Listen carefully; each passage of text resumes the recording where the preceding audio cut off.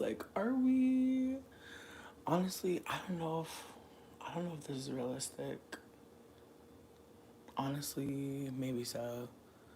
Then again, I don't know if you could like go live and show somebody else's content. But I'm trying to show y'all a clip. Then again, I feel like even hearing the clip is good. But I guess I'm just going to check in when people get up in here. But I know it's early as fuck. It's Sunday. I'm trying to have a little stream of laughter because I feel like my last stream was a lot. I feel like I deleted for many reasons, but I feel like one of the main reasons I deleted was because I was doing a lot. I was doing way too much. Um, for me at least, for what I'm trying to do moving forward. And so I just want to be candid that my plan is to come and be more present uh as I can be. But sometimes, bitch, like I don't know. Like I feel like that's why I prioritize doing a long hours long live and shit cuz it just feels more realistic. But I did get the vibe to vlog. I found a phone that I had that's broken as fuck, but it really just needs a new screen. What up, Ryan? I'm only not on cam because I was trying to figure out should I okay, before I begin, I wanted to basically say that like I was trying to figure out like if y'all would want to watch a comedy set with me because I felt like it was really good. And I've talked about this comedian before. Her name is Zainab Johnson. She's a black Muslim and she is funny as fuck. And I'm telling y'all right now, this comedy special gave me so much life. Absolutely did not expect last night to take mushrooms, but Dane's friend, his dad just gifted us some, and I was like, honestly, let's go. And bitch, I'm gonna tell you about this concoction. So I had some coconut heavy whipping cream from a while ago that I was gonna make some curry with, but that never happened. And so I blended that with some avocados that I had for a minute that were, if I didn't do something with them, it wasn't gonna work out. And then I took two watermelon popsicles. Oh, thank you so much for kicking it. But I found two watermelon popsicles and I put them in there. This shit do not look appetizing. It do not. I know it don't, but I'm telling you, this shit good to tell. I also, because it needed a berry and I didn't have a berry, I put some mango weed gummies in it. I'm gonna tell you right now, baby, I was gone. Baby, my whole body was tingling and jingling. It was a good vibe. It was a very good vibe. But I ended up going to sleep early as fuck. It is frozen. And I'm putting it right back in the freezer. Because after you take mushrooms, you gotta wait 3 days for it to come back. It looks foamy. It did look foamy, but in the end, I feel like the coconut cream plus the avocado made it super creamy and tasty. But I didn't have enough citrus or like just berry fruits, so I feel like that's where I fucked up. But hold on, we about to get it together. But it came out good. I feel like the watermelon shine bar that definitely saved it. But if I would have had a strawberry shine bar, that would have been the next level. I feel like the watermelon is a little bit watery, so it's not as strong with the scent or the taste rather. Okay, so I'm trying to see if you can see the TV. I don't know. I don't think you can see the TV. Wait. Oh. All right. All right. All right. We're still learning. We're still learning. We're still learning. We're still learning here. All right. So I do have a TV stand. I feel like I'm gonna be real with you. I feel like this person's stand up is funny regardless. I feel like you don't even need to see them, but I don't want to take away from an opportunity for y'all to perceive this comedian because she's very funny. She's very amazing, and we love her. But I'm also trying to make sure. Okay. Oh shit. Oh shit. It's giving Periscope, ain't it? Okay. Give me a second. I'm about to press play. I'm like, no, I lost the remote. Okay. All right. Also, she just put this out, so I'm hella excited. Oh, thank you. I did a twist out. Um, it lacked tanginess and sweetness. I put honey in it too. Okay, pause. So just to give a preface, this comedy special, if you were to try to go look it up, I think it's about to pop up here. I'm sorry that my shit is acting janky. Oh my God, no. We No. did it, Joe! Yo, I never realized how casual the I'm name so Joe sorry. was until Kamala was like, we Ah! did it, Joe! Bitch, I'm so sorry. I'm so sorry. I didn't expect to be one of these people that couldn't even use the internet appropriately. As I was trying to say, can we watch Bad Girls Club next? Girl, I thought you never asked. With that being said, thank y'all for chilling. Bring back the old school projector. Bitch, I wish I had a projector. That'd be cute as fuck. It's not in the budget. A white person gifted me this TV. Thank you to this white person. But anyways, getting back into it. So this is called Zainab Johnson. If you type in Zainab Johnson, Zainab Johnson, Johnsson,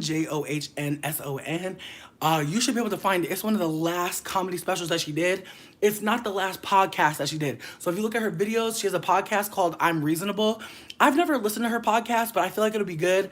But again, I watch the specials, the comedy specials. That's my favorite way to watch her so far. I could be lazy about going deeper into somebody's catalog. You feel me? So right now I'm watching the stand-ups. I'm trying to put y'all onto the stand-ups, and maybe there'll be a podcast we talk about one day, and everybody will be like, "Oh, bitch, I watched the podcast too." But yeah, she is funny as fuck. Please enjoy. I'm gonna go light my spliffy. I hope you have your weed as well. And then well, depending on how this goes, we can go into Bad Girls Club next. But I just want to check in with people because we could watch another stand-up comedy special of her. The roast of Tom Brady was good as fuck. I don't know if anybody saw that, but there's definitely one person in particular who did a roast on Tom Brady that I want to play for y'all because it was good. But yeah, anyways, this is Zainab Johnson, and she's basically talking about the last 3 weeks of life, which I feel like is topical. Joe! We did it, Joe! Yo, I never realized how casual the name Joe was until Kamala was like, we did it, Joe! I said, did they build a sandcastle? Why? This is wild. The past 3 weeks have been wild. Bitch, not $15. I'll definitely, Thank you, baby. We appreciate you. Yes, we put the coins on. We definitely put the coins on. But y'all, wait. A savvy person. But I never really told. Pause. Thank you for the coin. I appreciate you. But I also want to say, like, if folks want to support Zainab Johnson, because I'm going to be real with you, her comedy is so good. I hope folks subscribe, like, comment, all that stuff. For real, for real. Of politics. I never feel like versed enough to cover right, love, talk right. about politics and then try and make it funny. But then after that debate, I was like, I think I got this. He lying, he asleep. This is easy. It's why I've said. I mean, I like that. I like that sentence. Like, it's wild. I love saying that. But I've said it more in the past 3.5 weeks than I've said in my entire life. This is wild. And then one day when I said it, I was like, to be fair, every generation thinks what they living through is wild. They think it's the wildest it's going to get. When they was shredding papers during Watergate, they was like, this wild. This is wild. They had no idea it was going to get more wild. Also, I love her clothes. Like, I feel like a lot of female comedians, I don't know. I just feel like she gives so comfortable, easy breezy. Like, she looked like she was just on an island. And she's like, anyways, it's giving supermodel. This is Trump. I can't do a Trump impression, but I know what he looks like. First of all, I will say this.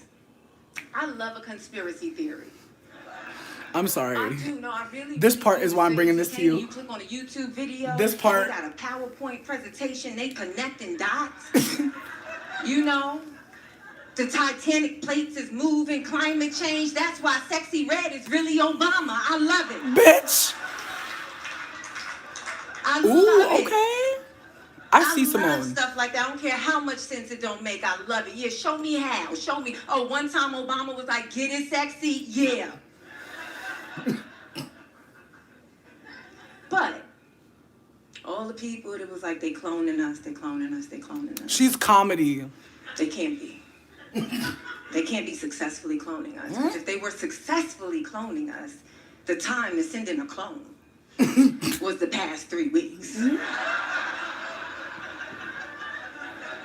Every time President Biden powered down, now they were supposed to be like send in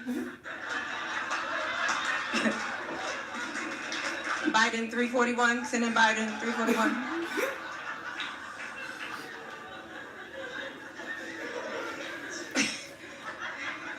He was reminding me, you know when your battery, like you out for the day, you don't got a charger, and you like, every time you're not using your battery, you put it in low power mode. Then when you need to use it for something, you put it back. I felt like he was like, low power mode. Because he would wake up and then say some shit that didn't make it. That debate, when he got charged, that Roe versus Wade, that got him charged. He said, when I'm president, I'll bring back Roe versus Wade. I said, you the president now. Right now, go. Go get Roe and Wade right now. I don't care who you get. Get Dwayne Wade. I don't care. But go now before it's too late.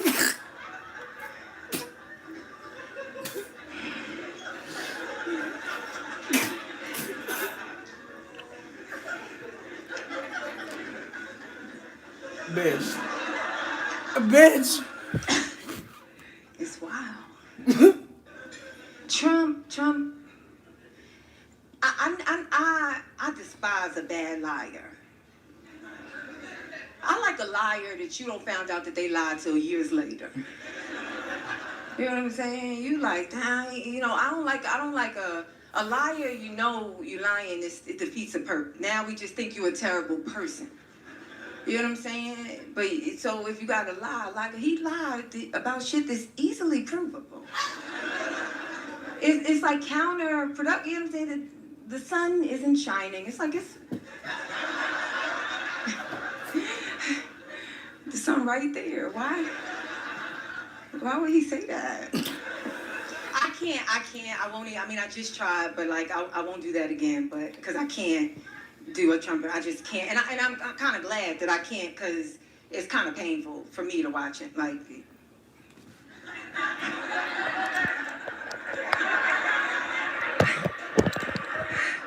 I'm always baffled. Like, how you got everything and you still sulking? Ooh, now we trying to charge. What you mad for? Now we trying to charge. I actually think that in his soul, in Trump's soul, he don't want to lie. In his soul. Pause. He knows the truth. But then his brain is like, but we could do it. Right. And so these movements that you...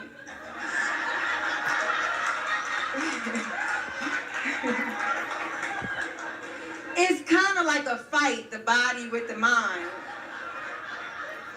And the body is trying to stop it from coming out of his mouth, but the mind is saying, no, you know what I'm saying? So it's a fight. You know, like the throat chakra is...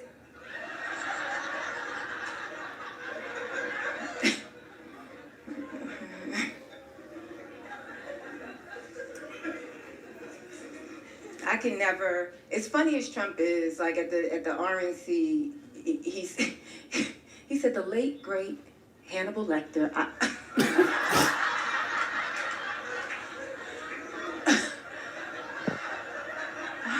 I had to look it up. Is there another Hannibal Lecter?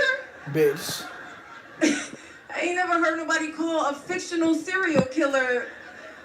When he said late great, I just knew it was going to end with, like, Luther Vandross. I just...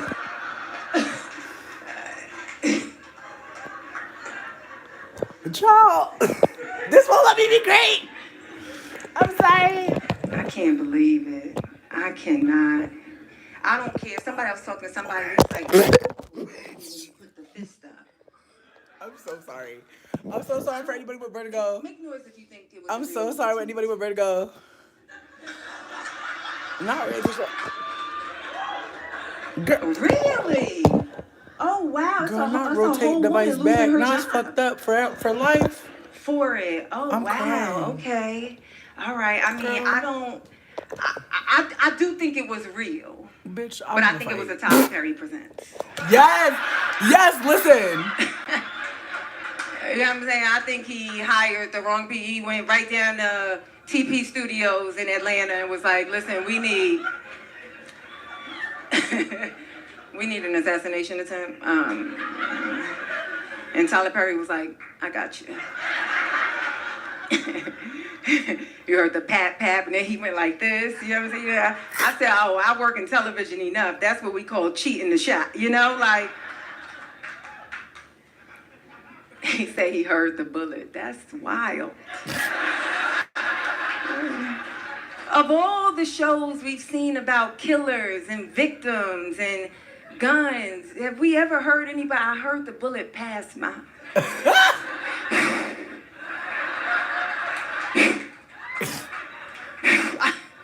How did it sound?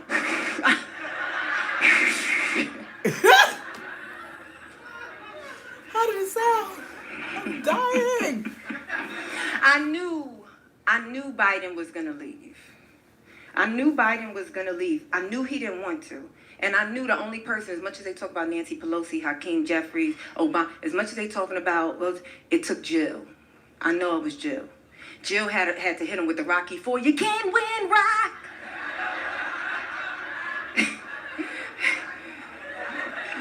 I know Jill had to just say, but I knew before, as much as he didn't want to, you know, sometimes you tell on yourself. It wasn't the COVID. I knew before that.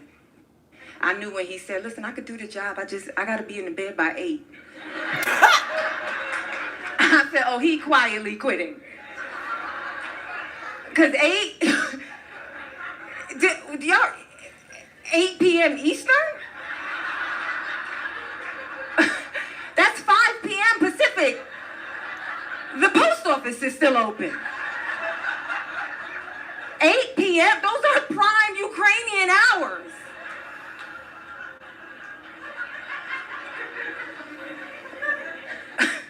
And then, listen, you know, if he got to be asleep by 8, that means he in the bed lotioning his ankles by 6:30. Because it take a second to wind down. You run in the country, oh no, he's having chamomile tea at 6:15.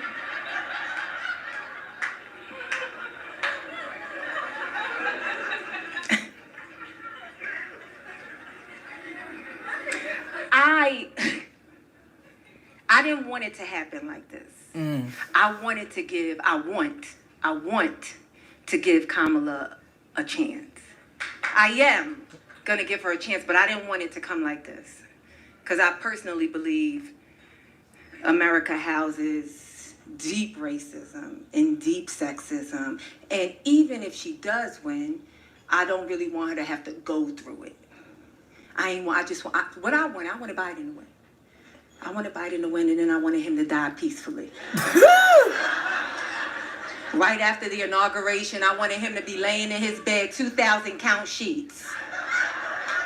I wanted it to be so comfortable. I wanted him to have on a matching pajama set, silk, pinstripe, patriotic. I wanted him to have on one of them pajama hats. We don't wear pajama hats no more. But when Biden was a kid, they wore pajama hats. Bitch, the pajama hats. Y'all know the Silk Party City hats. The Scrooge McDuck hats. I wanted him to have on a matching pajama hat. I wanted Jill to be by his side, humming a hymn. I wanted them to let Hunter out for a day. So he could be there. I wanted Obama to Skype in. I wanted Kamala to be like, you did it, Joe. I wanted the dog to be fucking up the Secret Service to be right there by his side. Ah! Not the dog! And we would have told him, thank you for your service. This is Zainab Johnson. Oh, delete. Yeah, this is Zainab Johnson. Waiting for you in the morning. And then he would have closed his eyes. They would have fluttered a little bit. Jill would have kissed him on his forehead. We would have woke up the next morning. We would have gave a black Indian lady a chance. Siri, yes, absolutely. I am in full support of letting her try. I just want her to be her. I want her to I don't want her to do the shit she been doing with Joe. We get mad at shit like that. My friend called, Kamala's lying to us. I'm like, first of all, it's not personal. Stop it. You know? She ain't lying to us. She's reading a speech. Just relax. I said, what did she lie about? Joe finished strong. I said, that's her job. She gotta say, she can't be like, I mean, he done fucked up, right? She cannot. Stop, let's stop it. Let's stop with the unrealistic expectations. Oh my God. Not they moved the dog out. I did not know nothing of that. I'm gonna be real with you. The part where she said they're gonna let Hunter out for a day.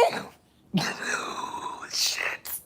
She funny as fuck. Her name is Zainab Johnson. I'm gonna play one more because honestly, she's funny and also I'm sweating and I need to like handle that. You know what I mean? I didn't expect for the camera to camera like this. And it says the orientation is locked, which I don't understand because it was just working. So I think when it dropped, it lost its memory. So that's unfortunate. The phone be phoning, bitch. This is why we got the phone. And I got a case on it too. So it's not even about the case. Actually, you know what? After I play her, there's one other one that I want to share with you that had me fucking crying. There's just so many good comedians out here, and I'm so grateful. But no, Zainab Johnson, oh, she is so delicious. Like her comedy.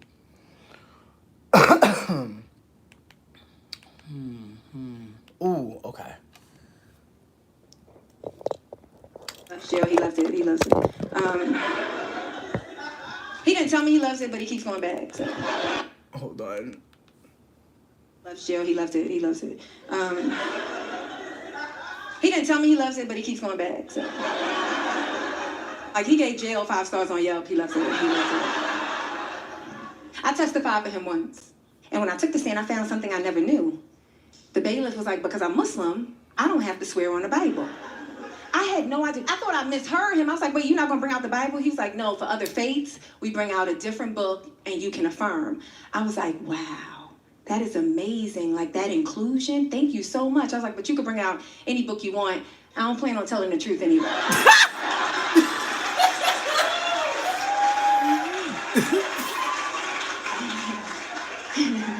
But thank you so much.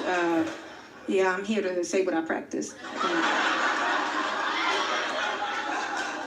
Matter of fact, since I'm gonna be lying, go ahead, bring out the Bible. I'm sorry, this bitch kills me. She's pure comedy. Okay, the last one. He is a black comedian named Jack Johnson. Josh Johnson. I do not believe they're related. But he is really fucking funny. I am obsessed. But this one thing that he did, oh my God, this one stand-up that he did. No, she is beautiful. Zainab is beautiful. People are like, is this a supermodel? Like, is she a supermodel? But bitch, don't put no drinks around you with this one. This one's real goofy. Don't smoke while he talking. Don't drink while he talking. Kid, and my voice changed. I've been told by people all over the country, people of different ethnicities, backgrounds. I've been told by people that I have an incredibly white voice. That's what they say. And people try to act like they can't hear, but if I called and then showed up, you'd be surprised. Like, you know, every time even my laugh is like, like every time I laugh, someone somewhere gets audited. Like that's what the auditing is.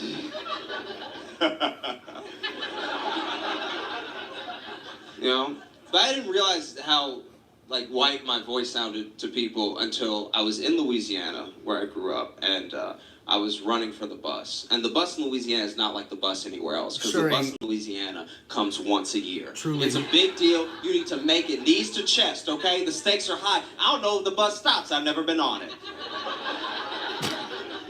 But I was running so fast and so hard that I knocked down this old man. And I mean, I cleared him, okay? Normally I'd feel bad, but it's the closest my little body's ever come to football, so I was pretty excited. I was like, he might be dead. Look at me go. You know?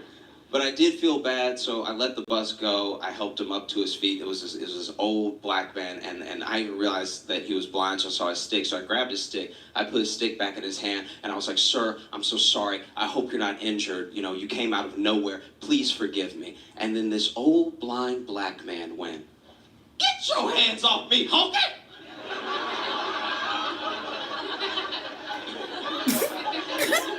That's his face. And I was like, sir.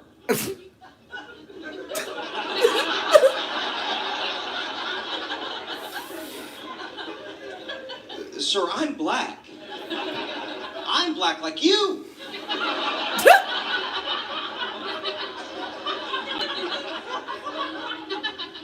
And he was like, nice try, cracker. Like there was nothing I could do. I've never had to prove I was black for us, and I got mad, but then the madder I got, the whiter I sounded. Until the point where I was just standing in front of him like, by golly, I'm black, gosh darn it! There's nothing I could do. It was terrible. You know? I don't know how to talk to people. Like it's a real thing. I have friends now, but the damage is done. When I was a kid, I'd just sit in my room and read encyclopedias, which is not a kid you want to talk to, you know? It's like, how's it going, sport? You want to know how many miles the earth is from the sun? Oh, gosh. Get that away. You know what I mean? But now I'm used to being alone, so I'll think about a thing, I'll sit and just be alone and thinking about the thing. But then when I talk to someone, they're like, what are you talking about?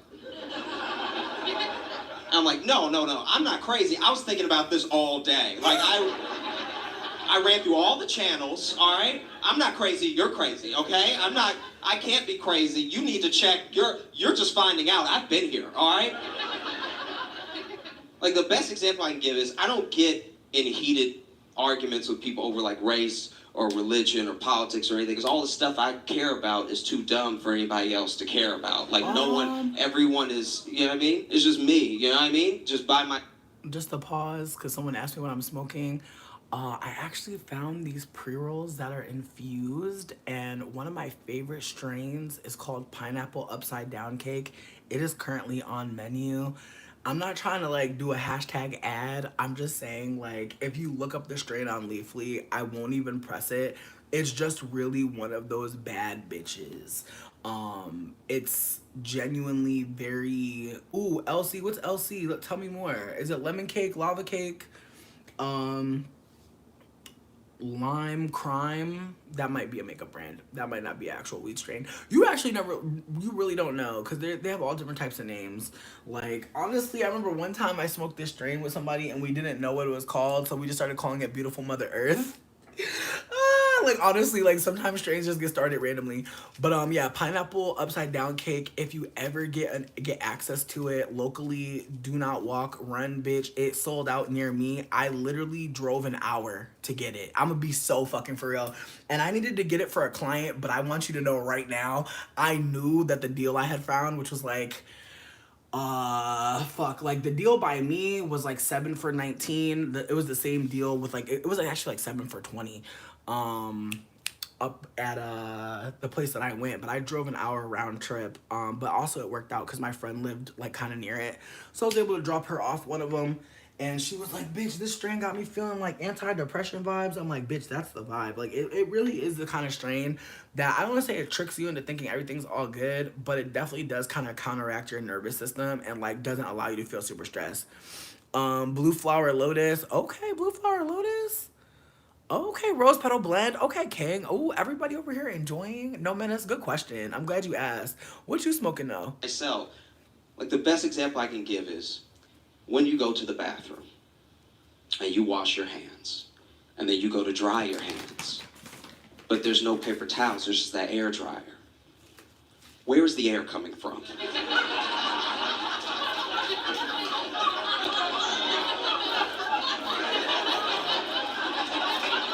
Ooh, okay, Sativa. Where's the air coming from? That is bathroom air. That is ass air, all right? You might as well fart your hands dry if you're gonna dry your hands like that. So then I leave the bathroom with my hands wet, you know? So then I shake people's hands like, why are your hand wet? Because I'm clean, okay? I'm not crazy, you're crazy, okay? I'm not crazy, you're crazy. Listen, No Menace. Hit me up, Right? bitch. Hit me up. Hit me up, ho. Because I would just sit alone and read and think and read more, and then have nobody to talk to, and then read. And I just want to do a little pause again. I think I said this before. What up, Asia? How you doing today? But I was saying, anybody that spends $50 with my business, I throw in an 8 gram bag of shake. And the shake is like some good ass weed. It's the bottom of a jar of big nuggets, so you're not getting like some dusty shit. You're just getting shit that could go into a cone, shit that could go into a pre-roll, whatever the case may be. You can put that shit in your bong. It's already ground down, so all the guesswork is out of there. No stems, no seeds. But with that being said, if you are down bad and you have nothing, bitch, I will do a deal for $5. Okay, if you send me $5, I'll send you fucking something in the mail, bitch. Honestly, because again, I don't want nobody to be down the baddest, but please just be mindful about the fact that like if you only have $5 and you want to use it for weed, I'm not going to judge you. I just want you to consider though that maybe you and your friends should talk and figure out what y'all want to do together, because sometimes it's a situation where you have friends that want to smoke and you want to smoke, and if y'all all put y'all money together, y'all could get a big bag and y'all be good. So I just want to put that out there. I'm also not against people trying to be a flipper or try to resell on my business. I don't give a fuck what you do. I'm just trying to not die out here. That's my spirit. I don't want to die, and I want to offer access to meds that are not tampered with and that are being tested, and that people know what they're getting and not just getting a mystery bag. Don't know if they're going to smoke and go to sleep. Don't know if they're going to smoke and be awake all night when they got to go to bed to get to work in the morning. Like, I'm just trying to offer like some kind of like personal shopper vibes. Like, I think I'm actually going to start just making like personal menus for people. Like, if people have a certain desire, like if I know somebody who needs like access to Adderall or some kind of heavy pain opiate sedative type strain, I want to have like menus for that. Like, I just want to be a little bit more personalized with my approach, because I just feel like whenever I do that, whenever I talk to a customer in a particular way, I just feel like the situation goes a lot better versus me just having a menu and dealing with people like with the menu. But that's just something that I'm learning after a few years of paying attention to what's happening in the business. As far as my link, the Twitter is at Marfmellow, MarfMellow on Twitter. On Instagram, it's Fatbeep, FATBEEEP. I do still have special honey blends. I actually just got new meds being shipped to me soon. So if anybody needs mushrooms, this is the time to get them, because again, it's been kind of crazy out here. Getting the mushrooms has not been easy. So if you are looking, if you are like, finally at the bottom of your honey jar, or you want to get some tea made, you could also buy yourself a capsule maker and make your own capsules. Like, I know some people out there that have started their own little business selling capsules of mushrooms, and they're making some coin. Just think about it, bitch. A lot of people doing a lot of things. Some people selling plates. You can sell some infused butter. You can do a lot of things, but I would rather make money within community. That's why I lowered my prices recently, because my thought process is if everybody shops with me, I can lower my prices. But the less people that shop with me, the more I have to raise my prices. So I'm trying to just try something different, trying to lower my prices, see who can fuck with me on that level, and then hopefully from there go. But I know some people raising their prices, and that's not what I wanted to do. I wanted to figure out a way to a workaround. So this next 4 weeks, like, I really need to make enough money to move up out of here. So I just want to put that out there, that if anybody is trying to do something, make a move, please hit me up. My DMs are open in many places. But I'm gonna let this keep playing. There's like 6 minutes left on this one. Anthony asked to watch Bad Girls Club. If people want to watch Bad Girls Club, just write BGC in the chat, and then based on how many people are saying that, based on how many people are here, we'll just go for it. But if people want to watch some more comedy, we can do that. Word, I hear you. Listen, I hear you on it being a splurge. Depending on how much you want, we could just do a sliding scale donation and just figure it out. Because again, I need to make a honey jar for myself, and so I always usually have some extra. So just let me know. Like, I save a lot of jars too, so I always have like a little jar. Also, I think that's all I have to say. But thank you for saying that I'm worth the splurge. I appreciate that genuinely. I love this stand-up comedian. He's so fucking funny. I'm really seeing him rise. He's getting a lot of fucking gigs, and it's exciting. then finally talk to somebody, and they're like, "Oh God, what's happening?" You know what I mean? Like, for instance, I read a lot of history books. Just sitting in my room, read a lot of world history, American history, Southern history, because I grew up in Louisiana. I just wanted to know. And one of the things I read that's always tripped me out, right, is that like After the Civil War, they let the slaves go. But the slaves still lived in the South. So you probably ran into your ex-slave like all the time. Which has got to be the most awkward ex-run-in in history. Just like, oh my God, there he is. Don't look, don't look, don't look, don't look, don't look, don't look, don't look. Hey! How are you doing? Are you mad? What else? I'm sorry, the how are you doing was so Caucasian. That shit took me out. How are you What you doing? gonna do? I actually, no lie, guys. I straight up, I had a nightmare one time. I did a genuine nightmare that I was a slave, which wasn't even the worst part of the nightmare. The worst part is that I was the worst slave in human history. I was the worst. I was so bad. I was yelling at the slave. I was like, I'm not trying to start a revolution. I can't pick it up, all right? No, I passed out from heat stroke twice today, okay? You can whip me if you want, but I'm anemic, so I will bleed out. And that's on you, okay? Oh, you're gonna kill me? Please kill me. Please kill me. I would love for you. This heat is what's killing me. I've had hay fever for 2 months. And then they moved me into the house, but they didn't teach me how to read, so I don't know any recipes. So the food is so bad that even the slaves are mad. Like, everyone is mad at me. And then I almost burned the house down trying to boil some water, you know? To the point where Master comes up to me at the end of the dream, and he's like, look, look, I don't know what to do with you. You free, okay? Like, I can't.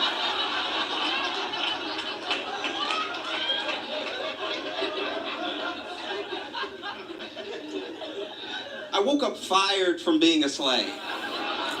Bitch, not brother-sister comedy. You're funny as hell. They have this thing that happens in New York a lot. I don't know if it happens in LA as much, but people will get a rescue dog, and this always bothered me. But they will get a rescue dog, and they'll tell everyone the rescue dog's story in front of the dog. This one kills me, bitch. He's so funny.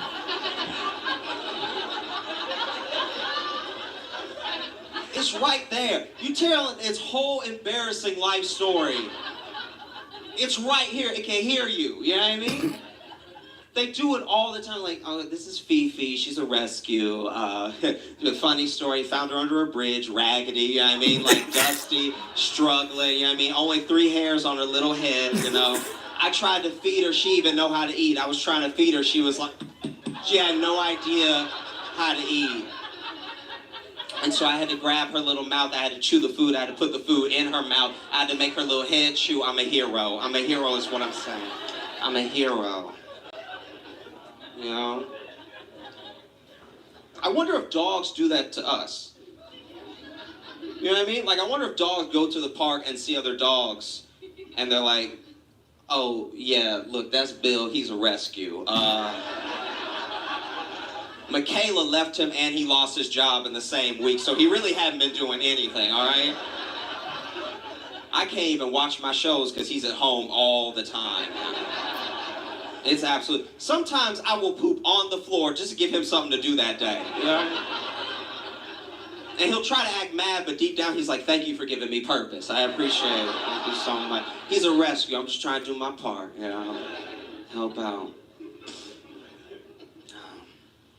There's a thing that always bothers me. I get upset with people over how they use language. Just because if you use cliches, I feel like you don't care about this conversation.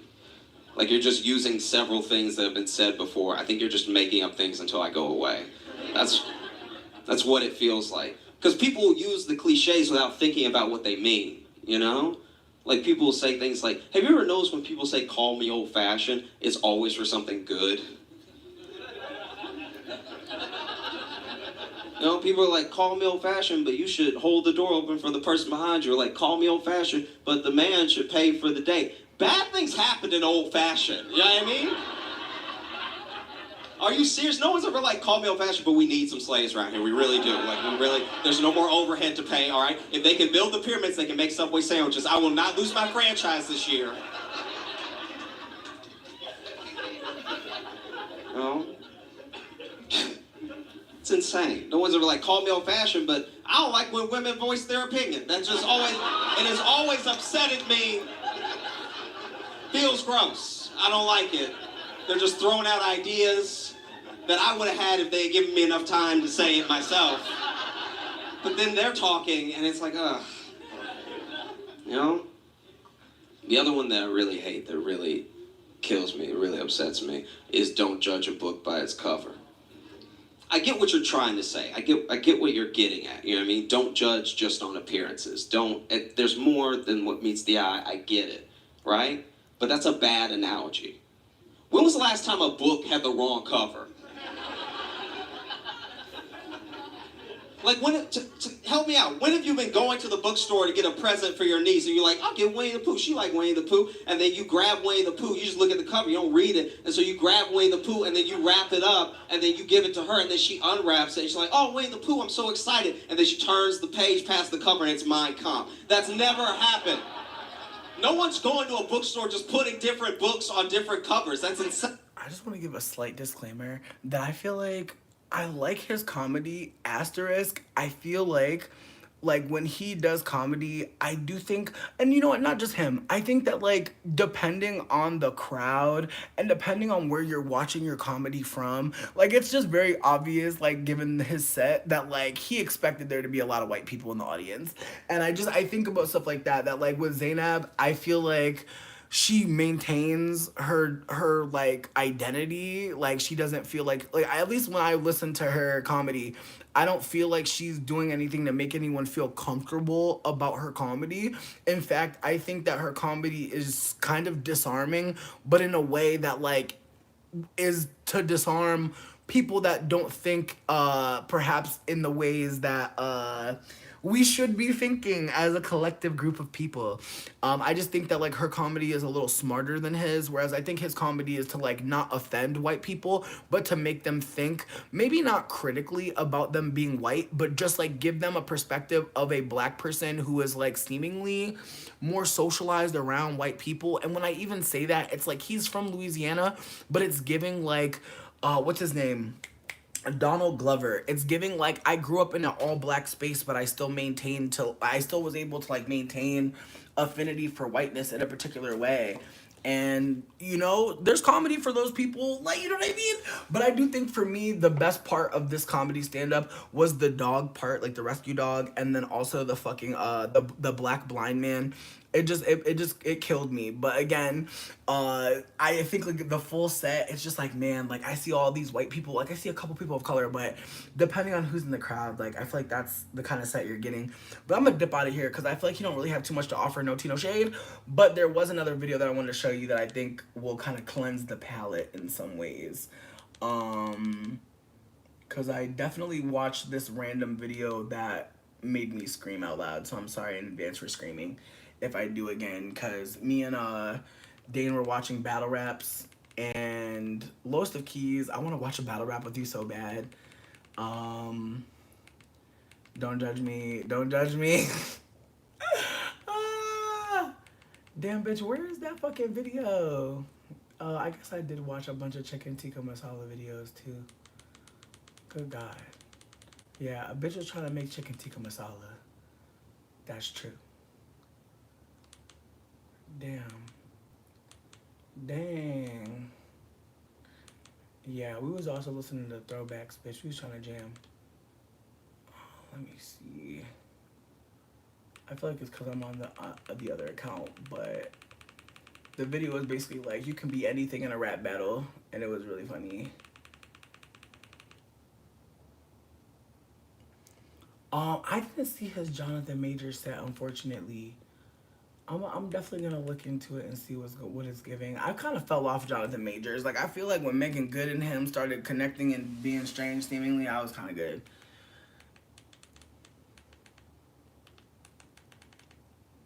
Okay, pray for me to find this, because this short might be harder to find than I think.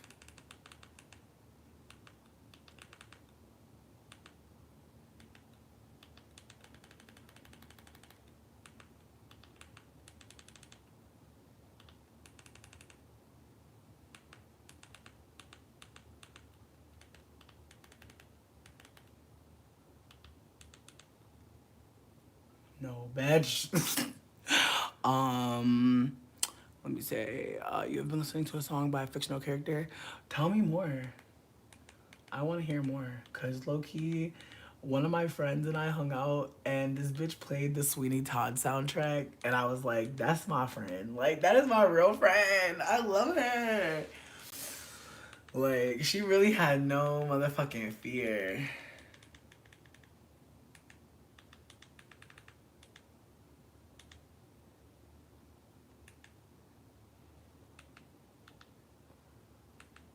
Yes! Thank fuck, bitch, because I didn't have no more typing in me. I didn't have not one more type in me. But I found it. Bitch, I'm telling you, this shit had me screaming, bitch. Enjoy it. It's called You Can Be Anything in a Rap Battle. If you find it, enjoy yourself.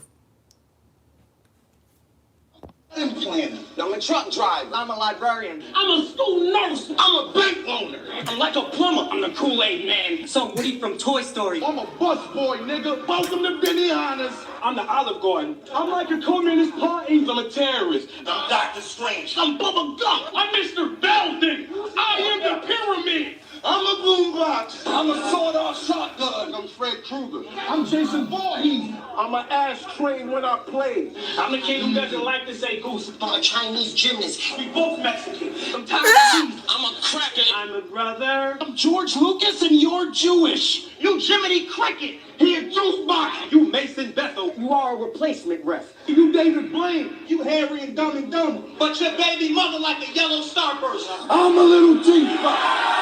Let's go! Let's go! Again, that shit took me out. When he said your baby mother looked like a yellow starburst, I screamed. I could not breathe the first time I heard that shit. What do that mean? What do that mean? What do that mean? Your baby mother looked like a yellow starburst? I'm so sorry, bitch. Like, what the fuck? Oh my god, I kinda low-key wanna click on this one. Bitch, I hope it's different. I pray it's different. But I low-key don't care because it was funny to me. I'm planner. I'm a truck driver. I'm a librarian. I'm a student. Damn, that's sad. That's sad. Damn, could've gave me another one. Alright, that's fine, that's fine. But yeah, I'm trying to think. Lowest of keys. Okay, I have a question. Are we into the rap battle or Bad Girls Club? Because I could do either one. I feel like the rap battle that I was thinking of was the one that was 2-on-2. Because I love Tori Doe and I'm obsessed with her.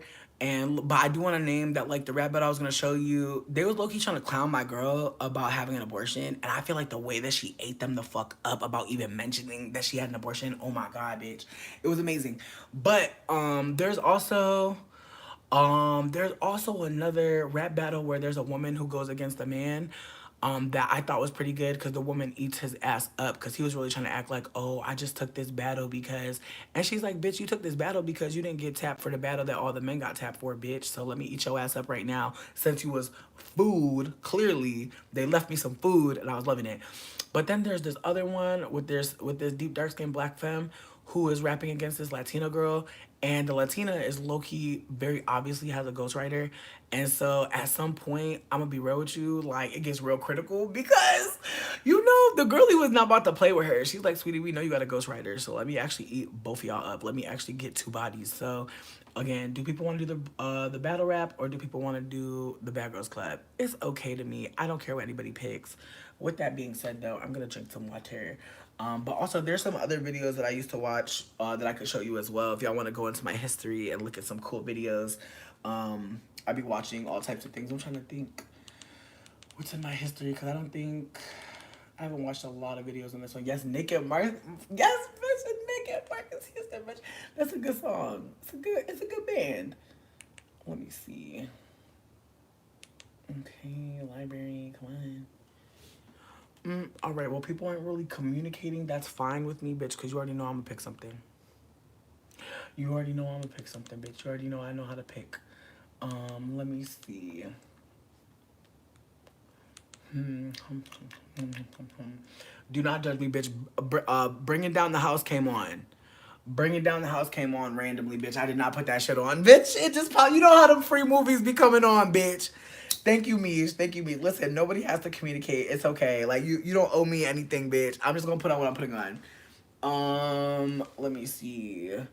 There's a lot of things going on. There's a lot of things going on. Some of them I chose, some of them I didn't. Most of them I did choose though. Some of these was me and Dane was just listening to some music and just, you know, that Doja Cat playlist though. I'm not gonna lie, that Doja Cat playlist, delish.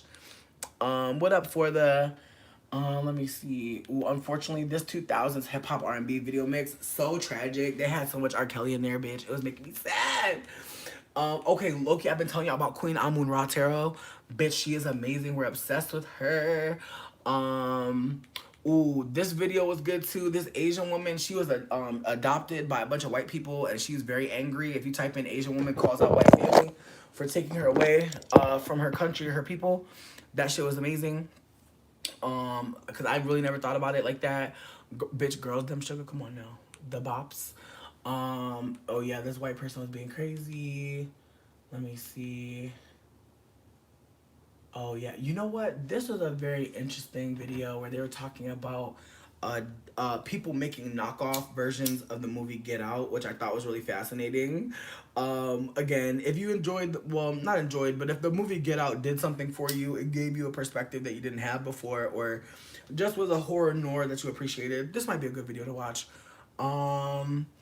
Not for the socials, bitch. Let's be cool again. I want to be cool for real. I want to clear all the beefs. Let's clear all the beefs. Okay, Raven Simone's very public downfall. I never watched it, but one of my best friends was telling me recently that she hates Raven Simone's wife, and apparently Raven Simone's wife is like annoying. So that's tragic. Okay, this Latina lady getting dragged because she made a video where she basically was like, everything black people say is true. And it's like, girl, where you been? And so they were kind of looking at her crazy. This movie just came out of nowhere. ATL, I have never seen this movie from the beginning all the way through. Okay, I see you. But I let it play the other day. Again, I just feel like the person that they had play Young T.I., it just was hard for me to get into it. No shade. I was talking to her recently about Onezwa, excuse me, yeah, I was calling her Onezma, excuse me for that. Her name is Onezwa, but they were calling out this girl named Nara Smith. She's a light-skinned woman whose team seemingly is stealing the ideas of this black woman from Africa, and they're doing it because she has a smaller following, but she has finally, she's finally being believed. Like, she had to do nothing. Her talking about it was enough, but people just didn't want to believe, unfortunately.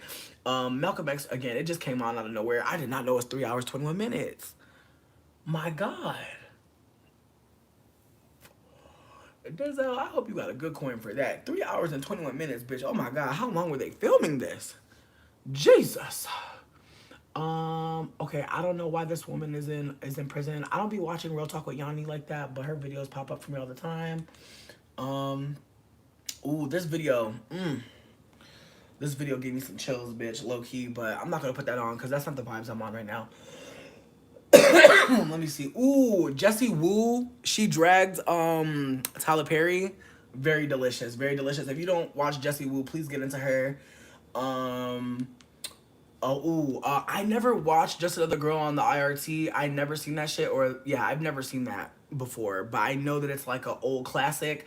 But for the nostalgia, she's a black femme who basically does reviews of movies that are just or old shows or old movies, but the way she does the fucking review be killing the fuck out of me. And then the Romantic American Psycho used complex storytelling. Shan Spear, national fucking treasure. She's one of the baddest bitches. I low-key want to watch a video of hers with you, but like all her videos are at least a movie. They're literally at least a movie. So if you want to watch a black fat femme give you everything, Shan Spear is that girl. I want to see if she has like a reel or something like that. I'm gonna just see real quick. Makes me sick. Of course, regardless of me. Pause. She's so fucking she's so dramatic and romantic. She's also a Pisces, if I remember correctly. And yes, I be knowing you know what people's shit is because bitch I be caring. But let me see.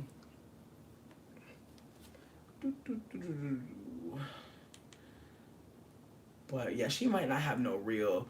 But as you can see, is the internet ruining community, Disney race bending and whimsical racism? Like, she really be giving TikTok boy mom scare me. Delicious video, truly. The downfall of anti-hygiene influencers. And low-key, I went to go watch the boy mom video again because that shit really triggered me a lot because I've met so many boy moms. They're so tragic. The downfall of anti-hygiene influencers. Oh my gosh, she's just talking about dirty-ass white people. I can't lie. There's been a rise of white people being dirty. I hate to say a rise. Selling kids for clout. That one was really tragic to watch. It's 2 hours long though, so baby, get a snack. Oppressed by Choice, Trad Wives Against Feminism. That one was a good watch too. Again, you can really get lost on her channel. Like her videos are just so fucking good. The reverse aging community. Sad Girl, the Female Rage Pipeline. Ooh, this motherfucking one. I feel like start with this one, honestly. I feel like this is the perfect one to start with. She also has Love is Dead and Other Parasocial Lies. That's a good one too. TikTok Femininity Coaching and Aestheticizing Racism. Bitch, this one for the black femmes. This one, please get into it because the way that she's talking about the way that whiteness is making another rise. Jessie Wu is amazing. Hey Momo dude, what up? But yeah, no, she's really amazing. We're obsessed. The Moral Panic, when they was calling Doja Cat the devil. Ooh, she did so many great videos. We're really, really, really grateful for her. Obsessed. TikTok's Revenge Against Mean Girls, the Selena Gomez Effect, Celebrities Aren't People and Neither Are You. Ooh, Femcel, Feminism and Transgressive Girlhood. Ooh, bitch, this is a Netflix account for me, basically. Like, I could watch this all day. Our Obsession with Beauty is Dystopian. And again, the looks, she always brings it to you, bitch. She always brings it to you. She's very campy, very, very amazing. We are obsessed with her. Let's go through some more because there's so many people that I am obsessed with. Ooh, Impressive. I stopped fucking with her for a little bit, to be honest with you, but I came back. I stopped fucking with her for a little bit, but I came back. I can't remember why. I think it was a Chris Brown thing. I can't remember exactly what she had said or did, but I was like, Chris Brown? I think she was talking about, I think like Chris Brown was getting mad again because of something. And she had the nerve to be like, let's listen to him. He's lost out on opportunity. I'm like, girl, shut your ass up. Like, I love her so much. Like, I really think she has a great channel, but every now and then, like, she'll really pop out for a dude, and I'll be like, what the fuck? But again, it's, it is what it is. Bitch, honestly, this one killed me. Drake looks stressed and sickly. Like, baby, I know you couldn't read that one, but it says Drake looks stressed and sickly because of Kendrick Lamar, ? Oh my God, like, sweetie, not stressed and sickly. I just feel like he shouldn't have added no hair. Cause I just feel like, you could tell he was tired, baby. That was at least 35 hours worth of work, bitch, and his scalp can't handle that. Like, you could tell, like, ooh, nappy headed jojoba. Thank you for reminding me. Cause I lost her account. Actually, bitch. I don't know why I hit that button, cause it's gonna take me to a place I didn't even wanna go. Go back. Oh, you're not gonna go back? That's fine. That's fine, Roku. But yeah, no, I literally lost nappy headed jojoba. And there's someone else too that I'm blanking on, and I know I lost their account slightly, but I'm gonna try to find it again. I feel like they talk a lot about community and accessibility and political, but I'm gonna do one thing at a time because I promise you, like, when I lost nappy headed jojoba, I feel like I definitely remember having her on Instagram too. I could be wrong, but I'm bugging. Like, I know My Was World just dropped a video recently, and I was like, damn, I haven't seen your videos in a while, but I just feel like this summer was really fucking distracting. Also, Mercury's going retrograde tomorrow, y'all. PS on that. So if there's anything that you didn't get done yet and it's been bothering you for a while, try to get it done today, or at least work on it a little bit. Set some time aside. Cause, bitch, it's about to get crazy. That's why I'm trying to get some things done today. But I'm trying to share something really quick. Cause there's a lot of information out here. Ooh, girl, no. Ooh, only daughter syndrome.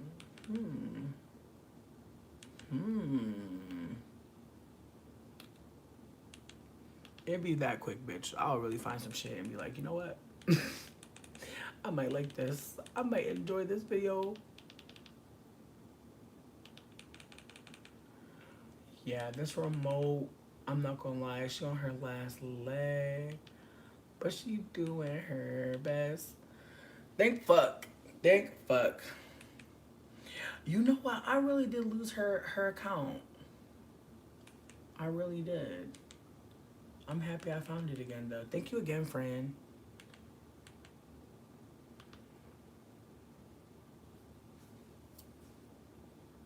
Bruh, I swear I could click on something and it's like, did you click? Bit. Herbie Revolvis. You know what? I've seen their videos floating around. I feel like I've never subscribed, but I've seen their thumbnail pop up every now and then.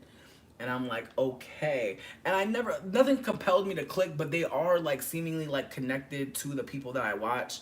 I know somebody might have seen the thumbnail for Abba and Preach. I feel like I used to really like just watch their content on some like rage bait shit. Like I used to just really be like, damn, what are they talking about today?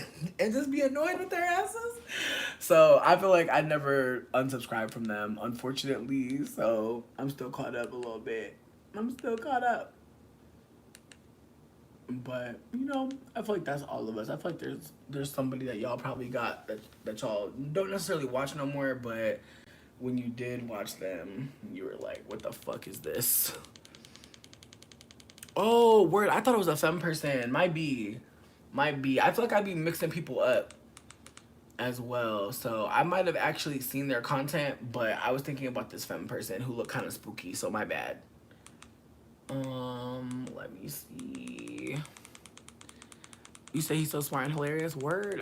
Listen, you always give me something. You always give me something, and I'm hella grateful for you. So just thank you for just taking the time, truly. Let me see. I feel like this is about where I was at. Oh my god, bitch. This video killed me. Trigger warning for Massage and War. This German woman is honestly bugging the fuck out. But this video honestly had me screaming, bitch. Like, honestly, when you see this, woo! Woo! That's all I gotta motherfucking say, bitch. You're not ready. Okay, thank you for saying that, because I'm like, maybe I am thinking back then boyfriend came to visit me in Germany back in 06. I had to prove to him that I was better than everybody he dated before and that I'm going to be better than everybody that he could possibly date in the future. So I took the man on trips. I bought him everything that he wanted to have and stuff that he didn't even want to have. And I had to let him know, look, I adore you. So femininity had nothing to do with it. You was just a trick. It's easy to get a man when you're footing the bill. You flying him out. You buy him everything under the sun. You cook, clean, and pop pussy. Who wouldn't want that? Hell, I want that. Ah! You found an average black man. That's what you called him. An average black man from America. Bought him any and everything he could possibly want, even things he didn't think he wanted. You wait on him hand and foot.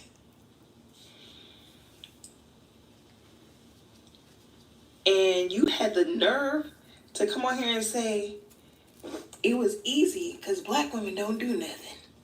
We ain't doing that. You're doing too much. It's giving.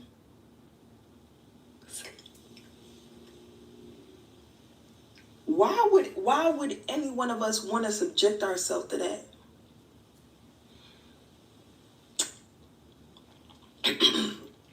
And for all the black women that came on here like, she's right. Black women, we aren't feminine. Black women, we aren't catering to our men. Girl, you sound dumb. You sound dumb. You sound very much stupid, and I hope you feel even stupider after finding out this pillar of femininity ain't nothing but a low-down dirty trick. I mean, did she lie? I mean, honestly, I wish you would have been able to see the first video. I don't know where the fuck that shit went. My bad. But, yeah, it's a lot. Okay, so I have a question. out of these 3 videos, do y'all want to see Couture versus Miss Pac? Now I'm gonna be real with you. The backstory on this one, Couture, she was brand new to the ring, and they tried to put her against a girl that was kind of whack.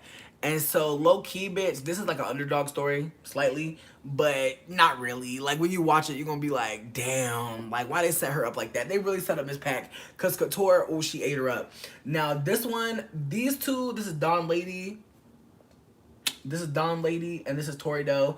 I was obsessed with their dynamic because they did a double. They did 2 bitches on 2 bitches. But the 2 bitches they was against was not giving that much.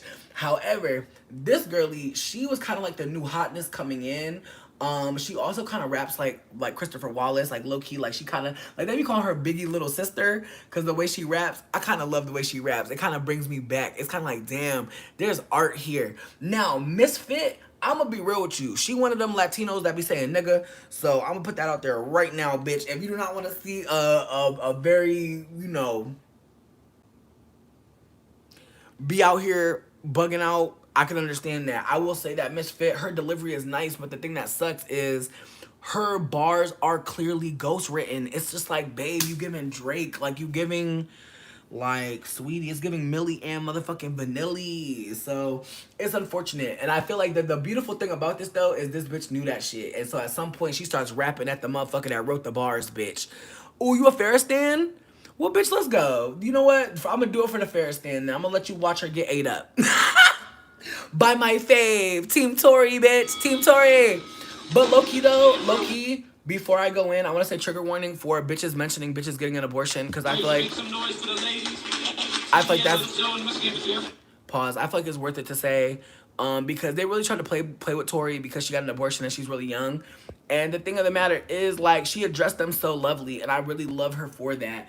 But yeah, I will say that the mic on Farrah and Shuni, the 2 light-skinned girlies that are doing their thing together, I just feel like they did not really have the mic set up for, because Shuni is like a tall avatar-looking girly, and Farrah short. So I just think that the mic person just didn't have it together for both of them. Because you either gonna get Shuni loud ass or you gonna have, you know, Farrah loud ass. You're not getting both of them together. It's not possible just because of the height difference. So I feel like they were gonna lose mainly because Shuni wore heels. Shuni should have wore some sneakers. They should have coordinated.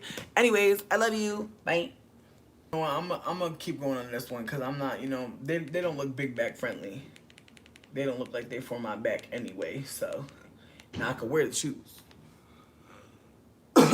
Absolutely, Nubia. Like the mic, they should have just got some mics. Like I'm so sad that they didn't have like better mics, cause like they were really, they had good energy and they had good performance, but you could not hear the bars like that. And I know that the bars was nice, but I think they focused more on like playing together than like making sure they was clearly heard, which is frustrating because I feel like that's part of why, you know, the match went how it went.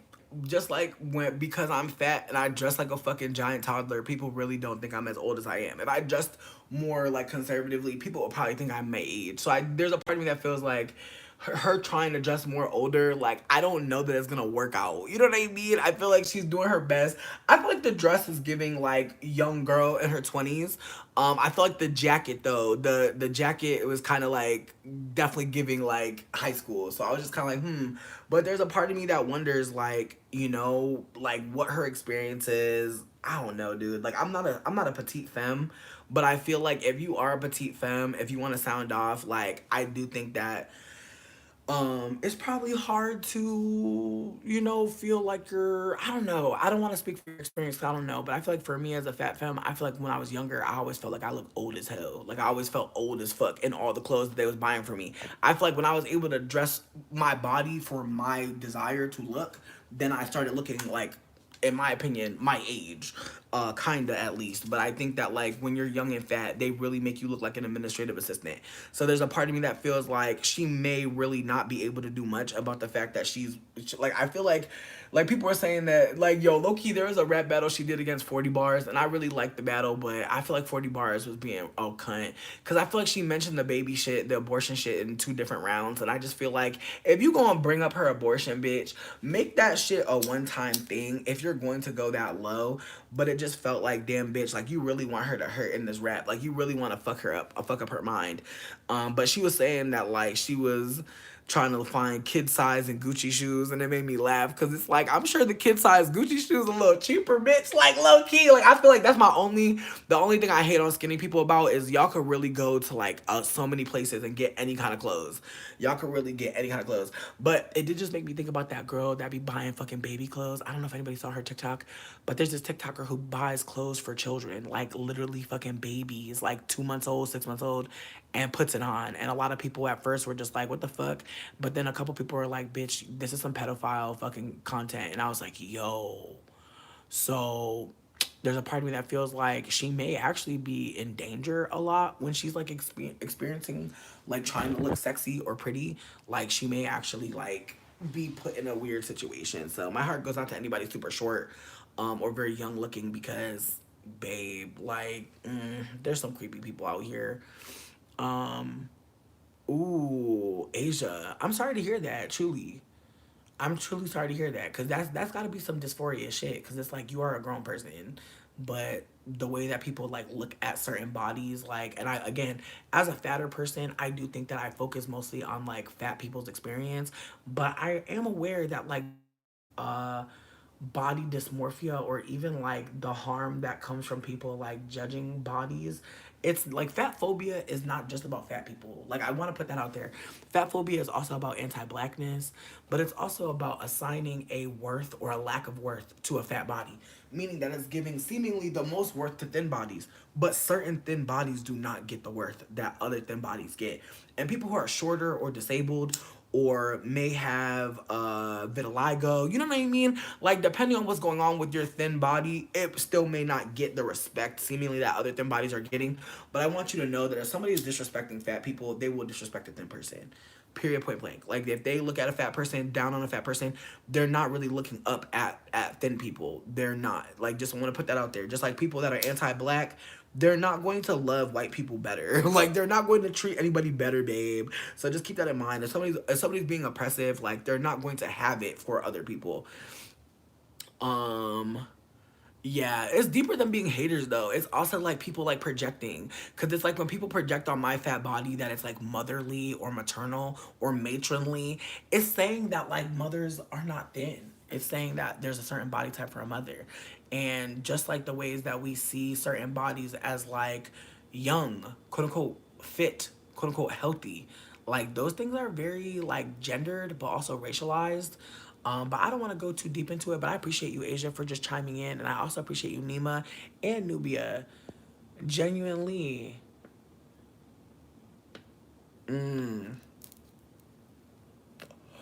Ink, that bar. Ink, that bar.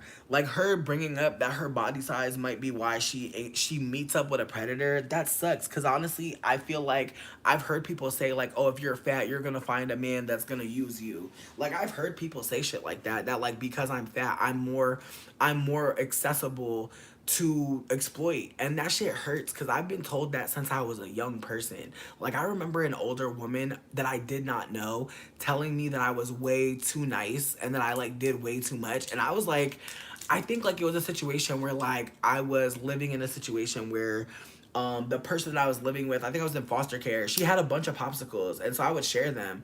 And this woman really shamed me for being sharing and for like being thoughtful about like how much I had, because in this household I was a single child and I couldn't eat all those popsicles, and I had made friends, and so she just felt like the way I was sharing was way too abundant, and that she was like, I could see you at some point being old with a bunch of men like in your house, like just taking advantage of you. And I was like, that's really crazy to say. Like I did not know what to say to her, but in retrospect I do think about like the ways that like I've been dating people and how like I really expect my partner to do way more for me, because again, like I think that I can be over empathetic and I can be over giving and I can be exploited, unfortunately. And I think that unfortunately, you know, someone telling you that from a young age when you're a young fat kid, like it does hit that, like, you know, it did make me think like, damn, I don't ever want to be taken advantage of, but it really didn't prepare me for the reality that like you could get taken advantage of in so many ways. It's not even just about motherfuckers being in your home and taking your resources.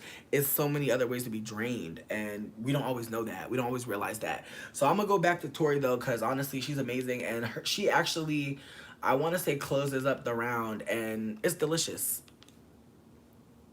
The camera lady. Did y'all see the camera lady? She was going crazy. I'm so sorry. I gotta bump it back a little bit because the camera lady was going nuts. Like, bitch, I'm so sorry. This is my favorite bar. This is my favorite. It's obvious who won. Let's be real. But lowest of keys, I want to play this one only for really the first round. I mean, here's the thing. I feel like I feel like it's 15 minutes. It's not that bad, but it's just like Miss Pack is so annoying. Like, honestly, is this first round about to be commercials in terms of like the first person that goes?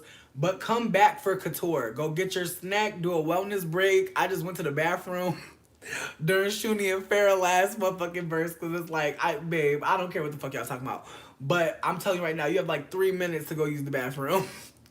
Miss Pack doesn't give that much. I hate to say it, but I feel like Miss Pack relies on like stereotypes. Like she dating a Pakistani man, so she calling herself Miss Pakistani. It's awkward.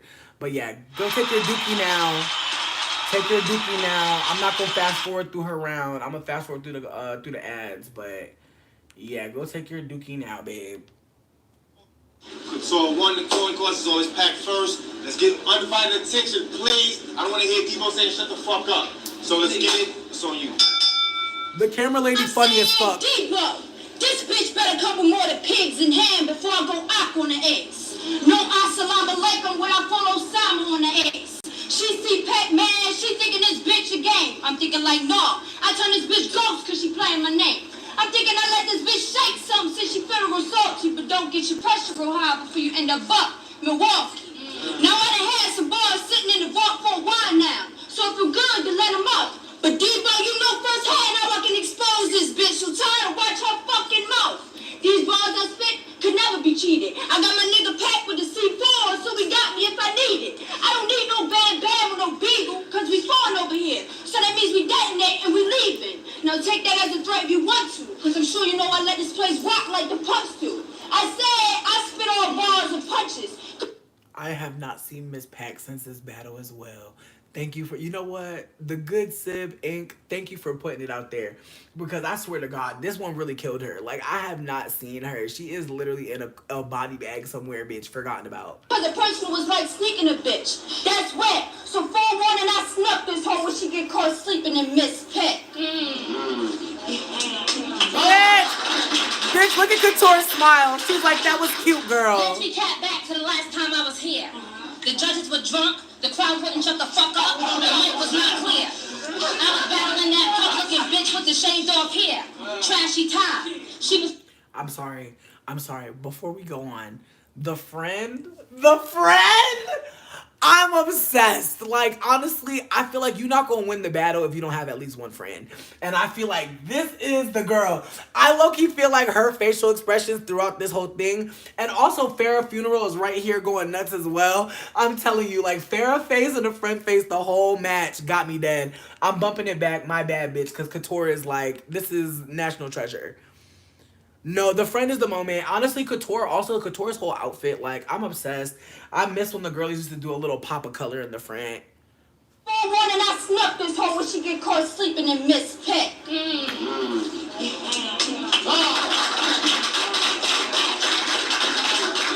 Let's recap back to the last time I was here. The judges were drunk. The crowd wouldn't shut the fuck up. The mic was not clear. I was battling that punk-looking bitch with the shaved off hair. Trashy tie. She was popping shit that Couture don't get fly. See, she expected me to rock YSL and Chewy jeans. Bum bitch only proves she don't know what Couture truly means. Couture is custom-made shit.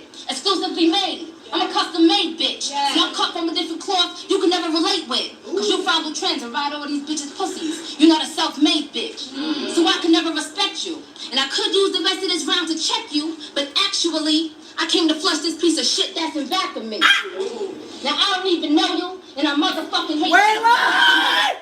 I'm so sorry. I have to trigger warn. I feel like I know in the last couple ones, there's been transphobia, fatphobia, lookism. This one is really intense. I just want to say right now, rest in peace to Miss Pack. Again, this one is not a game, you guys. I just want to say that right now.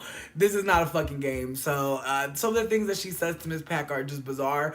I also want to say her rap style, I feel like she's a very beautiful, pretty girl, but she really raps like she will fucking destroy you, like on every level. And I live for like her raps because I feel like she's so pretty, but when she goes in, I'm terrified. Like if I seen her out, I would just be like, oh, you know what I mean? Stop, you know what I mean? Lloyd vibes. But it's like, my God, you know what I mean? The way she rapping, I'm offended, but I'm also terrified. I'm like, I hope I don't get fucked up next. So anyways, I just want to say trigger warning for her mentioning some really, there's a mentioning of mentioning of AIDS. Oh my God. It's honestly really terrible. This first one, woo, I just want to say that. Yeah, I'm gonna press play though. Just a PS on that. Trigger warning. Now I don't even know you, and I motherfucking hate you. I pray to God when you leave here, 2 crack fiends infested with full-blown AIDS tag team rape you. I pray your firstborn son gets kidnapped by goons, fucked in the ass and found in the alley, strangled upside down with jumper cables. You ordered this beef, so I'ma serve you with a smile, but you can thank Debo for setting the table. If you don't get the drift, bitch, I'm unstable. I spaz out, I like to gamble, I'm fascinated with gunplays. So for Tyra's Banks, you could BET, I take off this model's top and rip this skinny bitch like the runway. That's time talk. I'm not fighting with hoes. You'll be outlined in chalk, striking at hoes. It only took me a minute to motherfucking get ya. And if you forgot how I got ya, then take a motherfucking picture.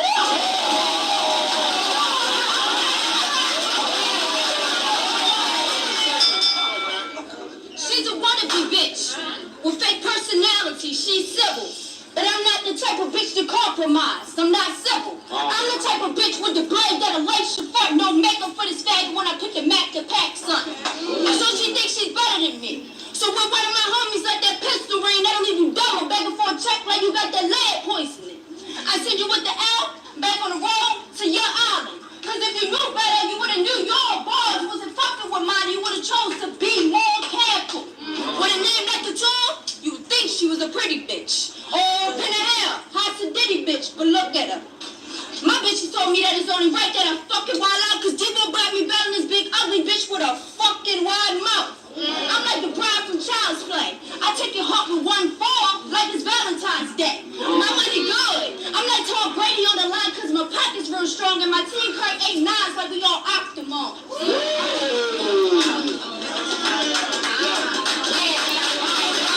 I'm gonna be real, that was the best she sounded this whole time, bitch. But that means nothing, bitch. That means nothing.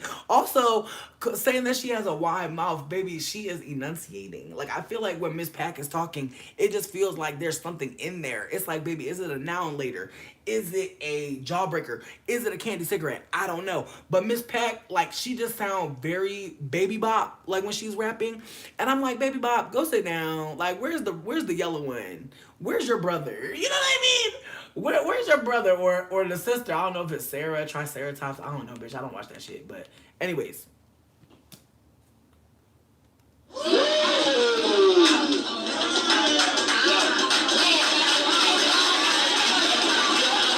Okay, BJ, thank you. Bodied you. Has he bodied you?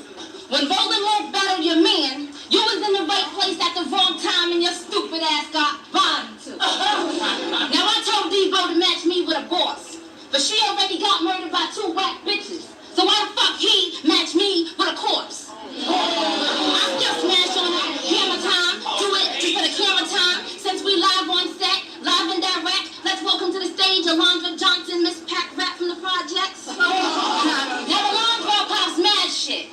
She be on Twitter, she's with Pound Team Bad Bitch. But please explain to me, how the fuck is you a bad bitch when you got that luck of the Irish pussy smelling like corned beef and cabbage?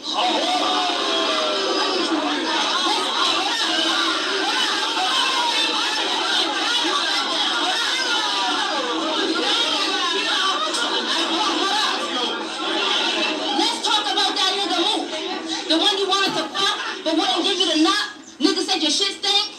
That nigga said you walking around smelling like a fish tank. You was ready to set sail, got a whip for that octopus, and the shit stank. Now that shit is not cool. But since I'm real like that, I brought you some minor stats. The friend.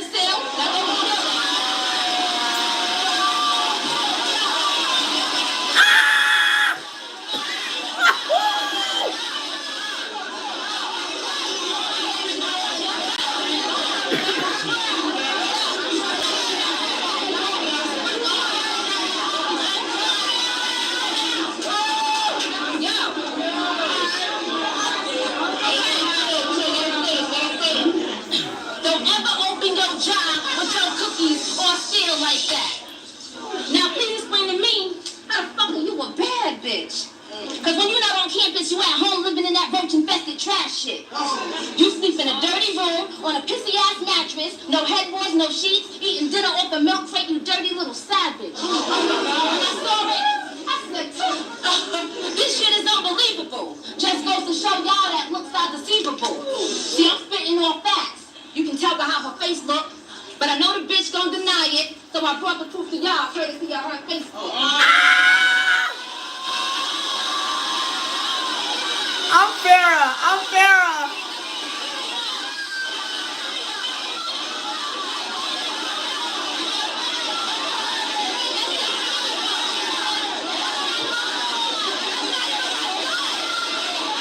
Nobody wanted to hold the picture, bitch. Nobody wanted to hold the picture. Nobody wanted to hold that shit. That shit was killing me the whole time.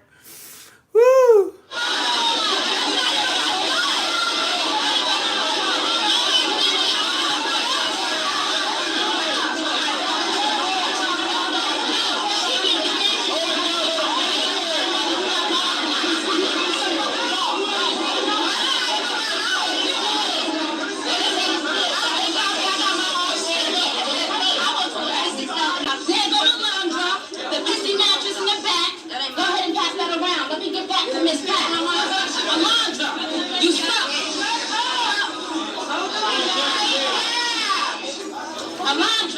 You stuck. When you spit, you choke. So fuck you. Wait. You suck, you spit, you choke. My niggas in the hood would love you. It only took me a minute to motherfucking get ya. And if you forgot how I got ya, somebody here in this bitch, I'm bang. I'm the bang. You had the nerve to ask Debo, could I come to your city to murder you? I spared your life when we didn't battle in June, so it was only right that I killed you the night by 2. I worked too fucking hard not to make it to the ring this time. So today, I decided to get schizo and make this a fucking hate crime. The mental calms me down, bitch. But I said, no, not today, B. So my mind kind of shaky because you was all up in my face, B. My mama told me that those words shouldn't faze me. So tonight, Couture gonna find out how I fucking act when I'm crazy. Right. Who the fuck is Couture? Couture ain't fashion. I put Couture in the mall, turn this Pokemon to ash shit. No bridle, cause that's light. So I'm grabbing a lean in a match and I'ma light this bitch on fire. Nah, that's average. Pop those weasel, Jacks in the box. Who hooping with this bitch guns? Blood on the kid's hopscotch. Piano cord around the neck. Oh shit. Blood. I'ma bring that back. This bitch got me dead. I'ma be real with y'all. She never recovers. We could just skip to Couture if you'd like to. Yeah, you know what? I'm gonna let it play out. I'ma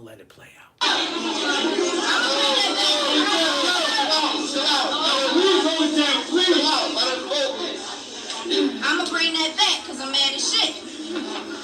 Pop goes a weasel, Jacks out the box, piano cord around your neck, blood on the kid's hopscotch. Who the hooping with your guts and slaughtering the couch from my dream? Then I pop this diva star's head off cause she disturbed the bright scene. Bitch, I'm her. She was looking worried the whole time. Class is in session. Pay attention to my words. I'm about to school y'all on how to kill a bird using verbs. See, this parrot thinks she fly, but she about to get her wings clipped. I put the eagle to this Baltimore raven, make a brain shit. I'm a pigeon head that cluck for bread, migrate to a main bitch. Stop it, boo. You still shake your tail feather from a cockatoo. Somebody in your flock should have told you what not to do. Keep running your beak, I'll let that horse bark at you. Let me tell y'all how I get this bird hit. Show up in body more. Expect to leave the drop in the head like bird shit. Kicked in the back door. Crept through the kitchen. Elijah was cooking a man breakfast. I caught the bitch slipping. She said, how you getting hooked?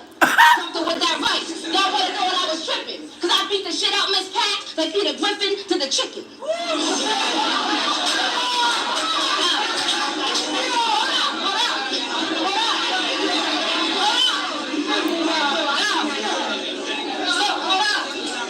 I also want to say the fact that Miss Pac wouldn't face her, like, I just feel like the body language in this, it's like Miss Pac already knew she was a corpse. She already knew she was dead, bitch. So she just was like, let me be face down. I can't even look in this bitch eye. Meanwhile, Couture is like, oh, no, hold up real quick. Before they close the casket. Before they close the casket, bitch. So for that green, Miss Pac will be ghost pronto. I'm on the scene, game over, bullets pierced through her condo. Turn Mr. and Mrs. Pac to Jane and John Doe. Now if they try to run, left, right, horizontal, let the bullets from the 9 cross over. Rondo. That was I'm sorry, but when she had the guns up and the bitch put her head back, I'm sorry, but was that not a headshot? Like, that bitch killed her, literally, theatrically. Left, right, horizontal, let the bullets from the 9 cross over. Rondo. The bitch is dead. The bitch is dead. Yo, but this last bar, get the last bars. Ooh, my sis about to eat.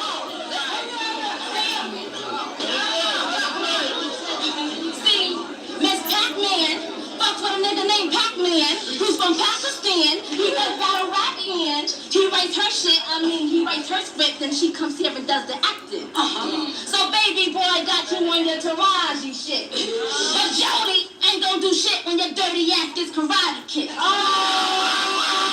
You smell like shit. Which reminds you of your pits. And that's why you wife that bitch. I should let the lead clap, have the doc give you a head wrap, but Abu would probably like that shit.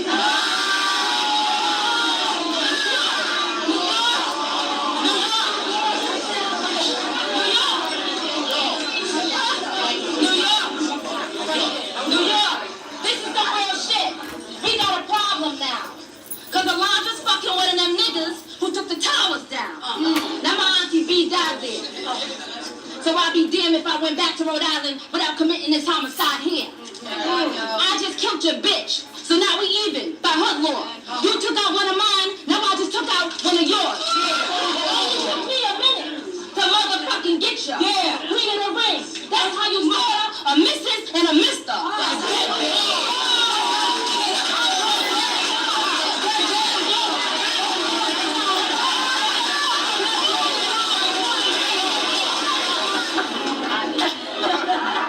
I mean, it speaks for itself. She left, and I really know how it feels. Well, I don't know, but I mean, I just really feel for her and her boyfriend. She did an excellent job. They had a lot of props. They had the tape. They had this stuff. They had the picture, which was damaging. The picture was very damaging, and I just feel like she's ready for the ring. They had a lot of props. All right, definitely we know Miss Couture won, hands down. I have no respect for leaving. If you're gonna do the battle, then finish it. But I will say this is why I don't battle. I agree with motherfucker. I would have had to fuck you up. For real, I can't take it. But you definitely ready for the ring. You don't mind. Get on. Listen, all I live for her. Listen.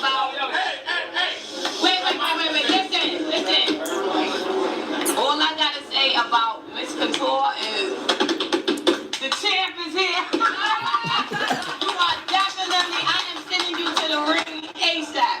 You did the damn thing, your swag, your flow, your delivery, your bars. She left. She did what Super had did. She left the ring. I know. That's how we do. We make bitches leave. Yo, let her battle 2 bitches at one time. She can do it. That's all I'm gonna say. All right? That's it.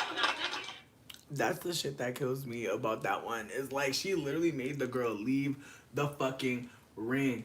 It's sad. I did not click on this. Do not judge me.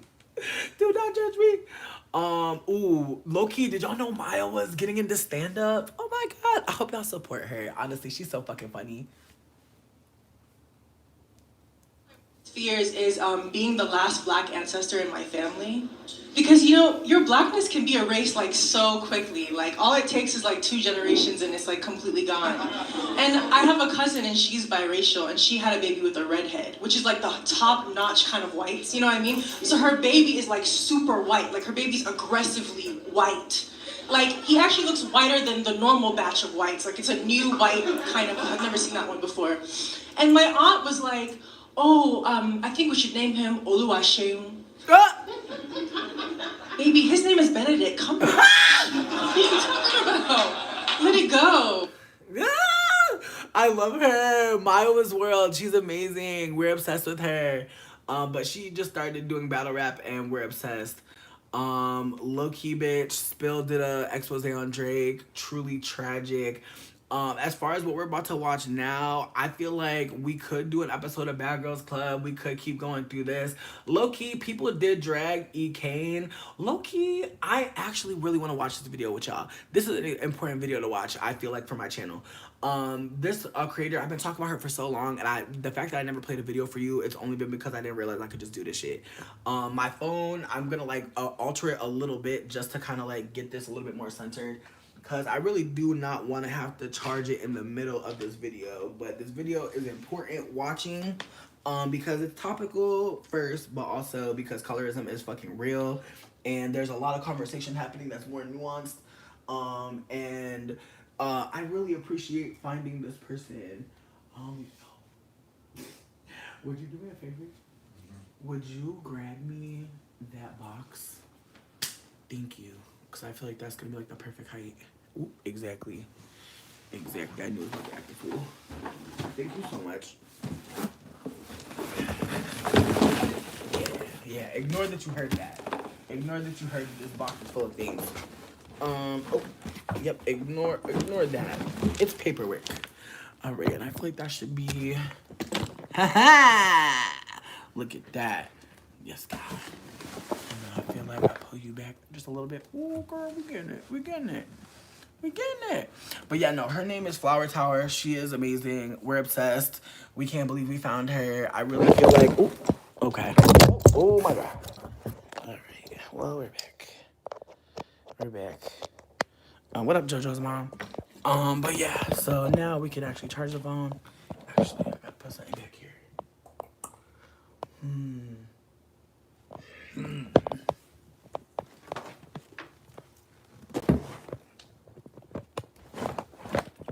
Yes. Technologies. Yep, I love to see it.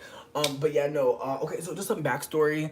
I'm not sure if she shows the video of Ikane or Ikane, but there's this light-skinned creator on TikTok who had a very she melted down a bit and started to go in about how because she is a lighter skinned person, she's gonna always get XYZ, and was basically just weaponizing her gathering information on her privilege, and instead of sitting with the harm that being a light-skinned person, you know, it just automatically means in certain spaces, she decided to weaponize her light skin privilege and her acknowledgement of it in this way that was real nasty. And I feel like it's an important thing to share because, again, as I unlearn, I'm never trying to use this information to put anyone down, especially deep dark skinned femmes, but especially deep dark skinned people, period.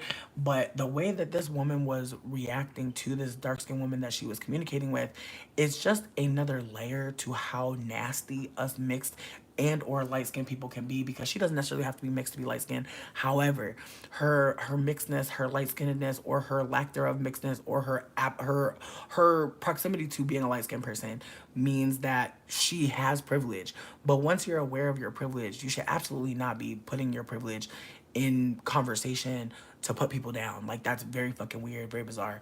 But with that being said, I'm gonna let this play. I do not know if there's a video of what she said. I can find the video of what she said if it's not included, but I don't think it's necessary. I think what's necessary is to listen to what Flower Tower shares, because I think that watching this video really hit for me that, you know, some of us light-skinned people hear this information and we go off the deep end. Like we kind of lose our minds even further into the privilege of it all. So again, this is Flower Tower, FLOWER TOWER.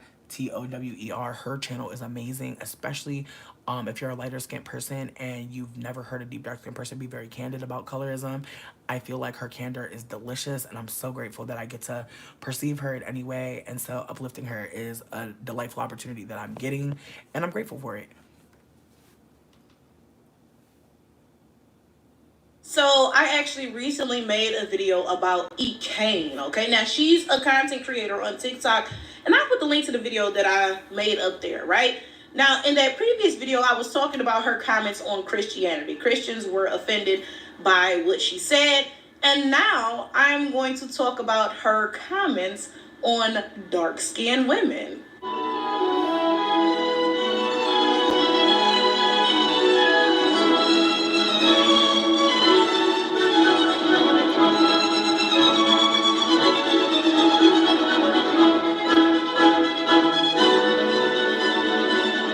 Now, I'm not going to add her video into my video quite yet because she is cursing in her video, and YouTube will not monetize my videos if there is curse words too early in them, right? So I'm going to give y'all a little background on her first, right? So I'm not an avid watcher of Kane. She just started popping up on my For You page a couple weeks ago, and if I scroll past her videos, I'll watch some of them or whatever, right? Now, this is Kane's thing, okay? Her first thing is she does wigs. She does wigs and makeup really well, right? And then also, she is always on live telling all her business. And she got a lot of bad business to tell. I'm not going to hold y'all, okay? So she's in a domestic violence situation with her baby daddy. And he be beating her down, okay?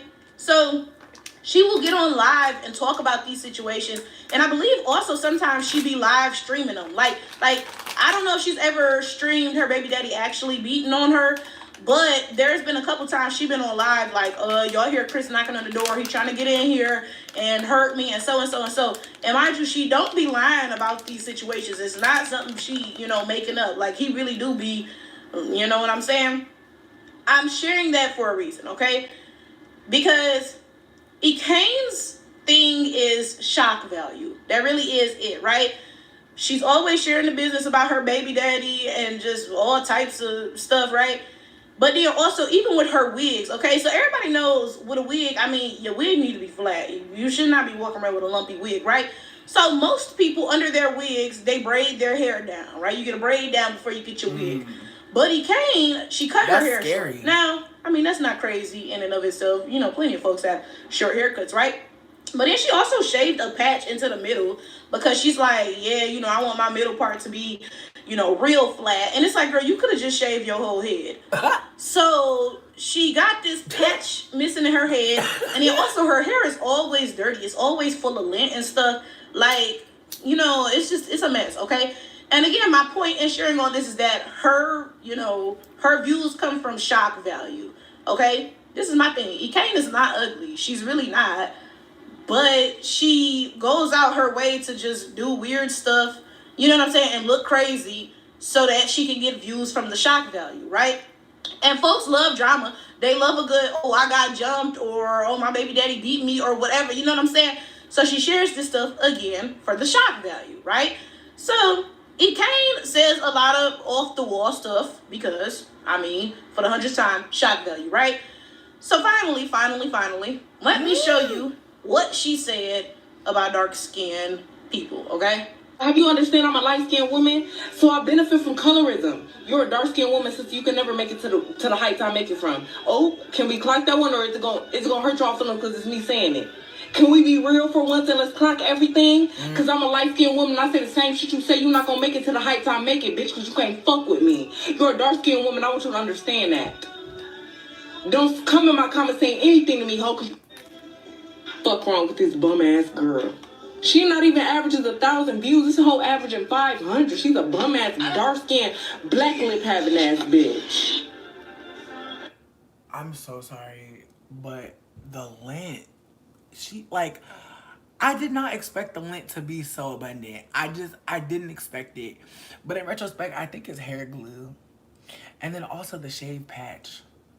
My God. Yeah, it's a lot going on. She's going through a lot. It's giving brother ew. Brother ew. A bum asshole is what she is. I've been on this bitch for 10 minutes. That's how you know I'm lit. My bad. I didn't mean to be on you for 10 minutes, but I mean, damn, I can't believe I supported you and you came in my life trying to be funny about my abuse. Oh. I can't believe I reposted so many of your videos trying to get you out the hood so your kids ain't gotta grow up in rat-infested projects like I had to when I was growing up. I'm mad I reposted your videos. You came in my life trying to be funny. I'm mad I supported you, sister. I tried to get you out because you was just like me. Because you was just like me at one point in time. I tried to support you, honey. Exactly. Oh. Bum ass little girl. Still. So, now that we have a better understanding of what was said, we can get right into this, right? Now, this is the first thing that I want to talk about. And this is not specific to light-skinned people or anything like that, right? One thing I always say is everybody lives in the same world that I live in. So if I can see XYZ, I know you can see it too. So if you sit here pretending that XYZ does not exist, it's not because it actually doesn't exist or you don't see it happening. It's because you don't care, okay? So right now we're having this conversation about light-skinned people, okay? And a lot of light-skinned people will tell you that colorism does not exist, all right? And again, this is not unique or specific to light-skinned people. There are white people who will say racism doesn't exist. There are men who will say misogyny doesn't exist, etc., etc., etc. We just happen to be talking about light-skinned people right now, right? And it's funny. It's funny because I say this all the time. People are well aware of the privileges that they have, okay? Now, let me be fair. You may not know initially. You really may not know. But as soon as somebody explains it to you and you look around, you like, that's true, right? You know good and well that whatever exists, right? It doesn't take that much explaining for you to get it. So if you sit here and say that it does not exist, then you just play it in my face, clearly. Let me give you all an example of something that I didn't notice the privileges of. But, like, once it was pointed out to me, I see it everywhere now, right? So I will say this. This is something I don't usually say because I don't even think of myself as having a disability.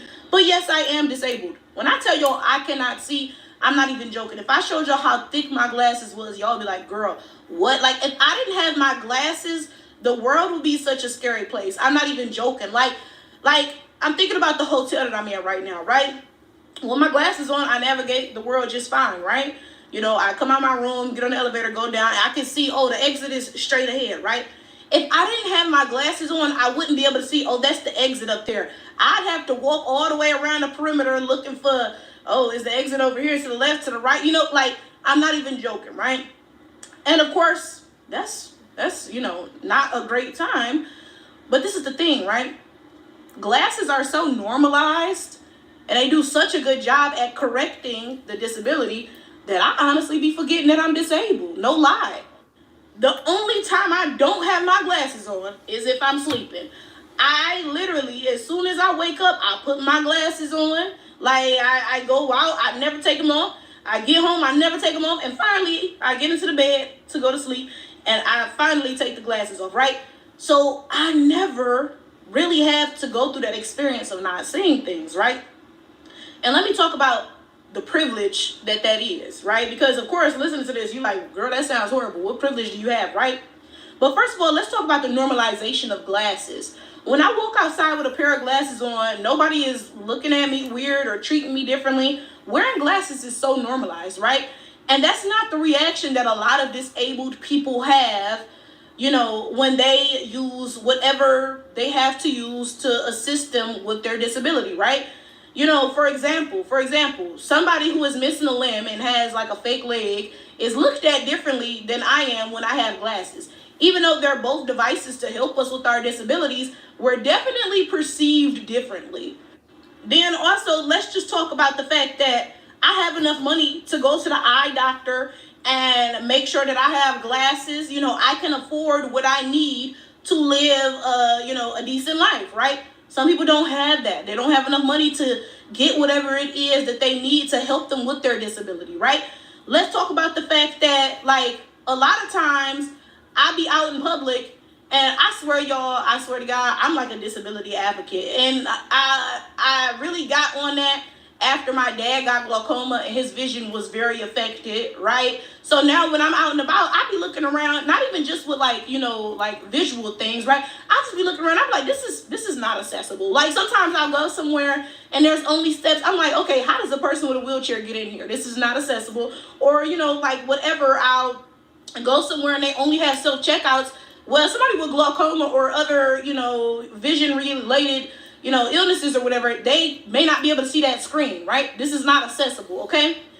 But again, my point is this. Initially, I didn't think about the privileges that I have even in my disability, right? But all it took was my dad mentioning it to me one time, you know, how like people treat him differently because he's disabled, right? Like he told me one time, and I'm glad I wasn't there because I'd have went to jail. I'd have beat the fuck out of somebody. I'm so sorry to say that. But he told me he was somewhere like on a bus or something, and he asked the bus driver or whatever, something he asked the bus driver, and the bus driver was like, oh, like, it's on the thing, you can't read? Bitch, clearly, if I'm asking you, then no, I can't motherfucking read. Maybe I'm illiterate, maybe I can't fucking see. Whatever the issue is, answer my motherfucking question, like, what do you mean? Now, I shared all that for a reason. Y'all finna be like, Flower Tower, you kind of got sidetracked there, but no, I didn't, right? I shared all that for a reason, right? It didn't take much for me to realize the privileges that I have, right? It only took one person pointing out, you know, XYZ for me to start looking around and say, wow, you know, it really is different for other people whose maybe, you know, their disability is more visual. Maybe they look, and I don't want to use the word deformed or something, disfigured or whatever, right? But maybe they look differently and people judge them because of that. Or maybe, you know, their assistance device isn't like my glasses that completely like fixes the issue, right? You know, like for whatever reason, I have more privileges than a lot of people with disabilities, right? And I'm saying that for a point. Let's just focus on the light-skinned people with the colorism. Maybe growing up, you didn't realize the privileges you had. Okay, that's fair, right? I didn't realize the privileges I had in certain things, right? But it only takes one time for somebody to point it out for you to look around and be like, yeah, you're right. There is a lot of whatever going on around me, right? So when a light-skinned person says that colorism doesn't exist, I know that they playing in my face. The same way when a white person says racism doesn't exist, a man says misogyny doesn't exist, you playing in my face because it doesn't take much for you to simply look around and see it. EK making this video was so funny because everything she said is true.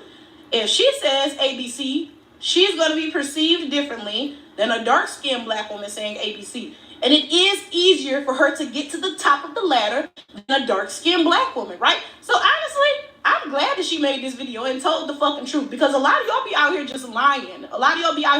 Because one thing we talk about is, as black people, we have to work twice as hard to get half as much. But that's missing a little bit of nuance, okay? So maybe a light-skinned black person got to work twice as hard to get half as much, but a dark-skinned black person will have to work 3 times as hard to get a third as much, right? It's missing nuance here. Like I said, I'm glad that EK pointed this out because a lot of y'all be acting completely fucking delusional. You know good and well, and this is the thing though. EK goes on to say, you can't fuck with me, so and so and so. And I say all the time that colorism is a crutch that people who really don't have shit lean on. And let me expound on that. The fact that she said, you can't fuck with me, I'm a light-skinned woman, and because of that, I'll be able to get to heights that you can't get to, is evidence of something. She didn't say, you can't fuck with me because I'm so much smarter than you, that's going to take me to the top, right? No, she said, you can't fuck with me because I'm light-skinned, and that is what is going to take me to the top. I've spoken about this before in terms of ugly people, okay? Now, I've said, I've noticed that a lot of the colorist light-skinned people be ugly because they know that without colorism, society would be like, you look like a little bit of doo-doo, okay, right? So they need colorism. They need to lean on it because without it, they have nothing, right? But Ikaina's not an ugly girl. She's not, okay? But you see though, clearly she knows there's no way she'd be doing much of anything without colorism. Let's be fucking honest. Like, you can tell from her statement that she said, oh yeah, I made it to the top because I'm light skinned. And that's why you won't make it to the top. She didn't say, oh, I'm so smart, I'm so cunning, that's what took me up here. No, just her light skin. Now, I'm not trying to be funny, and I ain't trying to drag nobody or nothing, right? But if you watch a couple of EK's videos, it's kind of obvious that without TikTok, she wasn't gonna ever be shit. I'm sorry, and I don't like to put this on nobody because look, one thing, look, the future is anybody's, okay? So maybe she was gonna make a big turnaround to be, a big lawyer or whatever one day. I don't know, right? But right now, she wasn't gonna be shit. She about 23 years old. She got 2 kids, an abusive baby daddy. Like, again, I'm not trying to typecast her or anything, because I know some women who had 2 kids and, like, they had them young and stuff, and they did their thing. They still were able to go to college or get good jobs or whatever, or, all of that stuff, right? But let's be realistic, right? Most of the times when somebody is in that situation, they gonna stay a bum forever. I'm sorry to say that, but that is the reality, right? And DK knows that. If it was not for her being light-skinned and that light skin propelling her to the top, like she literally said, right? Then she would have just been a bum forever. Like, if you listen to her story, she just, like, I'm sorry. Like, it's honestly, right? Okay, so my point is this. I say this all the time. I don't need YouTube. I really don't. I'm going to be successful with or without this shit, okay? But somebody like EK does need TikTok because she wasn't going to be shit without it. Now, again, I'm not trying to drag nobody because I know some women who had kids young and they turned around and they did big things because they were smart, they were cunning, they were able to do whatever. That wasn't going to happen for EK. Again, she was going to be one of them bum bitches on Section 8 for the rest of her fucking life. Everybody can tell, right? But according to her, because she's light-skinned, she was able to be propelled to the top of TikTok. Now, again, I'm not no hater, right? Like I said, she make good enough money on TikTok, clearly. But I mean, acting like you at the top of the ladder, bitch, you're delusional. Because, like, even as far as content creators go, she ain't like no, like, big name, okay? Like when I think of, like, content creators who did they shit and they huge now, I think of, like, Jackie Aina or somebody, I don't think of E. like, be fucking for real, you're not at the top of shit. But that's not even my point. I'm not gonna knock the bitch. Be confident, bitch, because I think I'm the greatest bitch in the world. So I ain't even gonna knock you for that, right? But it was so telling. It was so telling that she made the point of, oh, you can't do what I do because I'm light-skinned, you're dark-skinned. My light skin is the reason that I'm at the top and you never will be. I keep telling y'all about people who rely on colorism. They rely on it because they don't have shit else without it. Without colorism, according to EK herself, she wouldn't have made it to the top. She'd still be a bum-ass bitch with no fucking money, selling pussy. Like, that's according to her. According to her, I ain't making none of this up, right? And that's very telling. Like I said, I'm glad she made this video because y'all don't listen to me when I say it. Bitch, I appreciate her. Ooh. Hold on now, cause baby, the way Miss Queen Amora was about to give me something. Bitch, we about to watch. I don't know if there's any aquas in the building, but Miss Queen, Miss Amora, she really be giving.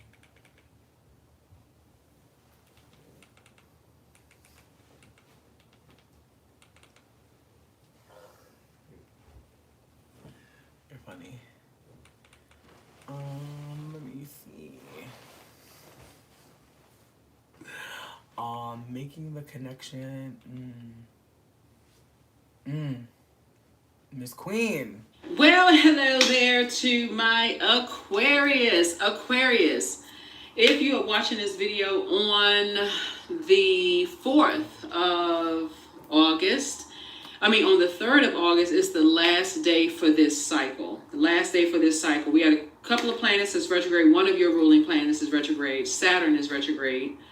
You share that planet with Capricorn, but we had a full buck moon in Capricorn on the 21st of July, and prior to that, we had a full strawberry moon in Capricorn on, I believe it was June 21st, if I'm not mistaken. But, so, let's see see what's in your cards. Chiron is retrograde. We're not really sure if that's still a planet or not. You can go check it out. You can go do your research. Saturn is retrograde.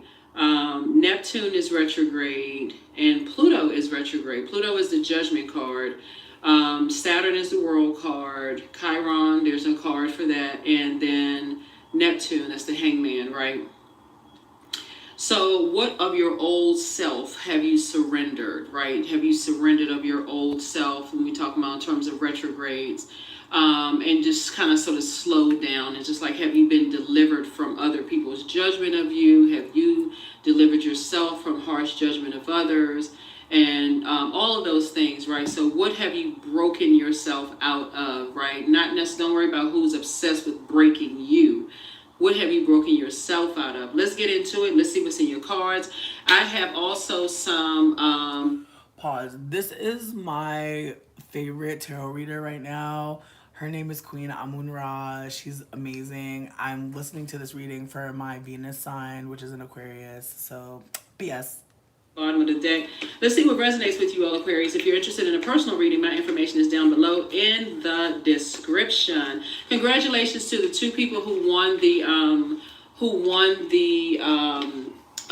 decks of... She do be doing giveaways too. PS for anybody that cares about giveaways and tarot. She's really amazing. She also does personal readings. And I know some people be paying her on Patreon to do extra readings for certain signs. So certain signs be getting extra readings, and that's why. Because like on the Patreon, a bunch, like I noticed really recently, a lot of Taurus people and a lot of Pisces people be giving her a lot of money to do readings for them. Decks of cards. And the Capricorns. They are, let me see, the person who created these cards, these affirmation cards, they actually created, so the decks are this size right here. So two people won a deck of... One other reason why I like her is because she works with multiple decks, and I feel like that's definitely a goal of mine. But the way I read cards has been kind of basic. I've been trying to like get into like how to do different things, but one thing that I really like about her is that she has so many cards on the table, and it can be slightly overwhelming for somebody perhaps, but one thing I like is listening to her. Kind of back up before we get into your reading. So the last strawberry moon, we had a full strawberry moon. So if you were on Patreon, you would have seen that video. It's talking about like planting seeds for harvest, your fruit, you know, all those the fruits of your labor, all of that, if you had seen the video on the Patreon side. So we do have a harvest journal that was donated as well for anybody who wants the journal. I got to mention it again because I think somebody's like not catching the message. Because if I don't get it away for Aquarius, I'm gonna mention it to another zodiac sign. I'm trying to help you all to win gifts so that you all can again feel included. And then we also have a guide to shadow work. We have 4 of those journals that's also donated. We have candles that are donated. We also have gemstones that are donated. The candles are they have gemstones in the candles, so that's great for when you're talking about manifesting. The Lionsgate portal has been open since July 28th, Aquarius. So that portal is open. And it'll be open for 2 weeks, right? So you'll see your Lion Gates portal video go up very soon. It'll go up first on the membership side, then we'll pull it over on this side, so you're not jam-packed with videos. So we're making sure you're not like, you know, one video after the next. Oh my God, there's too many videos. I heard your cries. I heard you say it was too many videos going up, so I got you. I got you, Aquarius. I got you. So any additional videos will be going up over on that side, but specifically the Lion Gates video, that's already recorded for all the zodiac sign, but that's going to go up on the membership side first, and then it's going to be pulled over on this side so that you... Baby, please shuffle my cards, please. I'm sorry, I'm really impatient. I really want this reading so bad. Phase.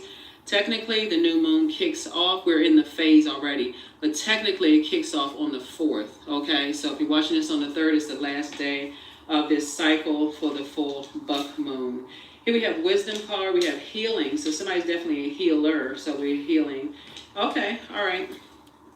This is interesting. Okay, here we have the wisdom card. So somebody is definitely using wisdom. Somebody's operating in the spirit of wisdom, which is great. Definitely operating in a spirit of wisdom. I love it. I love it. I love it, Aquarius. I love it. We also have the Princess of, well, wait a minute, that was in the second card. We also have the Princess of Pentacles here. So somebody's moving more towards a softer life. Definitely moving more towards a softer life here, Aquarius. You're moving towards a softer life. We have the Ace of Swords here. So somebody had a breakthrough. Here we also have the Princess of Pentacles here. We also have the Judgment card here, right? So there's definitely people who have judged you by your past, Aquarius. But I feel like you are delivered from other people's judgment of you because this connects us with Pluto, which is the outermost planet. It's the planet of power, transformation, metamorphosis, death, rebirth. It's also the planet of obsession. So there's energies from your past that were obsessed with your past when you were in this position right here, right? So these were energies, just so somebody can understand, these were energies who may have trauma bonded with you, and instead of helping you, Aquarius, they used it against you. So we're crystal clear. So your breakthrough comes in is not trauma bonding with people. So these would be people who know certain things about a hurtful past. It's like, saying like sarcastic, so like, I hope they get the help that they need, but they're not really helping you to heal, right? Here's the healing card. Not really helping you to heal. They're actually making it worse, right? You can't really determine, let me, and I broke this down for another zodiac sign. You really can't determine, when we talk about death, let me give somebody an example of what I'm talking about, right? So let's say the closest person to you died and you have to go back to work and they say you got 3 days to grieve, like 3 days bereavement, right? Yeah, sure, there's ways that you can kind of sort of get back into working. You can go to counseling, you can go to therapy. Somebody may, write a script for medication and all those things. But what happens when the Band-Aid comes off, right? You still got to deal with the fact that that loved one isn't there. And if you're not around in a supportive environment where people are just kind of standing around, they know that you've gone through those things. So even if you have a moment of like excitement or happiness and those kind of things, oh, that person must be in good spirits because they must not be grieving anymore. Just because you had a moment of sunshine in your life, that person must be fine, right? But if you're still around a lot of hurt spirits, they're hurting too, and they're using that against you. Like I said, it could just be a disaster. So Source says somebody had to get away and get some fresh air. That's where your breakthrough comes in. It's just like being delivered from other people's judgment of how you heal. I'm just like getting away, like cutting energies off, hurt people who hurt other people. And they don't know what you need to heal. They're just determining how you feel like you need to heal, thinking that you just, this prince or princess, like everything is just coming so easy for you, like their judgment of you, right?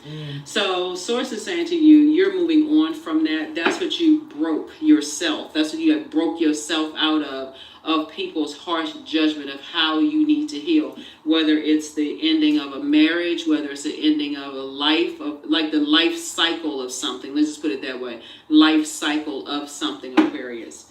And so it looks like moving forward for you all is as you're continuing to go through a very powerful transformation and your ruling planet Saturn is retrograde, you are moving on in a very mature and authoritative way. Here we have the Page of Swords, the Knight of Swords. Here we also have the Wheel of Fortune, the Queen of Wands. Here we also have the King of Wands, the King of Swords. Yeah. So here we have the Page of Swords. Yeah. So Page energy is very youthful energy, right? So a lot of people have ideas. See this right here? A lot of people have ideas about you, Aquarius, but you also have ideas about how you're proceeding moving forward. So in any way, when you're delivered from other people's opinions, it's not your ideas about them. It's the ideas about how you're proceeding moving forward. So whatever anxiety you may have had, that's where the breakthrough is coming from, is that you don't have any ideas about what they're judging of you and what you need to heal for you. You have other ideas about what you're doing. So what I'm looking at here is that somebody could be writing a book. Somebody could be about your experiences, again, to help other people who may have gone through things that you may have gone through. That is not about hurting anybody else. So keep your vibrations high. This is where the king of, and this right here, this Knight of Swords here. Knight of Swords, somebody has a loved one who rode a motorcycle in your family. Or you could have several loved ones who rode a motorcycle in your family. This card right here means someone who's action-oriented, someone who is ambitious, someone who is driven, right? This is you right here, Aquarius. So your ancestors, you have a lot of ancestors around you who's helping you to stay focused. They're like, stay focused, stay focused, stay focused. You heal however you need to heal. Everybody is responsible for how they heal. So whoever is judging you by how you need to heal, in there, when I say page energy is youthful energy, and their immature thoughts about how you need to heal. That could be a whole group of energies. Let's see this right here. These are people right here. These are people. These are groups of people, and how they feel like you need to heal, what their thoughts are, what they're talking about, gathering information, all this. This person needs this, they need that. They don't really know to the extent. That would literally be like and while you, like, we got to go back to work and somebody's saying you only have 3 days degree, we still need this report done, you know, that would be a form of gaslighting. Like a person's like, okay, well, I mean, well, people die all the time, you know, well, you need to go see somebody about that, and, you know, well, we still need this done. While you understand that the work still needs to be done, stuff needs to be done, but just the insensitive energy behind it is just like that, which somebody's had to deal with. So you have a lot of wisdom on top of that. You have a lot of wisdom on top of that. So that puts you in King and Queen of Wands right here. So there could be two energies, and like I said, that is, you know, they see that as like, oh, in their mind, like I said, in a very negative sense, Aquarius, oh, they run when there's a problem, when there's a situation or problem, which leaves other people in wilderness situations. They just check out, right? But only you know what you need to heal, Aquarius. So continue to stay focused, but it puts you both in wholeness, in King and Queen situations. So Source is giving you some time, so you're going to feel very, very fortunate.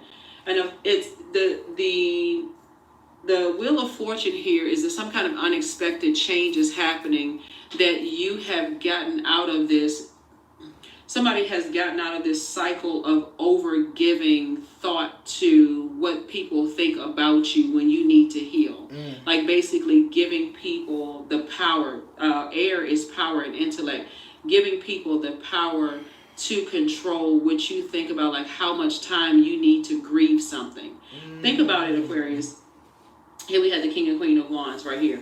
I see not only are you praying for people that's still lost and in a wilderness situation, that's trying to come out of a wilderness situation because they're in survival mode themselves. That could be other family members, that's other loved ones, let's just put it that way, that's coming out of wilderness situations. But you have a great attitude. You have a very positive attitude because you know, like you, they will eventually see things too. That's what I'm saying for you all. And that's where the wisdom comes in. That is where the wisdom comes in. So if it's children, if it's like adult children, not like babies, but if it's adult children that's in situation, then you're using like, for instance, like whether you're mother or father or whatever, if it's adult children or whatever, you're using the wisdom of Solomon, which you can refer to, like for those of you all who like reading that, you know, that text, like 1 Kings 3:16 through 28, like recounting, you know, two mothers that's living in the same house, that situation. Y'all can read that story. You can read it's a whole lot of things that you can use to educate yourselves and protect yourselves, the whole 9 yards. But that's what this is right here. You're wise enough to know that some people get excited about the wrong thing. Some people get excited about not collaborating. They don't want to find out what you have in common and work together. They like the competition of it all, but they don't consider who's in the middle and who's being hurt by that. They don't see who's being hurt. You all will see it sometimes in your workplace. You'll have some of your colleagues will say, I know you're going through a rough time right now. Let me see how I can help pick up the slack in any way, shape, form, or fashion. You know, and let me help you with that. That's what the moon in Cancer is all about. It's about being in spaces where you feel safe. to heal, right? You feel like it feels nurturing, right? There are some people who want you to stay in survival mode. They're very insensitive and they're ruthless.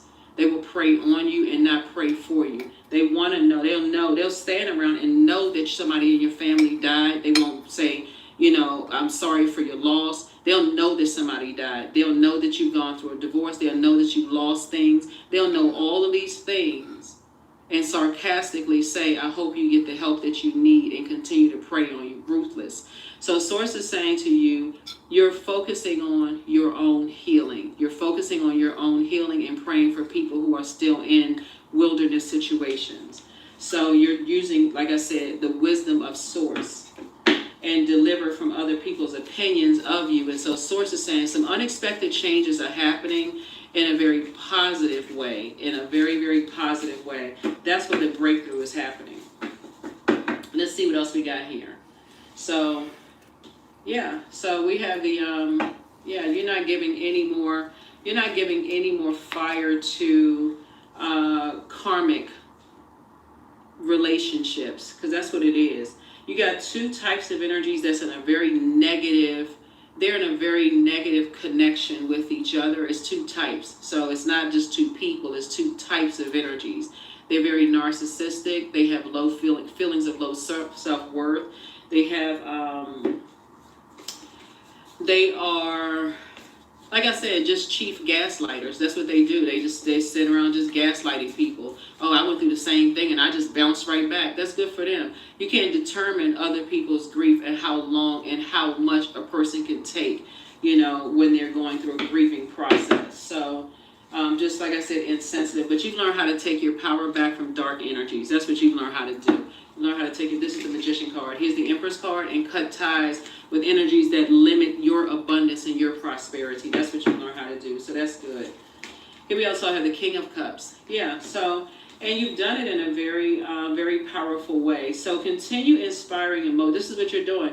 You're continuing to inspire and motivate a whole lot of people with a great attitude, Aquarius. But again, somebody had to stay focused, like really, really stay focused. And sometimes that requires isolation, like getting away from those types of energies that like to keep people in survival mode.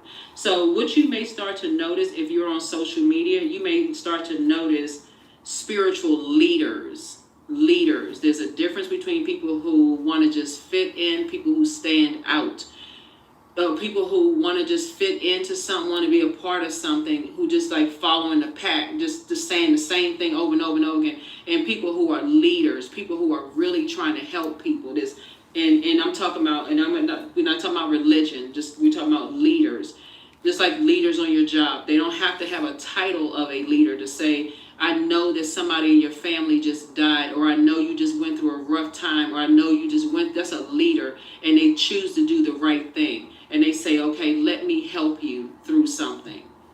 They're not looking for accolades. They're not looking for this. They're not looking for that. Let me help you through something, right? Those are the spaces that Source is leading you into, getting you away from those ruthless energies. Here we also have the King of Cups here. So when you turn around and say, thank you, okay, this is my group of energies, then, like I said before, because people know you're incredibly smart. People know you're incredibly smart. They know that you're incredibly powerful. That is why people have been so obsessed with judging you.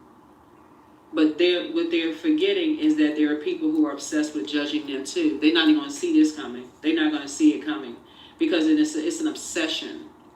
So they're not. So you're on the throne, both in your thinking, you're in your throne in your ideas and your spirituality. You're in your throne in a great attitude, Aquarius. You're in your throne when it comes to your emotions. Yeah, you see things. Again, you see things from your throne. You see things from your throne. Here we also have the Seven of Wands here. So you can defend your decision. The number 7 is a number for completion. You can defend your decision to not go back to those types of energies. And this is what Source had to break somebody out of. Source broke you out of something. Some people thought they were breaking you. But Source had to break you out of something. Like keep giving people people, you know how they keep giving people the benefit of the doubt that saw you as competition. They keep seeing you as competition, like whether you're a mom, a dad, or a family member or whatever keep judging you, keep saying, well, I would have done it this way and I would have done it that way. Source had to break you, a source, God, Most High God, the Creator, had to break you out of something, Aquarius. And so you'll hear that across everybody's reading, not just yours, Aquarius. That's what this buck moon was all about. It's like source breaking people out of stuff. Not human who want people to bow down to them. There's no human being that's anybody's God that think they can break somebody out of something, right? So, and that's what other people are learning. They're learning like, oh, I need to get away from certain types of energies. I need to get away from people who get excited about that kind of stuff. Here we have the Temperance card. Yeah. So, yeah, so you have a guardian angel that's watching over you. That's, let me see. Yeah, definitely have a guardian angel. So here we have the Ace of Wands. Your third eye is open. And so is other people's eyes open. Third eye is opening as well. Here we also have the King of Wands here, coming out twice. Yeah. So as you have prayed to get to your throne, so have other people prayed to get to their throne. Their third eye is opening too. Because people get tired of that. People get tired of the insensitivity. Excuse me. People just get tired of that. Like, people get tired of people praying on, like, people acting like robots. A loved one dies and you go back into a workplace where people say to you, everybody dies. We still need this report. Eventually you realize that's not your place. That's just not your place. Because how many times do you like, you need somebody to act as a team, like collaboration as a team. You know what? Our team member, they're going through a rough time right now. And you, especially when you start seeing that some people get all the support in the world, and then certain other people don't get the support, right, at all. And so it's the same thing that happens in families. It's the same thing that, when I say family, it could be work family or personal, professional family, whatever. So Source is saying to you, something about your energy has always stood out, Aquarius, and that's this Wheel of Fortune. Source is saying to you, that's when you're going to start feel fortunate with how you've been inspiring and motivating people. So it's always meant for you. Something about your energy, like I said, is you're deeply spiritual energy.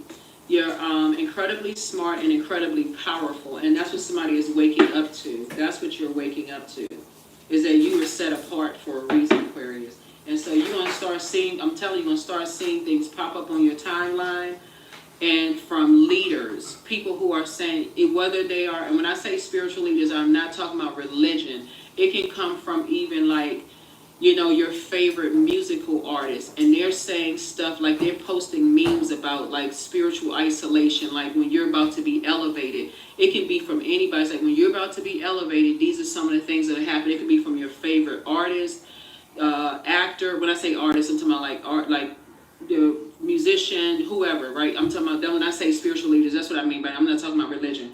Right here we have Two of Pentacles. Source is trying to balance you out. So Source is trying to break somebody out of that, staying in that struggle, like letting people keep gaslighting you, Aquarius, and letting people keep playing you for the fool. Like, so Source is saying to you, you left behind a lot of distractions in the past, and here we have Three of Pentacles. And so Source is putting you with some energies that's, like I said, collaborating with you in a team effort, not people who are trying to get familiar with your pain and then driving that last sword in to just say, oh, we conquered Aquarius, we're going to break them, we're going to conquer. No. It's a totally different situation. So you've had to close the door. You've had to close people out of your vault door, Aquarius. So here we have, it's not your responsibility. Here we have the Four of Wands here. It's really not your responsibility to open up your vault door to energies that keep bringing trash back and forth as a form of payment about you. Whoever it is bringing trash, because we're talking about the emotionally wounded, causing your emotional wounding in your vault door. So Source had to, I said this in a couple of readings one time before, Aquarius, is that Source will have you walking past your vault door, and the vault door is the portal into this next phase of your life. You've been right there at that vault door for a long time, and Source says, okay, I'm going to keep showing you something over and over and over again. I'm going to keep showing you something. And in this instance, Source was showing you that there were energies that was like, let's say you work in a department and you had that one friend, the person you thought was a friend in the department that kept taking information back. Let's say you worked for a manager. Y'all weren't really friends, but you worked for a manager, and somebody in the upper management saw you as a threat, right? Because people kept talking about how smart you are, and they looking at you as a leader, and we really want to promote Aquarius, right? And that middle manager is a buffer. Right?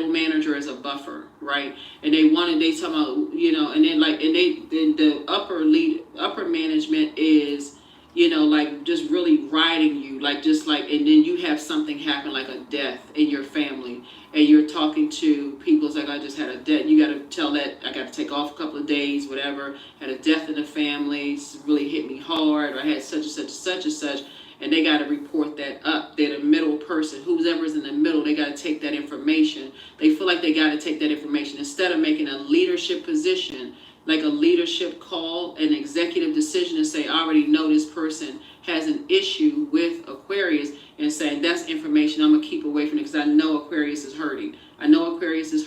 So I'm gonna take that. I'm gonna hold on to this, and let me make an executive decision to cover my employee. Because I already know this is energies that see them as a threat. I've been in the conversations. I've heard the trash that's been said about Aquarius. But instead, because they want to be so part of a conversation, they take that information, Aquarius, and makes things worse for you. And then as soon as you leave, all of a sudden, this is what's happening. All of a sudden, your life changes for not just the better. It's like you start living a much softer life, like for real. Like your life is just like in ways people just like it blows your mind because it was never meant for certain people to go inside your vault door because they want so bad to be a part of something. So Source exposed the devil. The devil is always in the details. But see, you feel like you had an angel on one shoulder and a devil on another, like on the Flintstones. Like you feel like, okay, what is it, whatever. It's like, because the devil is so crafty. Like, okay, who is it? What is it? What's going on? What is it?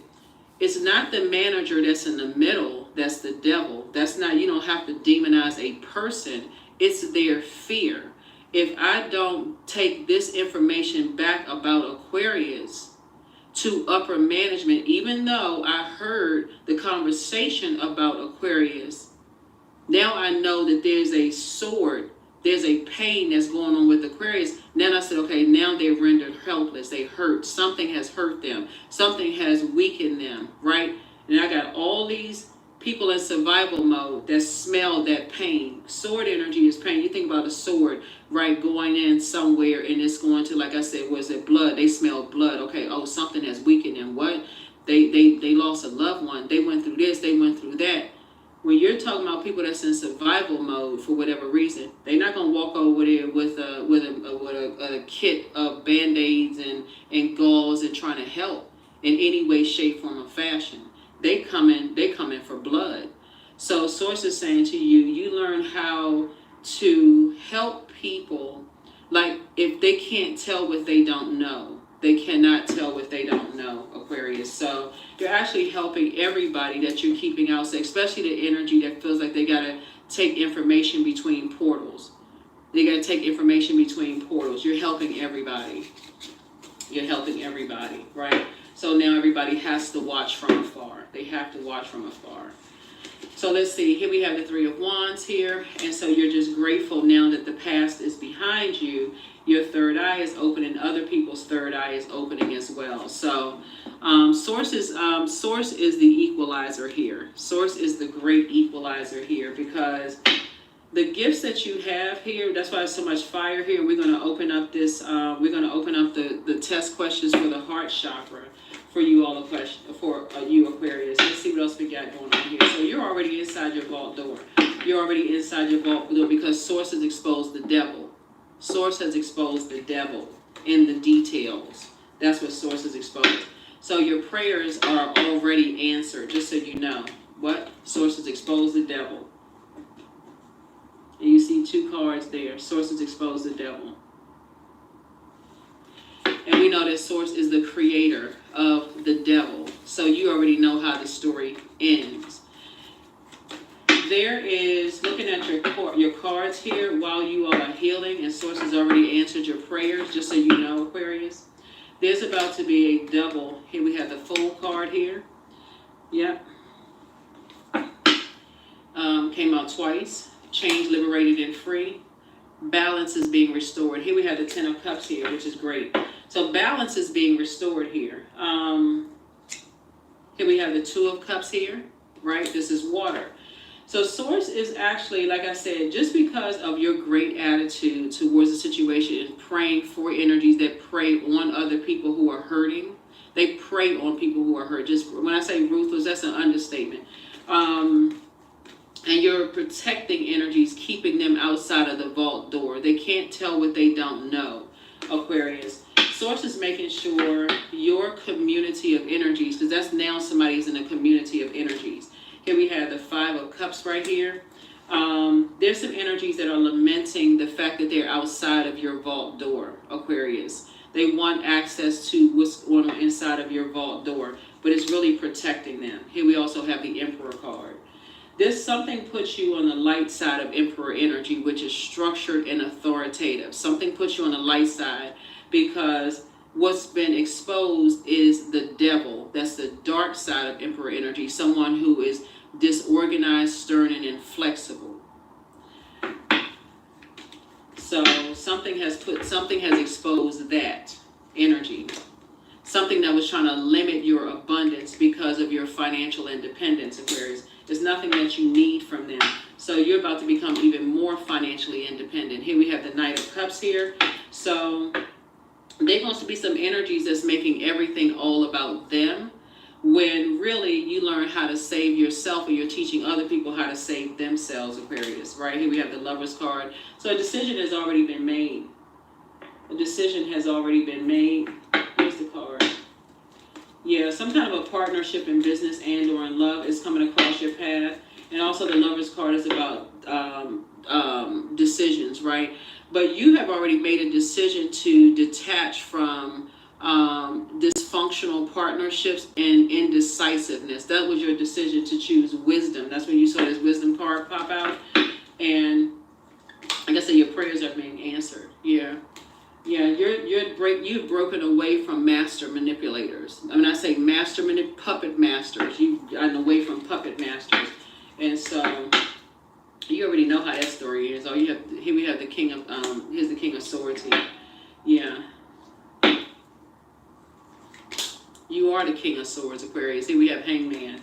So right now, there's some energies that's really trying to turn some energies upside down, like trying to empty them of you. That would be like you leaving a company or whatever, and somebody's like, okay, we can't talk about Aquarius anymore. Let's just, it's like they never existed. Let's take a big eraser and erase Aquarius out of the company. Like, we're not talking about that energy. We all sitting around, clapping and cheering. We got rid of Aquarius, but they don't see what's coming. Because of the obsession, they don't see what's coming. Let's see what else we got going on here, Aquarius. So continue praying for energies. Continue praying for people. Continue praying for energies. But yeah, Pluto is bringing out a lot. Like I said, in 2023, 2024 is the year of the purge.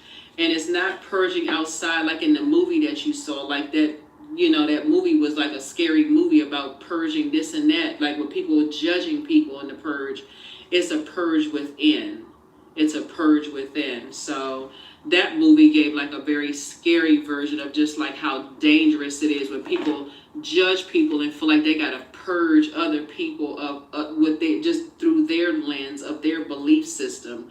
Source is saying it's a purge within, and that's what Source is breaking everybody. It's like that judgment of other people. So that's what's happening here. Let's see what else we got going on. Or even being in receiving mode of what other people are judging you about. So that's we're starting out with Ace of Swords, which is a breakthrough. That's the motive. And so the motive is like, why would people sit around? This is the Ten of Swords, the motive right there. You say, why, when you were asking, how can people sit around and know that people have gone through this, that, and the other? Sword energy is traumatic. Right, that's goes straight to power and intellect. Like somebody's like, I feel so stupid. That would be like, okay, that could be like traumatic, or I feel powerless. Something has rendered me powerless, right?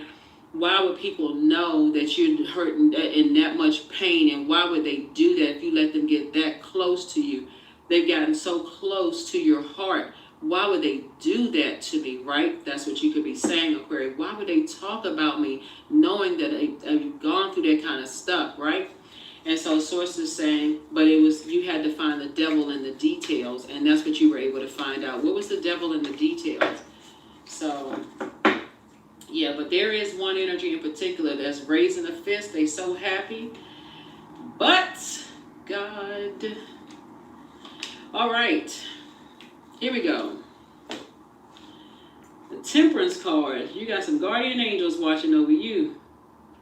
You got some guardian angels watching over you, Aquarius. You got a lot of ancestors, but you also got guardian angels watching over you. So, you moved on from the disappointment. It's like I said, devil is in the details, but you moved on from some disappointment. You've already moved on from that, right? You've hurt people who hurt other people, right? And so you're moving a little bit more strategically, looking at your cards here, because you know what you're dealing with. Somebody has already awakened from some nightmares in the past, and as you're continuing to, like I said, band-aids are being removed from this stuff. That's what Mercury is all about. Mercury, that's why when you see the planet move, when Mercury goes retrograde, that's why you hear people say, oh my God, Mercury retrograde. But it's pre-shadow retrograde right now, so it's like prepare. You've awakened from some nightmares, right? And so see how this person right here is looking back. It's just like, wow, you looking back at just some stuff, just like some past nightmares that your ancestors just kept trying to alert you of, just kept trying to tell you, look, pay attention to this, pay attention to this, pay attention to this.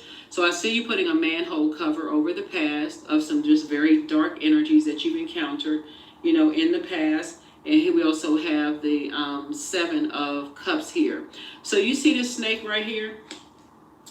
In your wisdom, this is a lesson that somebody has learned in all of this, right? So you got poisonous snakes and you have venomous snakes, right? So the difference between, when we talk about snake energy, which is an awakening, which is a rebirth, right? The scales have fallen from somebody's eyes. When we talk about snake energy, where's the card? We have the 7 of Cups here, right? So 7 is like the completion of something, like somebody has your knowledge, like you're learning, and that's where your breakthrough is coming in.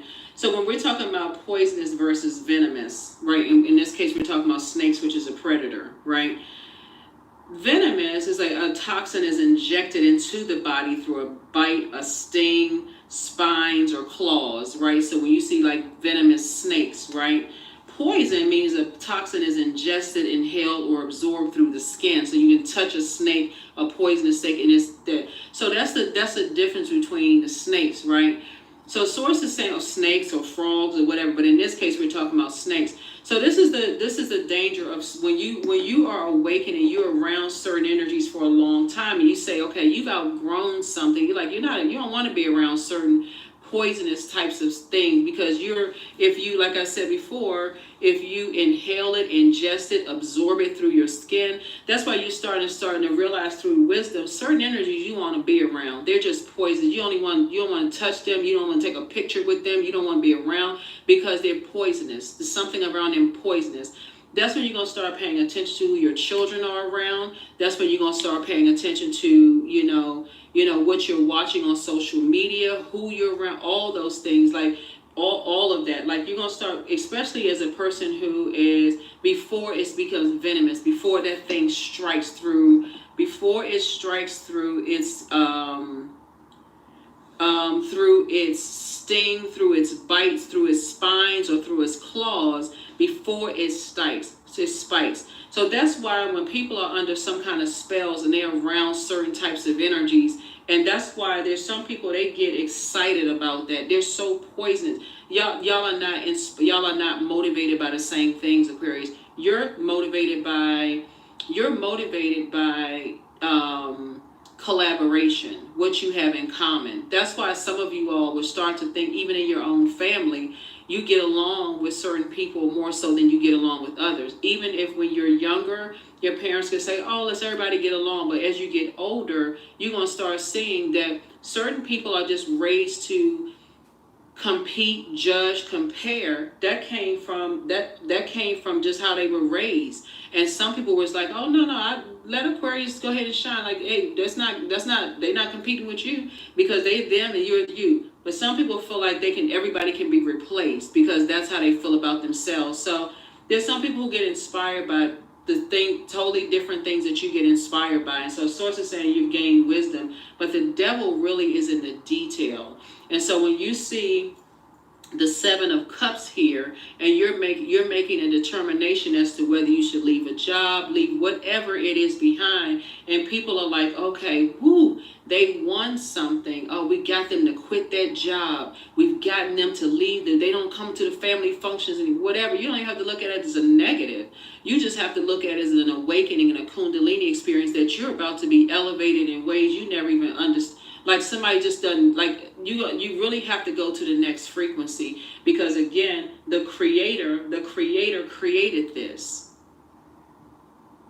to break somebody out of just this big. If you have a big heart, there's nothing wrong with you having a big heart, but somebody was taking this big heartedness, which is to, like pouring everything you had into energies that, I mean, I can't say it in lay terms, that have an issue with themselves that was projecting it onto you. So that's what I'm saying here in your cards, Aquarius. Like, so your eyes are open. Some energies have always had an issue with themselves. And so just trying to take it out, like put everybody in survival mode. Everybody in survival mode. So your prayers are being answered. Whatever those prayers are, they are being answered. Trust me, they are being answered.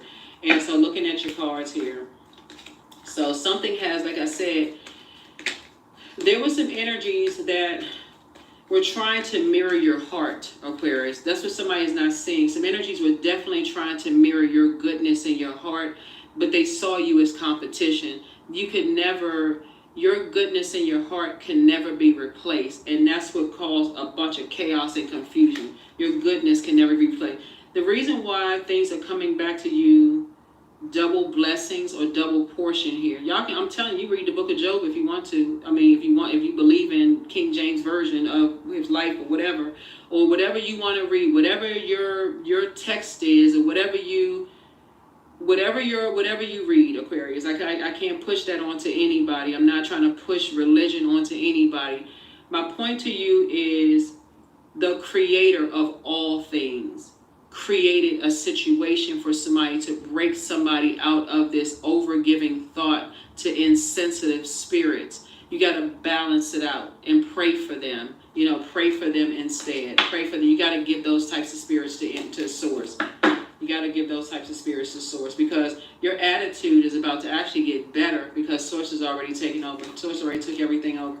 Here we are. Yeah. So here we have the 4 of Swords. You can go ahead and get some rest. You can go ahead and get some rest. It's already taken care of because they're so obsessed with you. They don't even see what's about to come their way. They can't even, it can't even register. That's how obsessed some energies are with you. Look how much time you put into something. I love her. You made so many good deposits into the universe, Aquarius. Watch how it comes back to you, the ways that it comes back to you. Ooh. Here we have the Page of Swords here. So, when I say your anxiety about situations are about to end, that's Aquarius, I can't even say it no clearer. You don't even have to give it any more time. I'm telling you that this, you don't have to give it any more time, Aquarius. None. 0. All Let right. this be if you watch this video on the 3rd, let this be the last day of this cycle, this new you. Like I said, make sure you surround yourselves. If you got good friends, I'm talking about people who are pouring into you, make sure you are saturated with love. And if it's just you and if it's nobody else around you, make sure you know what your moon sign is and pour into you. If that means you're going to get a massage, pedicure, manicure, spoil yourself this weekend.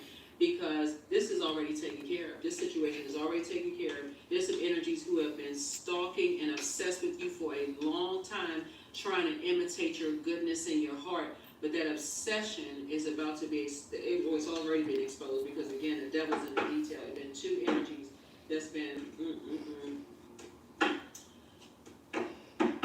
All I can say is, shoo-be-doo-be-doo.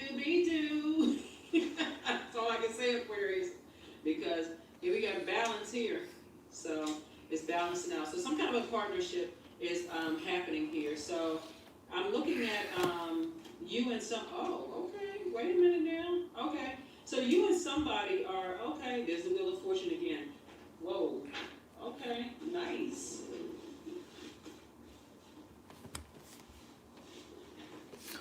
I can't make this stuff up in the cards.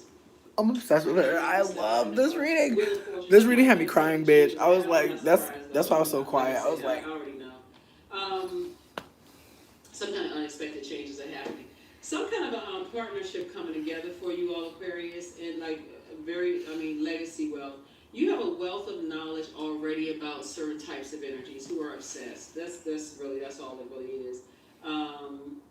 You were just dealing with some somebody was dealing with some very, very insensitive people who knew some things about the trauma you've gone through, and instead of them choosing to cover and protect you and pull the swords out and help you to heal, and even if they didn't have the proper tools to help you heal, the fact that they joined forces with other people to hurt you even worse made it worse. So that's something that they're going to have to deal with. They're going to have to deal with that. So that has nothing to do with you. That's not even something you even wish on somebody. But anyway, like I said before, you're not giving that any time. You're not looking for their acceptance and their approval. But Source is saying what you are approved for is a lot of wealth here, and also legacy wealth, right? So lots of legacy wealth. So whoever is with somebody, right, you and somebody are building a very rich legacy together. So congratulations to you all, Aquarius. This is really nice. I already know on the other side, because once you know who created it and you know that you're on somebody just had to settle down, somebody had to settle their brains for a second, like settle your universe and start saying, and come out of this why. That's the dark side of the number 7. Why do people know I'm so hurt, and why they keep hurting me even more? Like why if they know, oh, why would they keep doing that? Somebody had to stop asking why. Source been like, that lightning bolt has been like, ba-boom, ba-boom, ba-boom. Like Source said, stop asking why. You're asking the wrong people why. You're asking Source why. Use your wisdom. There are some people like that story in the Wisdom of Solomon who would rather cause so much division, Aquarius, and hurt everybody else in between, and trying to, instead of having a sit down conversation and collaborate and align with people. It's not even hidden in plain sight. You can look at it on social media. You got some people's careers that they have not, the only awards they may have ever won is when they collaborate with other people. But as long as they separate, it's just like, this just can't get beyond that. And so the devil is in the details. Somebody created. okay, I don't know out of all the people that are here what the majority sign is. I'm down to watch another one just to balance it out, because I don't know how many Aquarius people was in here getting anything, but I got a lot from that reading, so much. So if there's like a lot of Cancers in here, I don't mind watching the Cancer one. Any sign. But if you wanted to say what your sign is, we could watch another one. We don't have to watch another one. We could watch Bad Girls Club. I don't know what season is on though. I'm gonna go check honestly, because I don't want to hype it and be like, oh, we're gonna watch Bad Girls Club, and it's a season that, you know what I mean? Like, I don't want to waste your time like that, because, again, like, sometimes they put on a season, I'll be like, it's not for me. But let me see, because that Roku channel, man, that Bad Girls Club channel, it's just like, and it's free. That's what's crazy. Like, you can watch Bad Girls Club all day for free. That's wild. What a time. Let me see. There it goes. Oh, season 2, bitch. Season 2 Bad Girls Club.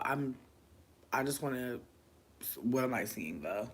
Because episode 7, that's kind of in the middle, right? That's still kind of the beginning. The Party Girls and the Hyena. Oh, it's Tanisha season. I thought it was Tanisha season. I was like, I'm pretty sure it's Tanisha season. But sometimes I be thinking it's BGC 3. But oh my God, you know what though, bitch? Low key, I'm like, wait, can I even do this though? I mean, here's the thing. It's a live channel, so they just play like random seasons all the time. So I never know what season they're going to play. So that's why I went to go check. And it's the season with Cordelia. You know what I mean? It's the season with Tanisha. And somebody spit in her soy milk. Oh, Darlene. again, if people want to watch Tanisha season, I personally feel like Tanisha season was kind of boring. No shade. I feel like Tanisha carried. I feel like the other girls, what did they really do? You know? It was Tanisha. I'm glad Hannah was there and Naveen was there. I'm glad it was some girls there to hang out with. That was cool. But yeah, the other girls, Genevicia. No, just now, they also spit in her soy milk. There was multiple attacks. Like Loki, Darlene, Genevicia, and Cordelia, they were doing nasty shit. They put hot sauce in the juice, but they also spit in her soy milk. That just played on the thing. I don't think I can rewind it. No, they would not let me rewind it. So again, there were multiple attacks on Tanisha. There were multiple things. I remember like they put somebody's toothbrush in somebody's ass. So, and I think it was Tanisha's. It might have been Naveen. I don't know. But yeah, no, the white girls were doing like nasty attacks. I mean, I feel like Genevicia.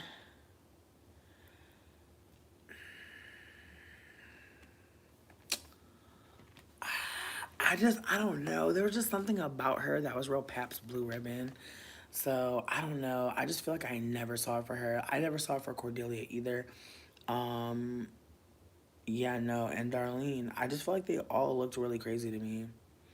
Right. Jen looked like Jen, in my honest opinion, she just looked like the girl that go to Hot Topic with a credit card and is like, I want all this shit. Like I low key knew a girl like that like one day like she like told her mom, she's like, I wanna change my look. Like out of nowhere and like we're not cool no more. But back in the back day, like her mom was just like trying to like please her. Her mom was just like, you know, what can I do? Like, how can I do anything for you? And she was just like, I want to wear all black. And her dad was like, you can't be gothic. Like, the dad was like, when you come to my house, you can't be gothic.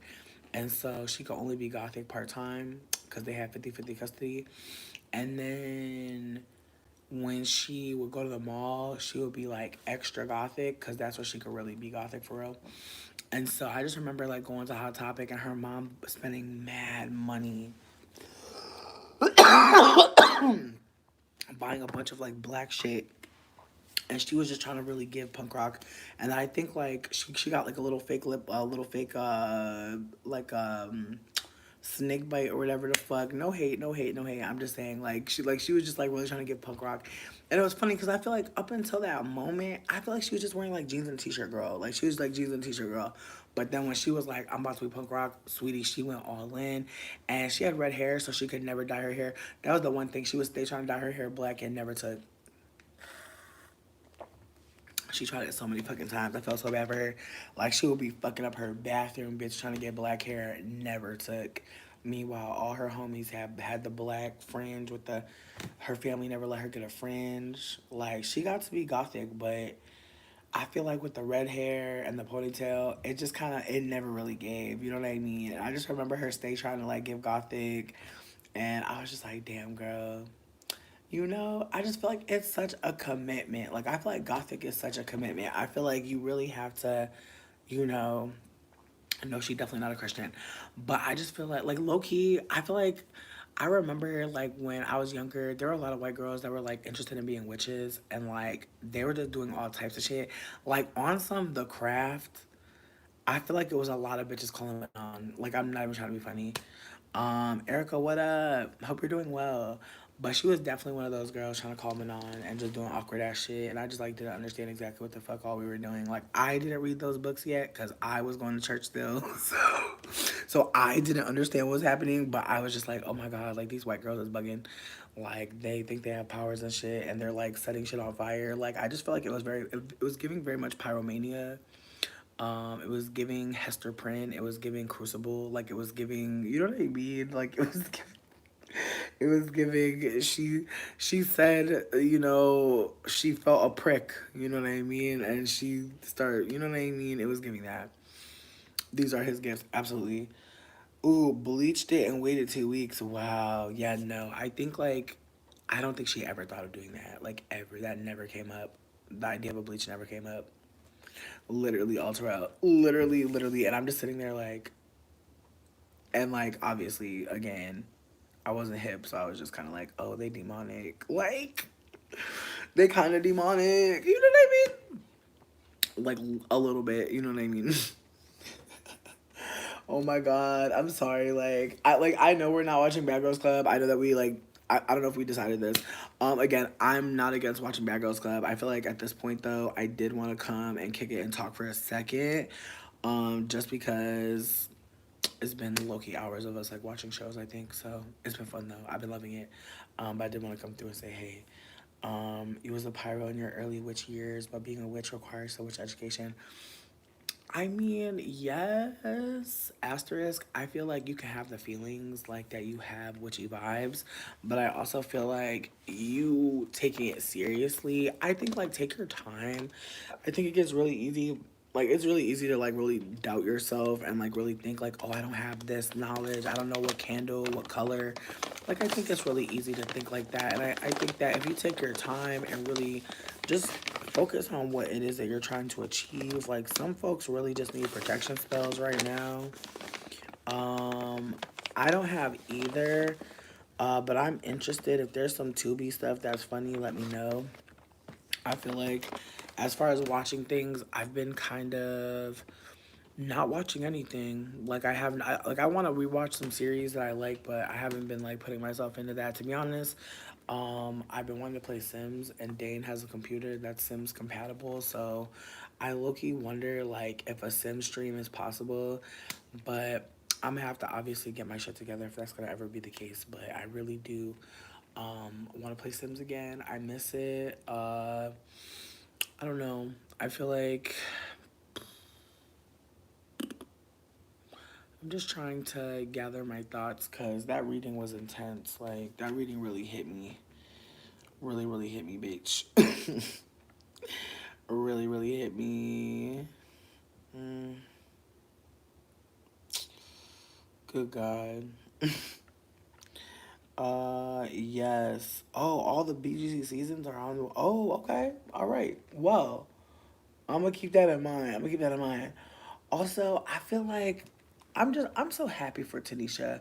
Cause really, I feel like did she fight? Sure. But I feel like for the most part, she just had a good time. I feel like I always saw them enjoying the day, eating a snack, drinking a drink. You know, I just feel like with the amount of times I would see her in her house clothes, I just feel like she was comfortable. And I'm happy to see that. You know what I mean? But I do think, what was that girl? The other, what's her name? Lyric? I feel shady for saying that. Why won't they put her fucking name on the screen? I'm so sick. I'm so sick. There was another black woman on the on the season with Tanisha, and they're not showing her, and I feel shady because I feel like her name probably not Lyric Loki. I feel so shady, but I feel like it's something like Neo Soul. I'm not trying to be shady, but I feel like that's what she was giving. And then on top of that, Loki fuck her because she was talking about stabbing Tanisha for no fucking reason, in my opinion, and talking about, oh, you know what, fat people you could juke and twist. I'm like, girl, not juke and twist. Like, why do we have to stab the girl? 5 decks of tarot. Oh, wow. Oh. It was Lyric. Again, if there was a Bad Girls Club Harvard bitch, I would be in there. I would be in like the starter, but I would still be in there. Because why I remember this lady name, like I'm not trying to be mean, but that's the only impact she had for me was that she was being fatphobic towards Tanisha. And I was like, I feel like you should just be on Team Tanisha off GP. Because it was very much giving like racist. Like the whole, like I know they had Hannah on the squad and Naveen and they are both non-black, but I still feel like it was very much giving the white bitches against the black girls. And I know Naveen and Hannah are not the black girls, but I feel like they were on the team of the black girls. And I just feel like Lyric, she wanted to be team on her own, which, you know, live life. But, oh, yeah, when she was banging the pots. Again, she did nothing to her. Yes, waking somebody up is annoying, but it's like, bitch, like, you want to stab the girl? Again, I never understood the violence against Tanisha, but I feel like they want us to think about it. Like, I don't know. I just feel like this whole season just felt really treacherous. Just the ways they was doing biochemical warfare. Because it's like, you spit in her food more than one time. It wasn't just the hot sauce and the juice. They spit in her food. They put their booty on her meat. I remember them putting their booty on her cheese. Like, there was a lot of weird things that they did to her food. And I just be like, who thinks of that? Like, if I don't like you or I'm mad at you, I would just eat your food. Like, why would I poison you? Like, there's just something about that for me that I just don't like. Like, like, if you're going to fuck with someone's food, just steal it. Like, don't, like, why you gotta put your DNA, your biochemical warfare on it? Why do you have to put your own, like, I just don't understand that. It's like, just take it. The fuck? Right. It just bothered me because it's like you're wasting all this food. And honestly, when I was getting closer with Tiffany, who I believe was on BGC3, she said straight up, she was like, yo, she's like, they do not be feeding you there. She said, you gotta have money for food. I was like, that's crazy. She's like, I know. She's like, I didn't know that shit. I was like, bitch. So the fact that, like, they have to buy their own food, I feel like makes the food sabotage even more diabolical because it's like, you're in California. I can't even imagine what the grocery store in California is giving. I don't even want to think about it. I'm getting sad just thinking about it. I'm going to make some tea. I can't even handle it. Just thinking that I want... Yes, honestly, my booty was sticking to the motherfucking shits. It was. It was. It sure was. It's hot. I need to put on the fucking AC, bitch. Low-key. Let me see. Damn. Not 76 degrees. It wasn't even feeling like that. I mean... But, my God. Goodness. Yeah, no. The way my booty just got up, that was crazy. Good God. I feel like a lizard. Yeah, see, you said that the kitchen is fully packed. That might be now. But back in the back, like, anything that you want to eat, like, that you personally want to eat, it's like, it's on you. So, that's sad. That's not good, Buki. Because they're fighting. It takes calories to fight. I'm just saying. The only thing they continuously supplied was alcohol.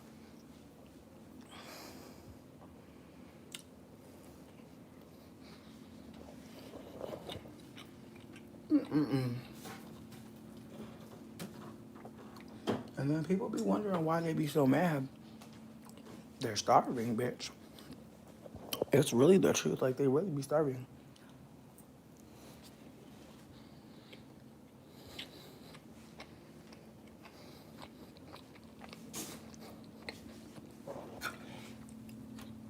Like, you're starving and you're drunk.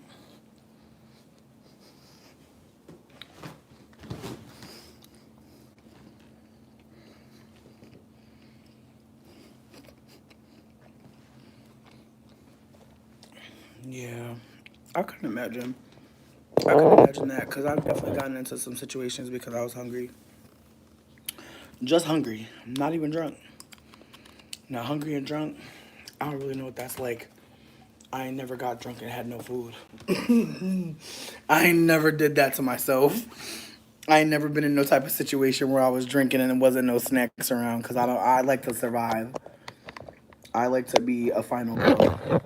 I like to make it. So, yeah, there was no way that I was ever going to be anywhere drinking and not eating. But, you know, for the girls that live like that, bless. The season with Red, what are we asking about Red? What's going on? Because honestly, to this day, I feel like she's funny, but I don't know. There's just something about her. There's something about her.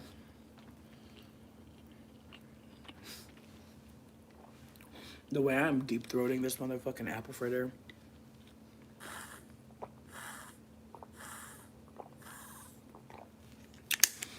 I just feel like Red is an asshole. I feel like when I seen her intro video with her and her dad, yo, she looked just like her daddy, bitch. Like, honestly, the clips of her and her dad kill me every time. They need a video. They need a TLC show. Like, I mean, no shame, bitch. They need a TLC show because I want to see what be going over there. What be going on over down to the farm, bitch. Because I know they be barbecuing, bitch. Their family, like, it's just, I mean, no shade, but there's something real honey boo boo about it. And I just feel like I just want to see more. And, you know, it's tragic because I feel like they got so much money on Zeus. TLC is closed. Because the Mama June shit, oh, very country. Very country. But they seem fun. Like, it's Honey Boo Boo in the best positive way. Because I used to watch that Honey Boo Boo show. I swear to God, I used to watch that shit. Because I was surprised that it was real. Listen, I've watched a lot of stuff. I grew up watching Bridezillas. I was watching a lot of crazy things. I grew up watching Ricky Lake. I watched, I went to see Maury in real life. I took time out of my life to watch Maury in real life. And someone at the motherfucking taping had the nerve to say that they seen me on Maury the week before. And I almost got into a skirmish. I was defending myself. I'm at Maury, about to fight a man in the line to get into Maury because he said he seen me on Maury.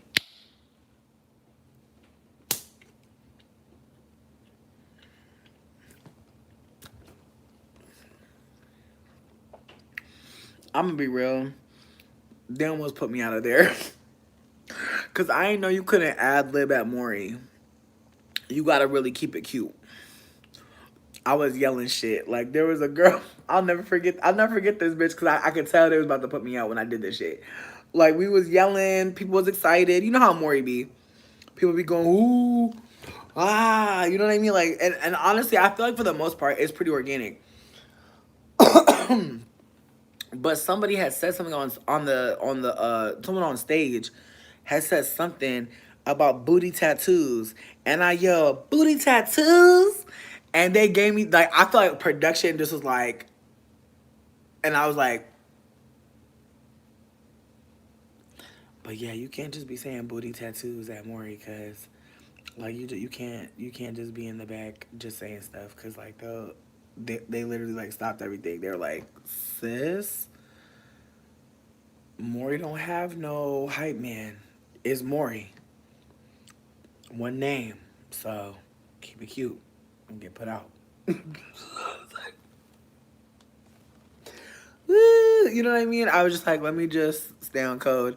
And I was with, like, one of my exes, and they was just, there was like, bitch, Andrew, bitch, honestly, like, thank you so much. Like, we just been taking care of ourselves, bitch. Just been taking care, okay? Just trying to stay close. Just trying to stay close to the moisture. But yeah, no, I feel hella cute. I took mushrooms last night, as I said when I first got here. Did I watch Duck Dynasty? No. I just was, like, worried. I was worried it was going to get very racist. Like, I knew that there were no black people on Honey Boo Boo, so I wasn't worried about it. Like, I knew, but I feel like at one point Pumpkin started dating somebody black, and that was a curveball for me. But low-key, Pumpkin was my favorite. I feel like Pumpkin is the funny one. I feel like out of the whole family, I feel like low-key Pumpkin was hilarious, but I feel like the way that Alana was the star, just because she was, like, tiny and cute and sassy, and just the ways that, ooh, my God, just the ways that was exploited, because, like, she just seemed like such a, it's so sad. Like, we be watching people on TV, like when you watch, like, a child actor, like, they're seemingly consenting, maybe not, but a child on a YouTube channel or a TikTok or on a fucking, I don't know, just seeing, like, random little kids just kind of pushed into the spotlight because they're cute or simply they're blonde and have blue eyes. Like, I feel like Mama June knew what she was doing from the beginning. Because I feel like the first daughter, I don't know if she tried with her, but definitely was like, Alana, let's go get this check. And at this point, I don't know what all is going on with them. But last time I checked, the mama was doing crack. Alana was trying to get emancipated and go live with her boyfriend. Like, apparently, the husband was being a sexual assaulter. I don't know to who though. I don't remember to who, but trigger warning for sexual assault. But he was apparently, I can't remember his name. It was Papa Bear or Booba or something. Pooh Bear or some shit. Something. But the man that was allegedly dating Mama June, allegedly, he was a fucking sexual assaulter, and that shit made me sick. Made me super, super sick. Oof. Yeah. Yuck. No. So many. It was really tragic. Yeah. The man after it before, I heard it was Papa Bear, because I seen Papa Bear on a couple thumbnails. Shit wasn't looking good. Shit was not looking good. So, I pray it was, I pray I mean, it could be both, bitch. Let's be honest. It could be a lot. Because I mean, no tea, no shade, but I just feel like Mama June already wasn't protecting them by being on the TV. Like, she already wasn't in a situation with them where she was just like, yes, I know I'm fucking sliding off this shit, bitch. I gotta get me something to put down, bitch, because you ain't about to be catching. It's just not necessary at this point for me to be sliding around like this. But yeah, no, I'm about to make myself some tea, low-key, bitch. This is my one little tip. For bitches that like tea, you gotta put some caramel in it. Just hear me out. Just hear me out. Caramel in your tea. Just try it one time. Yes, it can be a candy caramel. Yes, it can be caramel syrup. It don't matter. I'm just saying it's good as fuck. It tastes like potion. It's amazing. I'm obsessed. Oh, Cosmic, you're so sweet. Thank you so much for chilling. I never watched Sister Wives. What is your take on it? Did you fuck with it? Alana's money on. Yo, when Mama June was paying for the surges.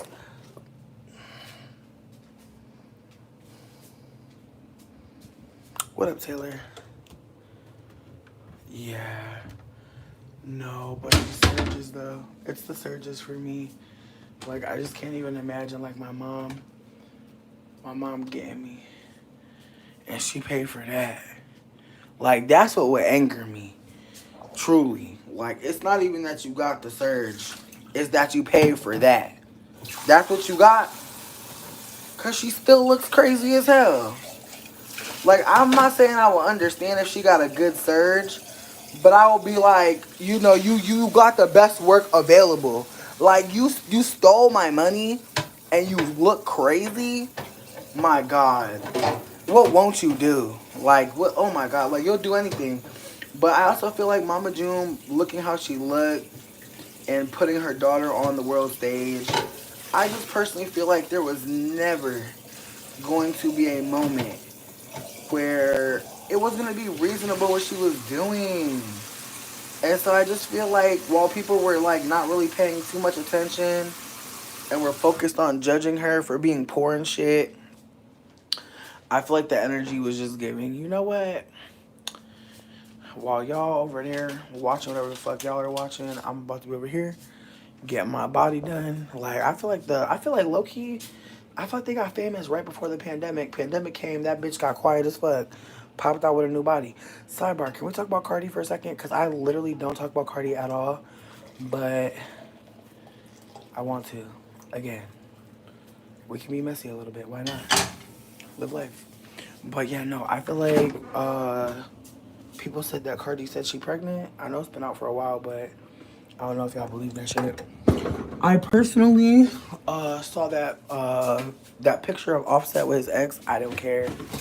I don't care about Off the Cheat at all. I've not cared about him since he cheated on her the first time, to be honest. Because I just feel like the way that Cardi was getting angry when he cheated the first time, I personally just feel like I knew then this man means her no well. Because if you have to go crazy like that, like, I just feel like any cheating is bad. Any first time, leave. Definitely don't stay. But if you're going to stay and carry on like this every time he does something crazy, I just feel like leave us out the chat. Leave us out the chat. Just leave us out the chat. That's how I feel. Like, if you're gonna keep going back, like, just keep going back. Like, just be quiet, though. Like, I'm just tired of the tweet, tweet, tweet, tweet. Like, just stop. Just close your beak and enjoy. You know, that's all. That's really how I feel. Like, close your beak a little bit and enjoy. Like, it's giving on some future. Eat a lot of dog food. Call you a mutt. Like, I just don't understand. Like, you're good. Like, that's what you like. Like, I just feel like at some point, it's like, babe, you love that shit. But if we could be more candid, I feel like it's like the dysfunction is just what's on the table. Like, Offset don't seem like he gonna offer her a healthy, loving connection. It's never gonna be on the table. He don't want it to be. And again, I know that it's his problem. A lot of women know that it's his problem. But her talking about it for this long is just giving, free us. Free us, please. Free it, let us go. The caramel and the tea, babe, I love Earl Grey. Earl Grey is my girl. It just, again, it tastes like potion, but Earl Grey with some caramel. Dolores, Dolores, Dolores. And they had these motherfucking clearance caramels at motherfucking Meyer. I was like, I'll be a fool if I don't get this shit. I'll be a fool if I don't get these goddamn caramels. So I got them. But I only put 2, you know what I mean? Restraint and shit. I could put more if I wanted to, but I feel like these caramels, like the way that they react, they just do not melt very, very quickly. Like, they're a soft caramel, so I think that the heat just bothers them because it's not the right heat to kind of get them to lock up. Actually, no, I think that's what's happening. The heat is so hot that they're trying to lock up because they're soft caramels. So, yeah. I feel like maybe don't do it with caramels. Like, this is my first time. Well, not my first time, but this is my first few times doing it. I feel like I usually just use like the caramel syrup when I go to like the place to get the tea. I'm just like, can you put caramel in it? And they're like, for sure. And they never charge me because I feel like they're like, okay, bitch, we don't know. Well, actually, let me not say they never charge me, but I feel like there's a lot of times where they don't charge me because I say it after they charge me for it. I'm like, can you pump some caramel in there? And they're like, you know what? You got me. You know what? Earl Grey is good for. I feel like if you're gonna do Earl Grey, I think it's more of a winter tea. However, I think Earl Grey iced very nice. But I'm a tea with cream person. I like a Vietnamese or a Thai tea. All of that is tasty to me. But this Earl Grey, my goodness, Dolores. But yeah, I feel like for summer though, if you wanted a good summer tea recommendation. You know, you could make tea out of a lot of stuff. I would just zest a lemon for real and then put a slice of it in there with some honey. There you go. That's some fucking lemon tea, but you made it yourself. If you want to be more dramatic, you can add some lavender in it. Add some mint in it. You can get this shit at the grocery store. But you could also make a savory tea. Some people like that shit. I don't know. I feel like recently I put some rosemary and some mint and some water for my scalp, and that shit was really nice. So don't be afraid to experiment with herbs and shit. You could drink it, but if you can drink it, a lot of times the rest of your body can too. Not all the time. That may not translate across the board. Don't trust me on everything. Is it humid there? Yes, very badly. It's demonistically hot. There was actually a flood 2 days ago. So this is her cycle. I'm crying. Now she's a Libra. Oh, a new single. I don't know. Y'all really think an album coming? Y'all are thoughtful. Y'all really be thinking. I mean, I think that Cardi likes being a mom for sure. But I do think the sad part is that she's involved with this man. And I feel like we can say that about so many women. So tragic. Also, as I was saying before, I was getting dragged for making a comment about Simone Biles' husband, but then I saw that I was not getting as dragged as much. But then I also noted that when I was speaking about her husband being mixed, I actually found out that it was her mom Like, I'm actually, like, finding out that Simone Biles is mixed, and I'm also finding out that, like, her husband is not necessarily mixed, in particularly, but she absolutely is. And I was like, oh, wow, that's fascinating. But I also had to hold that, like, that was some colorist shit to think that the light-skinned people sitting next to the husband were his parents or his people, that they couldn't be her parents, when I have a brown-skinned brother who, if standing next to my mom, a lot of people would not think that they're related, but they are. So holding that, like, mixedness is many colors, many shades. It's not just light-skinned people. And it can be dangerous to, like, lump all light-skinned people in as mixed. Well, I don't say dangerous. I could say that it can be insensitive, ignorant, and definitely just not correct and misinformation.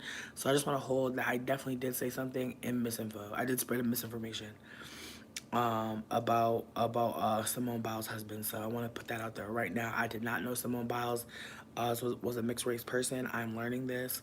My bad. But also with that being said, I feel like Simone Biles being out here doing amazing things, fuck talking about her husband, it's a waste of our time, in my honest opinion. I just feel like there's a lot of conversation happening about him, and it's frustrating. Allegedly, I could be getting it wrong again because I got it wrong before. So feel free to do your own research. I definitely don't want to spread any more misinformation. But her mother, from what it seems, is a lighter skinned woman, and that's all I'm gonna say about that. And I also want to just hold that I was not trying to be divisive, but I do hold that, like, it could have been seen that way, and so people were right to drag me. Like, honestly, people were very right to drag me. However, I do stand behind my thought that what he said on that podcast was weird, and that if I see him out in the streets saying anything wild, I will say something again on the internet, because it is a free place to go and talk. So that is my thought process. However, do I go to their profiles or anything like that? No. I'm if anything, I'm talking in a, I'm talking in a forum. I'm talking in a comment section. Nowhere near her, nowhere tagging her, anything like that. However, I do understand that, like, celebrities, people online, they're people. But I do also want to say that, like, celebrities are also wanting to be perceived, and they do want to be talked about. And if she wanted her relationship to be private, she would make it be private. There's a lot of people, we don't know who they're fucking. We don't know who they're with. So some people think that she's trying to make, like, a couples channel or, like, become viral with her man.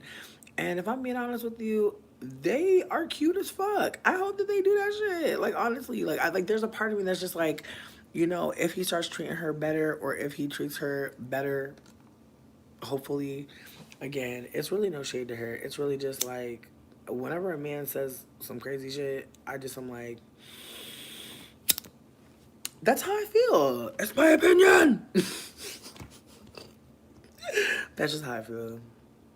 And again, I'm gonna let it go, because she feels like people are being miserable. You know what? Honestly, I'm gonna go in, because I want to say one more thing, bitch. I have one more thing. Jackie. I'm about to make more tea.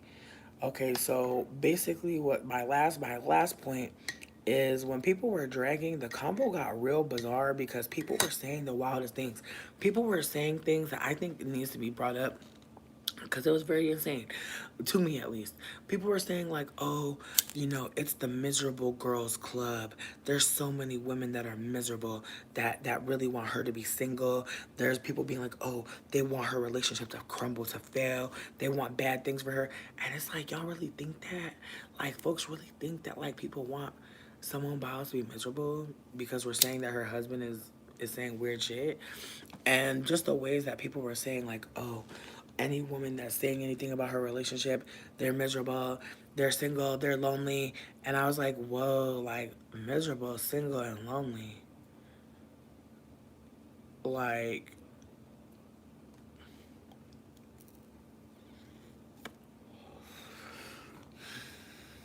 not Halle Bailey. You know what, Glitter Flies? If you want to take that turn, the baby is beautiful. The baby is beautiful. Listen, when there starts to be a baby, when there's a baby, there's not a baby yet. There's not a baby yet. Thank God. No shade. Shade. But when there's a baby, I'm like, there's a baby.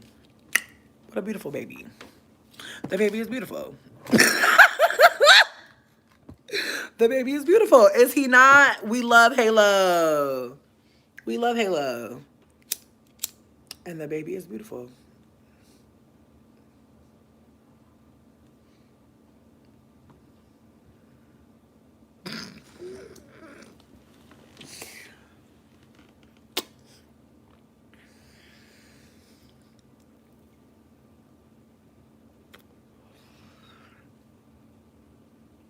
what can you say at that point?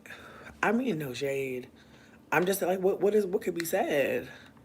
What could be said? They got a baby, y'all. Like, I feel like once there's a baby, some people think you should respect marriages. I just feel like if a man is in a marriage and he says crazy shit in the marriage and there's no baby, I'll be big sis. I'll be the annoying big cousin. I don't care. Am I gonna make a video about it? No. Am I gonna go out my way? No. Am I gonna tag her? No. That's wild to me. I feel like it's wild to tag her.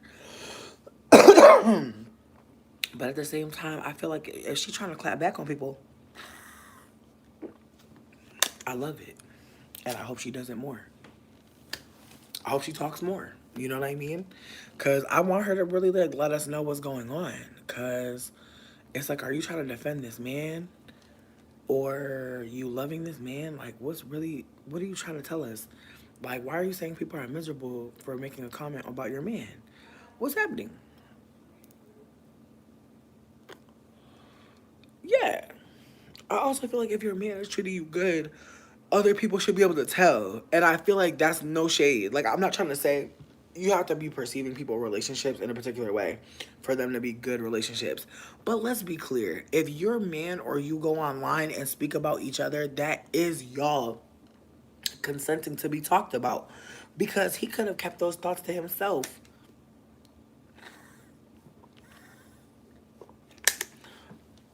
Like, I feel like people want us to, like, perceive them and have one thought. And we just don't live in that world. Like, we just really don't. And as someone who creates content myself, I can do a lot of things. Y'all still know my booty was stuck to this fucking chair. At the end of the day, it was hot in here. Like, I'm just gonna say that. But it's like, that's my reality.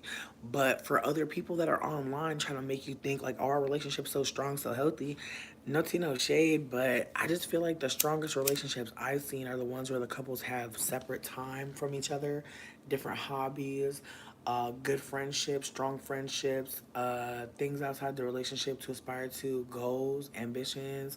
That's what I've seen. I've seen relationships like that are flourishing be ones where they know that they need time away from each other. I feel like the couple channel shit, it scares me.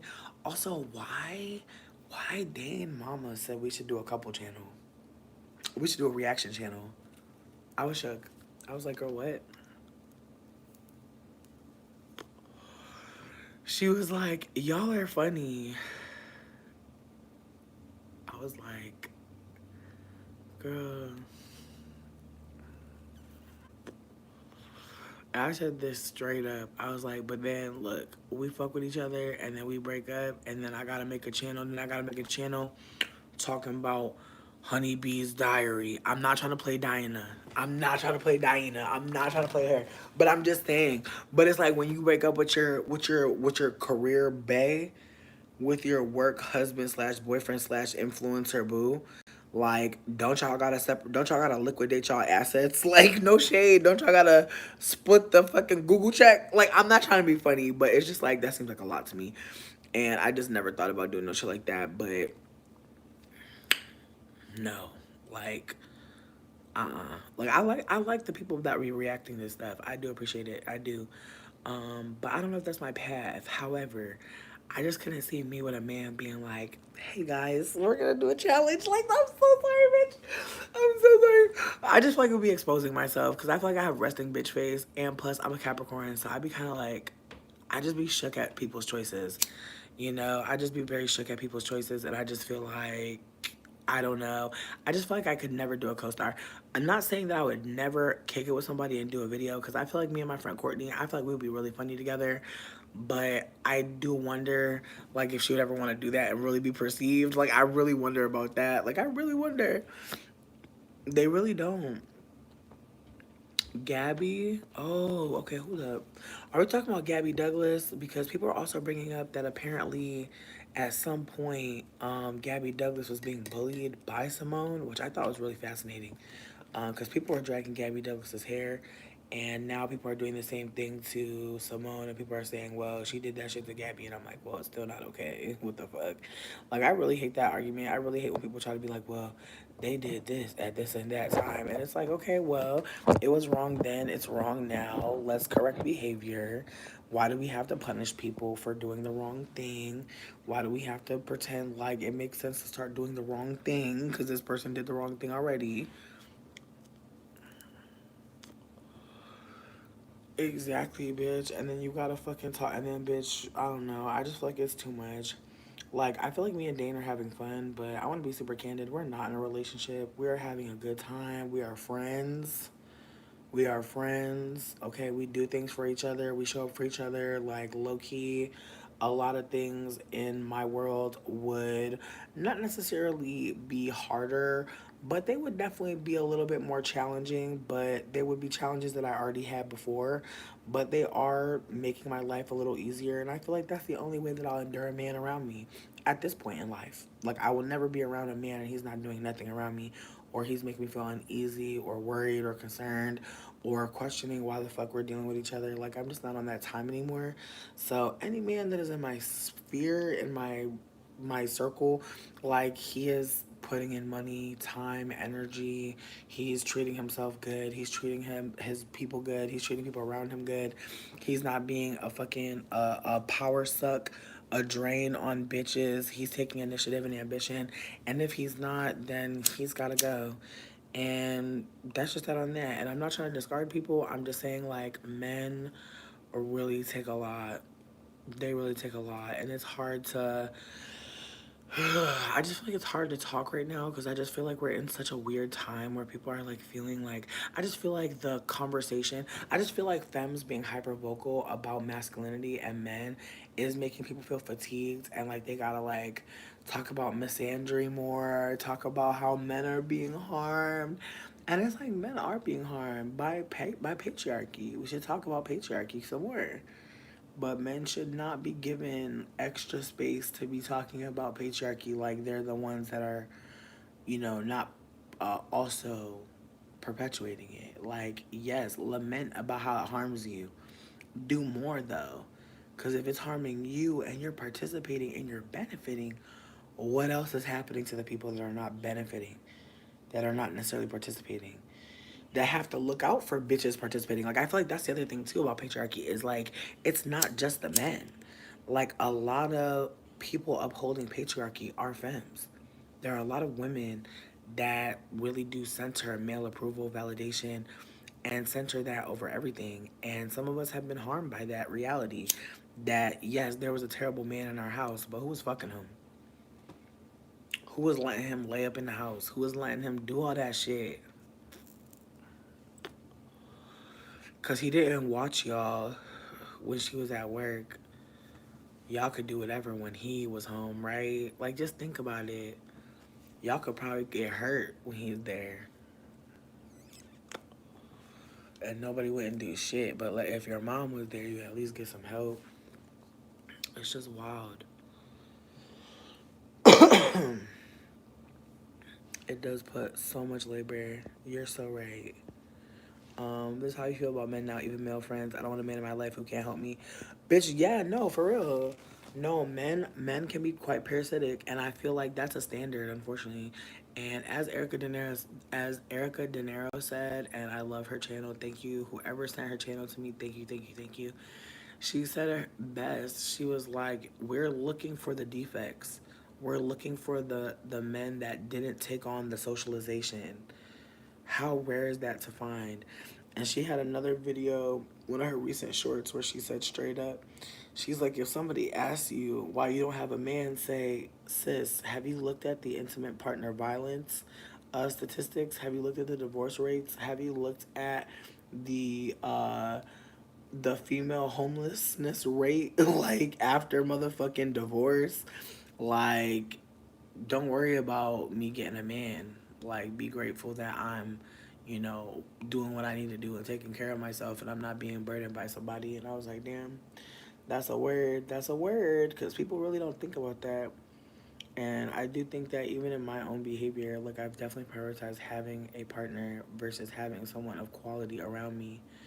And I could say that shit for myself as well. Like, I was not worried about being of quality to my partner either. Like, I think I was thinking of relationships as like what I could bring, like labor wise. Like, I was really honestly, unfortunately, thinking in a very patriarchal sense of myself as well, and the ways that you like internalize like what you can bring to a man's life versus what you're naturally already bringing just by fucking with this motherfucker, like just by allowing this motherfucker around you, just by letting them be in your space, just by letting them be in your on your mind. Like, just a man being on your mind is honestly labor, and we don't talk about that shit enough. Like, fuck a crush. Like, actually be invested with a man. The ways you just naturally, bitch, the ways that you just see some shit and you want to get that for that motherfucker. Like, I'd be really struggling, bitch, because I'm broke as fuck. But the ways I'd be like, oh, they would love that. Oh, like, just the ways that your brain just be like, oh, we should go do this. Oh, we should go here. Oh, just the way your brain, like, naturally is wanting to, like, share and, like, bond and fucking uplift and enrich. Like, those things are innate. It doesn't require a damn dollar. Yeah. Yeah, I hear you, Megan. I hear you. Yeah. Or how you can make whatever for them. Exactly. Exactly. Really, it is a business venture. It is. But that's another thing too, like the generation before the one that's alive now, just not benefiting from marriage, like not getting that benefit of the marriage. And I'm not saying like there's nothing but benefit. I'm never gonna be that girl. I'm just saying like the small benefits. Like, there's a reason why some of these girls get into a marriage and stay. Let's just keep that on that. But the ways that the girls are leaving now.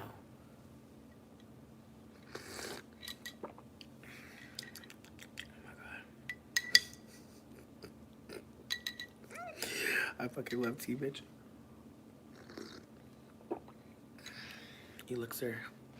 Honestly, bitch, I ate a piece of bacon that was overcooked. And I'm like, honestly, like, I have not been well for days. I know that sounds like really dramatic, but I'm being so serious. Like, I literally need to drink like some baking soda and like a cup of warm water or something. Like, I need to get like an antacid, because like I feel like it's stuck. I feel like the bacon powder of bits. I know I shouldn't have ate that shit. I was being I was bugging. I broke it in half, and I was like, it's kind of like a chicharron. It was nothing like a chicharron. It was nothing like that. Honestly, I've never eaten a piece of corroded bacon before, but it was a first time and a last time. I feel like I will never, ever, ever put myself in a situation with a piece of bacon that dry, but it's the way that I literally feel like I need to go to the hospital, and I don't want to because I don't want to talk about this. I literally think I need to go to the hospital. Like, that's the fucking saddest thing. Like, I ate like a super, super, super corroded piece of bacon, and I really do think like I'm experiencing health issues. Or I literally am like I'm just like, I feel like I'm gonna start my TikTok like on this. I'm joking. I'm honestly joking, but I'm just like, my God, like I don't want to have to go there. Oh, that's lovely. Thank you for saying that. It's Meyer brand, you know, cause we local. And honestly, the store brand is the same shit, baby.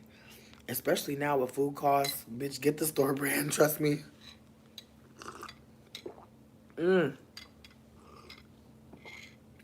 It's Earl Grey.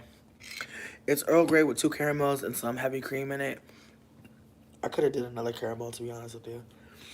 Probably could have did 2 more caramels. I probably should have did some honey, but the last little bit of my honey, I'm saving that shit for something else. I don't know what yet, but it's some good ass honey, so I'm not about to just use it. But thank you so much for being kind and saying kind things. Oh, the bag crinkle, I'm crying. I'm fucking crying. That's so fucking funny. Y'all are hilarious. Just thank you. Just thank you for that. I needed that. But yeah, no. Yeah, I ate a corroded piece of bacon. I definitely think I need to get medical attention for it. I literally don't know what to say. I'm trying to like write a script or something because I don't want to start laughing. Like, I literally want to get help. So I feel like I have to find a way to like say this shit like professionally. Like, I'm gonna be like, I was enjoying breakfast and enjoying a protein of my choice. I'm just like not sure how to bring it up. But again, I genuinely do feel like there's something happening like in my chest, throat area. It feels like I need to burp slash throw up every time. And then I ate something like when I was eating that fucking that apple fritter, it felt like it was scraping against the remnants of the evil bacon that I ate. And so I feel like it's like in the back part of my neck. I know that sounds so crazy. I'm like, how do I tell someone this? Like professionally, like how do I bring this up? I don't know. But again, I regret it so bad. Like I literally feel like I love bacon so much, but this has me like I feel angry now. Like I still have bacon in my house, but again, don't ever eat you. Yeah, listen, dude, I drink a Mandarin Harito. Literally, I've been drinking hot tea just trying to flush it or something. Like, I don't know what it is. Like, it feels like it's trapped between my ear, nose, and throat, bitch. Like, I literally don't know how. Like, this bacon it feels like it's in me, but not where it should be as, like, food because it was so corroded. I think it was able to travel in ways bacon would never have traveled if it had been more than dust. Again, I just wanted to see how bad the bacon was fucking burned because it didn't look that burned. It just looked like very, very, very, very, very brown. Extremely brown. And burned is black, right? No, it's not. Not when it's bacon. Not when it's baked. Just pay attention, you guys. I'm just trying to tell you for your own self. I'm being super genuine right now. Like, I know it sounds crazy, and that's why I'm not going to the doctor yet because I don't know how to say it the way that doesn't sound crazy. I kind of want, oh my God. Like just now when I swallowed, I felt it in my throat. It could be being pushed down. I don't know. I pray to God. I pray to God, bitch. It's fucked up.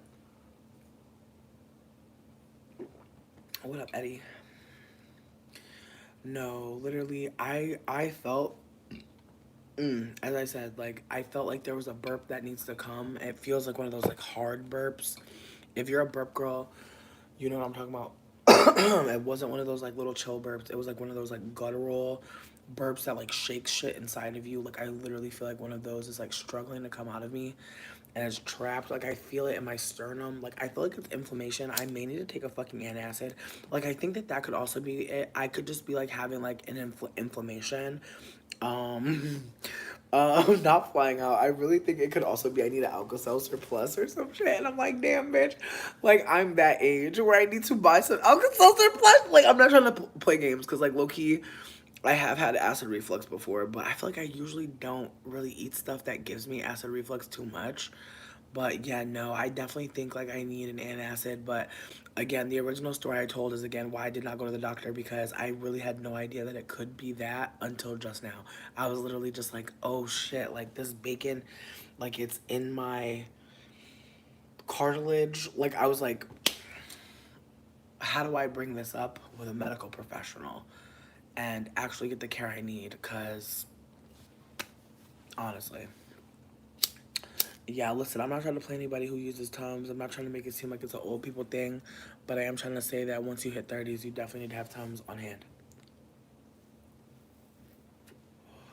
And I actually do have some Alka-Seltzers, like that Indian man that tried to marry me for 20K. I'm going to keep bringing it up because, honestly, it was just such a wild time. I feel like I'll probably never do that again. Also, I can't do that again. Apparently, you can't give a green card to anybody. Low-key, maybe that's why he switched up on me. Because they did recently make it so that you can no longer have give a green card to someone if you're an American citizen.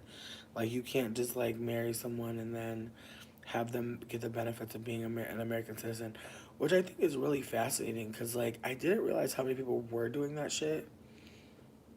Yeah, no, I feel it. I feel it trying to bubble up. It's definitely a bubble. It's definitely a bubble. I thought very incorrectly it was a stabby, corroded piece of bacon trying to come back and haunt me, but now I know it's just indigestion. I appreciate y'all again for being my friends that, you know, have medicine.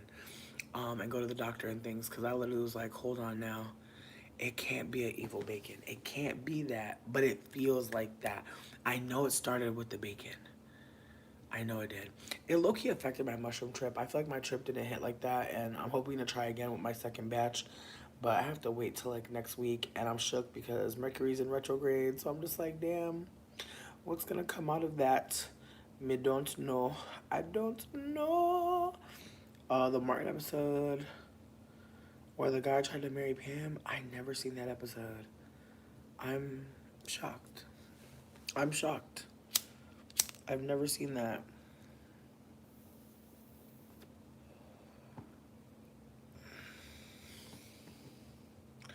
Honestly, my ex put me on. Well, one of my exes put me on the Tums, and I was just like, damn. Like we always had them in the house. We actually had those Tums that kind of taste like Mentos. They like basically were Mentos. Like it was definitely Mentos, and they tasted good as fuck. Low-key. That shit was nice. It was them pink ones, bitch. Them pink like candy ones, and it's like they have like a pink and orange and a yellow. Those were yummy. Um, but I'm crying at you being an ancient.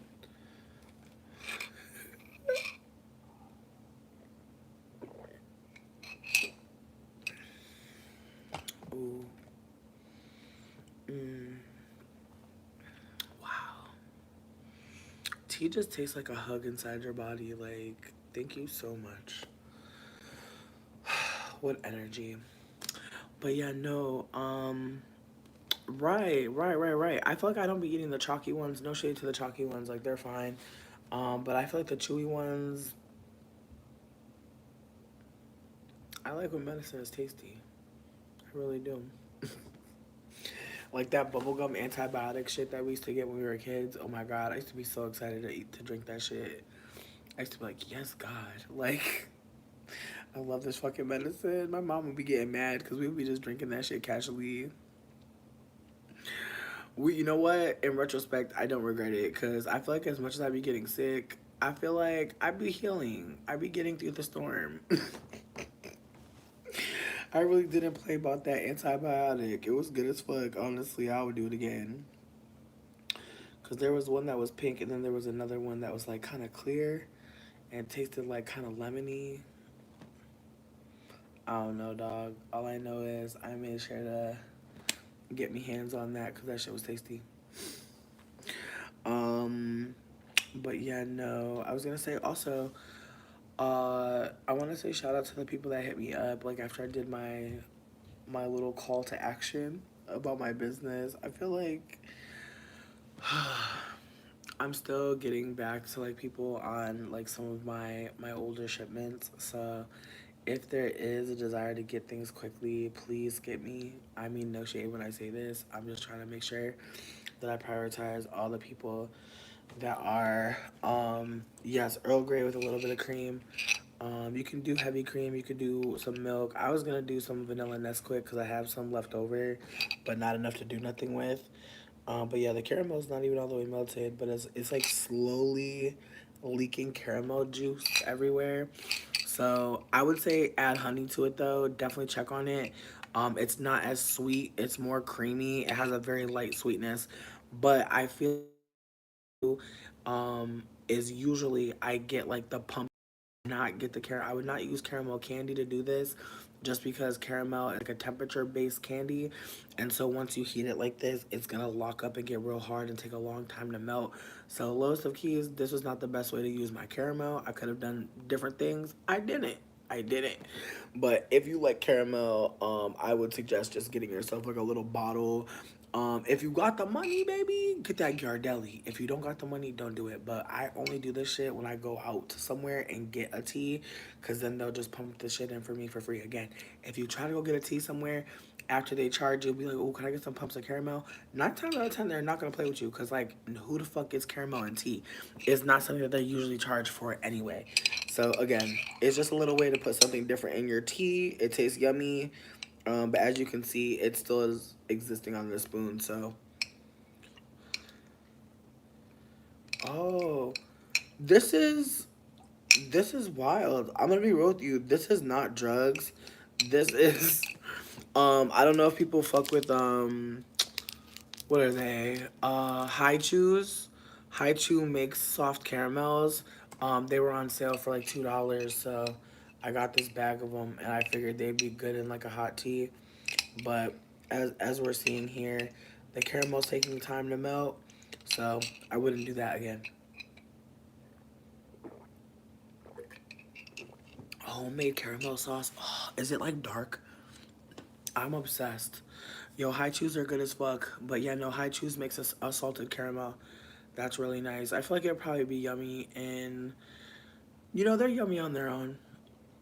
I feel like if you put them in a big good though, I would put them in at the end like a cookie. I'd press them in at the end. I would not put them through the oven, because I feel like that's when you would get like that weird caramel, be like hard and like kind of crumbly. Like I just feel like they tempered it really well for it to be soft. I don't think it can handle heat unless you have like a thermometer and you know how to like do candy. If you don't, just leave it. Just leave it as it is. I feel like even putting it in a tea has been kind of goofy because again, it doesn't melt very well. But the caramel sauce, I'm very intrigued. I think caramel sauce is, it's just proof of God. Oh, I'm so fucking jealous. I'm fucking obsessed with caramel so much. Yes, High Chews makes caramel. Really, I've never had the cherry High Chew. The only one that I see it for is grape. The grape High Chew. Some grapes are nasty as fuck, but that grape is just refreshing. It's an amazing grape. The most beautiful deep amber brown. You said tempering. Yes. You know what, Meryl Streep? You're an asset. We're grateful for you. You're a treasure. But yeah, no, High Chews makes caramel. I just found out recently. They're tasty, but I feel like I feel like there's better caramels. Personally, I feel like I would just go to where there's. I feel like High Chew, they're doing great with the candy. I don't think that they need to do caramels anymore. It's just like it's not that great. Like they're okay. I like caramels, so I'll deal with a lot of caramels. But yo, do you have a recipe? Cause I would love for that to be sent to me. I would love a caramel recipe, cause woo! Again, you know, if you gotta protect it, I hear you.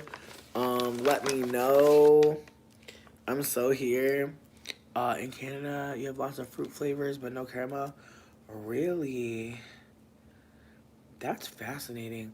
I wonder, like, if at this point caramel is really actually ethical, because, like, when you make caramel, I don't know. I feel like it's never that light. So there's a part of me that feels like the caramel we're getting may not be the caramel that is caramel. You know what I mean? Like, I don't know. I don't know if anybody's catching what I'm trying to say. Like, I just feel like Canada has different guidelines. Like, I just feel like some places want, like, I don't know. I feel like America knows, like, if they keep the poor sick, that's how they keep the medical industry afloat. Like, if they keep poor people in the you know, parts of the areas that are where the check cashing places are, like, that's what I just feel. I feel like if it's, well, not I feel. That is just what's happening. Like, it's a planned thing. So it's kind of just like, And so when the food don't be able to go abroad, like when people can't get access to certain things, I'm just like, damn, like I be wondering like if it's really like not good for us. Like, but I always struggle with that because it's like on one hand, we know a lot of stuff's not good for us, but we still be enjoying, don't we? We still be enjoying, don't we? We still be having a good time, don't we? So I'm not trying to make it deep, but I'm just saying, like we know that not everything is that good, but we still, you know, I don't know. I'm just saying, like, sometimes, like, things could seem like they're not good for us, but we still enjoying them in our own way. But I know in other times it ain't. My favorite candy will probably be right now grape Laffy Taffy, those caramel turtles, always forever caramello bar, or a Ghirardelli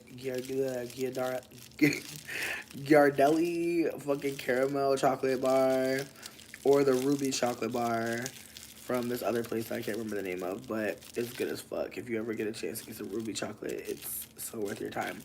But if you don't like white chocolate, don't fuck with it, because I feel like it's literally just white chocolate with like some pink cocoa beans. But it's yummy to me. I think it's tasty, but I personally feel like they should just mix it with more like milk. Like I low-key want to get one and mix it with milk chocolate, because I just feel like mixing it with just the milk, annoying. Or the mixing it with just the white chocolate is annoying. Like if they would have added a little bit of milk chocolate, it wouldn't have been as pink, but that's okay. It still would have been a unique color, but whatever. Yeah, no, I'm sure, and I know we're eating all types of stuff out here. So, like, apparently there's listeria in the produce. I don't know if anybody's been keeping up with that, but there's been listeria found in a lot of like lettuce, tomatoes, onions. So, you know, just pay attention, y'all. Just pay attention to what y'all are getting, where you're getting it from, and also pay attention to the PLU codes. If you Google what they mean, some of them are wild, but if there's a 9, if the PLU code starts with a 9, it's fine. Just keep that in mind. But unfortunately, a lot of the PLU codes that start with a 9 are more expensive because they are organic. I know not all the time, but a lot of times they are more expensive. Uh, yeah, a lot of things are getting recalled, a lot of stuff. Oh, lunch meat. Oh, I hate to hear that. Whew. Hate to hear that one. Really hate to hear that one. Because I love fucking lunch meat. But you know what though? I be going to Whole Foods for the lunch meat, bitch. I be getting like the fucking, you know what I mean, a little quarter pound of some motherfucking. See, I don't even be fucking with Boar's Head. I be getting like a little quarter pound of some shit. Like either the in-house brand or, but bitch, honestly, who knows? Who knows, bitch? At this point, no, that's struggling. And like that's the thing. When I buy lunch meat, I buy like a little quarter of a pound or something because I don't want my shit to go bad. Because I do not eat lunch sandwiches all the time. But every now and then, you just want a quick little sandwich. You know, a little cheap little, you know, a little panini. You know what I mean? Get you some salami. Get you some fucking mozzarella. Little bread, little pesto, shaboom. You know, we got a little pizza sandwich or some shit. Cost you very, very little. You could make several of them. But I don't know, dog. It feels like we on hard mode at this point with the food. But if you have a fresh thyme in your area or a co-op in your area, I would suggest you looking into it. I know not everybody has a co-op or a produce stand around them, but some of y'all really do. And like some of y'all really do have access to use your either food stamps or just access to tax credits. Like there's just access out there. I'm not saying for everybody. I'm just saying like when I go to the co-op, there's a lot of deals that I wouldn't get other places, and it's wild to me how cheap sometimes shit is, especially produce, and it's organic, and it's because of the neighborhood that it's in. Other people are paying into it, and you could as well. Like you can make money from the co-op. I'm not saying that it's the cheapest option. I know some of them have like pay as you go type shit. But with that being said, it's worth it to look into. Just saying. Not ham is powerful. Yeah, I just feel like you can't really leave meat out too long. It's not doing good. Even the meat in the stores, like I don't know. I feel like chicken hasn't been hitting for a while for me. I actually felt like I had to stop fucking with it. Um, Unfortunate, but I don't know. Like it really feels like vegetarianism is calling us, don't it? Every day I be looking at fucking tofu like, you know what, bitch? I'm about to fry you hard as hell. Cause I've had fried tofu be good.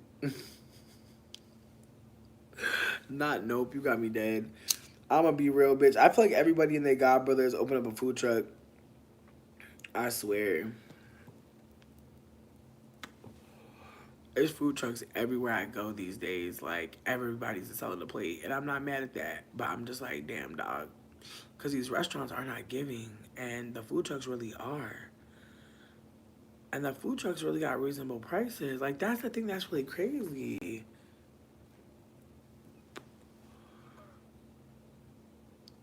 Yeah, no, I've definitely had some good fucking tofu. I'm about to make me some tofu tenders, bitch. Oh, growing lettuce. Oh my god, you know what? The people next to me grow basil.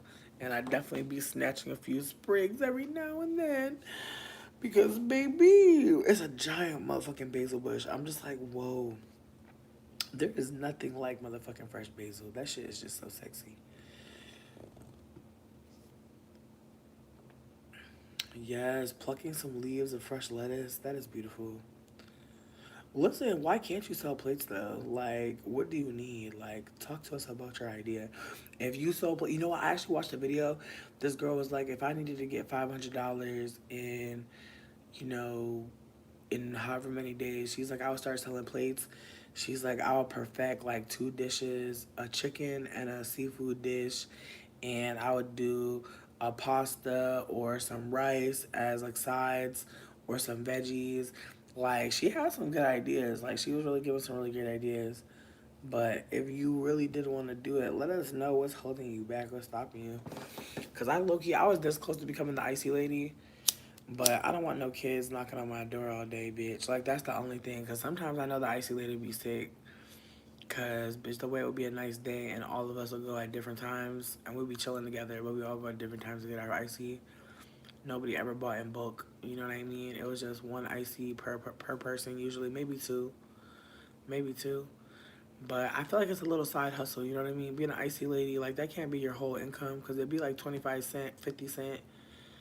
But it's worth it. Like, low-key. But I really don't want no kids knocking on my door, bitch. Like, that's the only thing. Because it's the way that, oh, my God. And I don't want to get robbed, you know what I mean? Because motherfuckers gonna know I have mad quarters, bitch. I'm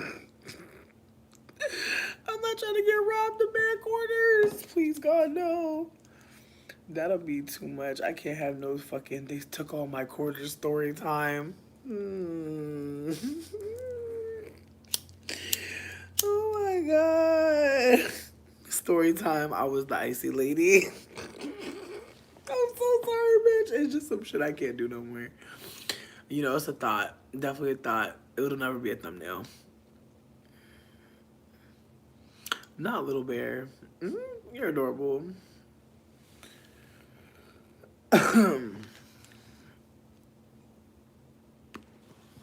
Not Shamar, bitch. I'm gonna be real. If you get your Big Mac together, I will buy some. Like, don't play with me. Because I feel like I don't have nobody around me with a big mama, your arm kind of situation. So it's just like, because of that, I feel like I just don't trust. I haven't had a good mac and cheese in so long. I'm actually traumatized about it. I actually just realized that I have all the shit to make a good ass mac and cheese. Like, literally everything.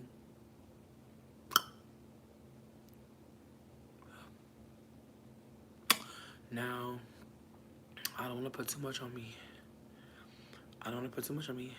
Brooke, how are you doing? It's been a long time. Hope all is well. I'm doing my thing. I'm definitely doing my thing. But yeah, no, as I was saying, yeah, no, mac and cheese, it's hard to find. Everybody mac and cheese watery these days. Ain't nobody making real mac and cheese. Like, nobody's using real cheese, bitch. Everybody using that oil. Ain't nobody shredding shit off the block. They not. Ain't nobody putting no egg in it no more. What's going on? I haven't had egg and mac and cheese in so long. I am actually sad. Like, I'm actually depressed. Thank you, Bookie. I appreciate you. We out here trying to live. You know what I mean? That Alpha-G getting me right, bitch. That Alpha-G, that jojoba, that coconut oil. Got a little hang time. And I just did a trim too, bitch. Honestly, my shit was feeling so healthy. I was like, let me do a little trim so I can maintain. Because I stay with a fairy knot. And I stay just like, I'll just like hold my fairy knot. I'll hold my end and just rip my fairy knot out. But one thing I realized, and I feel like y'all probably realized this already, my hair is like my biggest stem toy. outside of my redacted. So I just feel like, with that being said, I feel like there's gonna be a lot of times where I come up here and be playing with my hair. I'm trying to do it less. I feel like now my stem is smoking some weed because I'm trying to leave my hair alone. Honestly, 3 eggs.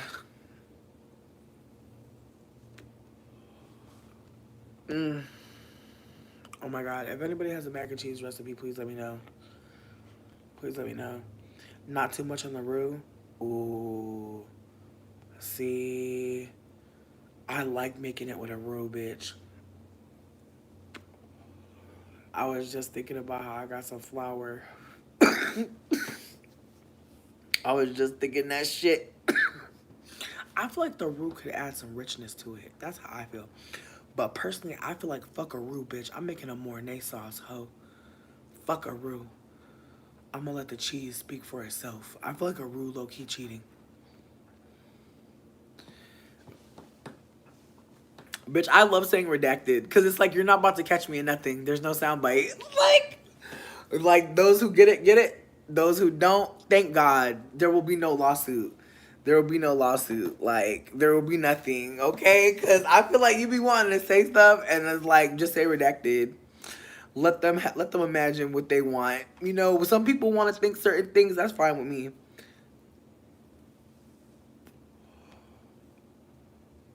Okay. Your stem is people don't season their mac and cheese, but be having a million cheeses in it. Gina, listen, it's the way that you. I just don't understand how you do all that you do to make mac and cheese and you don't season it. That just terrifies me. But I've seen it. I've seen it. But I also feel like it's typically the Kraft Mac people. I feel like the people that be making the watery one, like the stovetop mac and cheese people, they're really good for not seasoning. Or they just really rely heavily on black pepper. And I just don't get it. It's like they expect the cheese to provide all the salt. And I just don't understand what's telling them that. But I try not to critique them because I feel like if I'm around somebody who, not even Kraft Mac, like low key, I used to be a shells and cheddar bitch. I used to be a Velveeta bitch. I'm gonna be so fucking for real, bitch. That Velveeta shells and cheddar, I feel like that shit still slaps to this day. I don't care what nobody says. In a pinch, bitch, I probably will never go for a Kraft mac and cheese, but I will always go for a Velveeta shells and cheddar. I will always go for that because I feel like the cheese in that one isn't powdered. It's a cheese sauce, and I'm gonna always go for cheese sauce because I feel like you could actually doctor that. Exactly. Thank you, Brooke. Thank you. Exactly. There's a melt factor, and you could also doctor it up. You could add cheese to it, and it kind of blends better. If you try to add cheese to Kraft, beg pardon, like I mean this so disrespectfully, but fuck you. Like, what are you doing? You can't add real cheese to dust. How dare you? Like, you're just insulting. You're insulting people's integrity, their palate, and I feel like just because you're maybe serving it to kids, it doesn't mean they're dogs. My God, like. I feel like if a child could cuss, they probably would, but most of them don't know the words. But I know kids be knowing that that shit is not right. It's abuse. It's abuse. I've never seen anybody eat a Kraft mac and cheese and just feel fulfilled after. I've never seen anyone look blessed or highly favored. I've never seen them be looking close to the cross after experiencing that. And so I just want to keep it from me. I want to keep it from you. There's just something ugly based about it. But yeah, I'm gonna keep talking shit about Kraft mac and cheese because they've never paid me a check and I don't care. Honestly, yeah, it's gonna stay up because I'm bugging out and there was a lot that happened in this one and I'm just gonna let it go. The dust is gonna try out and also as so other okay. Yes, the dust is gonna dry out. Indeed, indeed. You're Canadian, so you grew up on Katie. Okay. Dylan Cayenne. Oh, Megan, you are so like wow. Whoa, Dill and Cayenne. You know what? Cause I got some dill Havarti that was good as fuck, and I feel like I'm trying to get more into dill because it just reminds me of pickles. But I feel like dill got its place. It's definitely got its place. It's got a brightness to it. That's what I said. That's what I said. Yeah, no, listen, I'm grateful because one thing about it is I've been stuck in my ways making sandwiches and snacks. So that's why I'm asking for people's recipes because I'm like, you know what? Y'all might be doing something that I don't know about. A tuna mac. You know what? I feel like a tuna salad sandwich, or excuse me, a cold tuna noodle salad. That sounds yummy. I'm definitely with it. I actually had some potato salad the other day that was, bitch, they had carrots in it. Oh my god.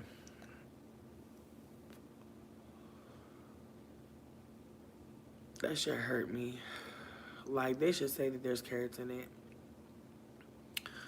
Like, I knew it wasn't black owned, but I just did not think they was gonna put carrots in it, bitch. I ain't never seen that. I've never seen that.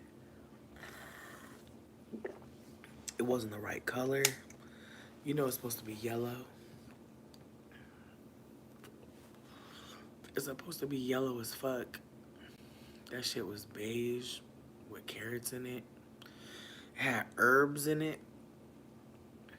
It had like big ass pieces of thyme in it. I was like, girl, what the fuck is this?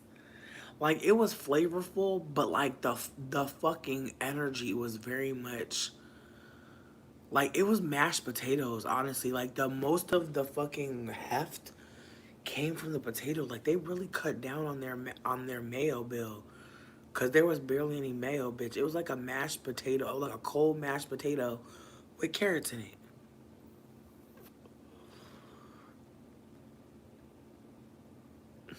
I like carrots too, but I don't feel like a carrot should be in a potato salad, and that's something I'm gonna just be okay with saying because I've never seen it in any place I've lived. And again, I've lived amongst Caucasians, I've lived amongst all types of people.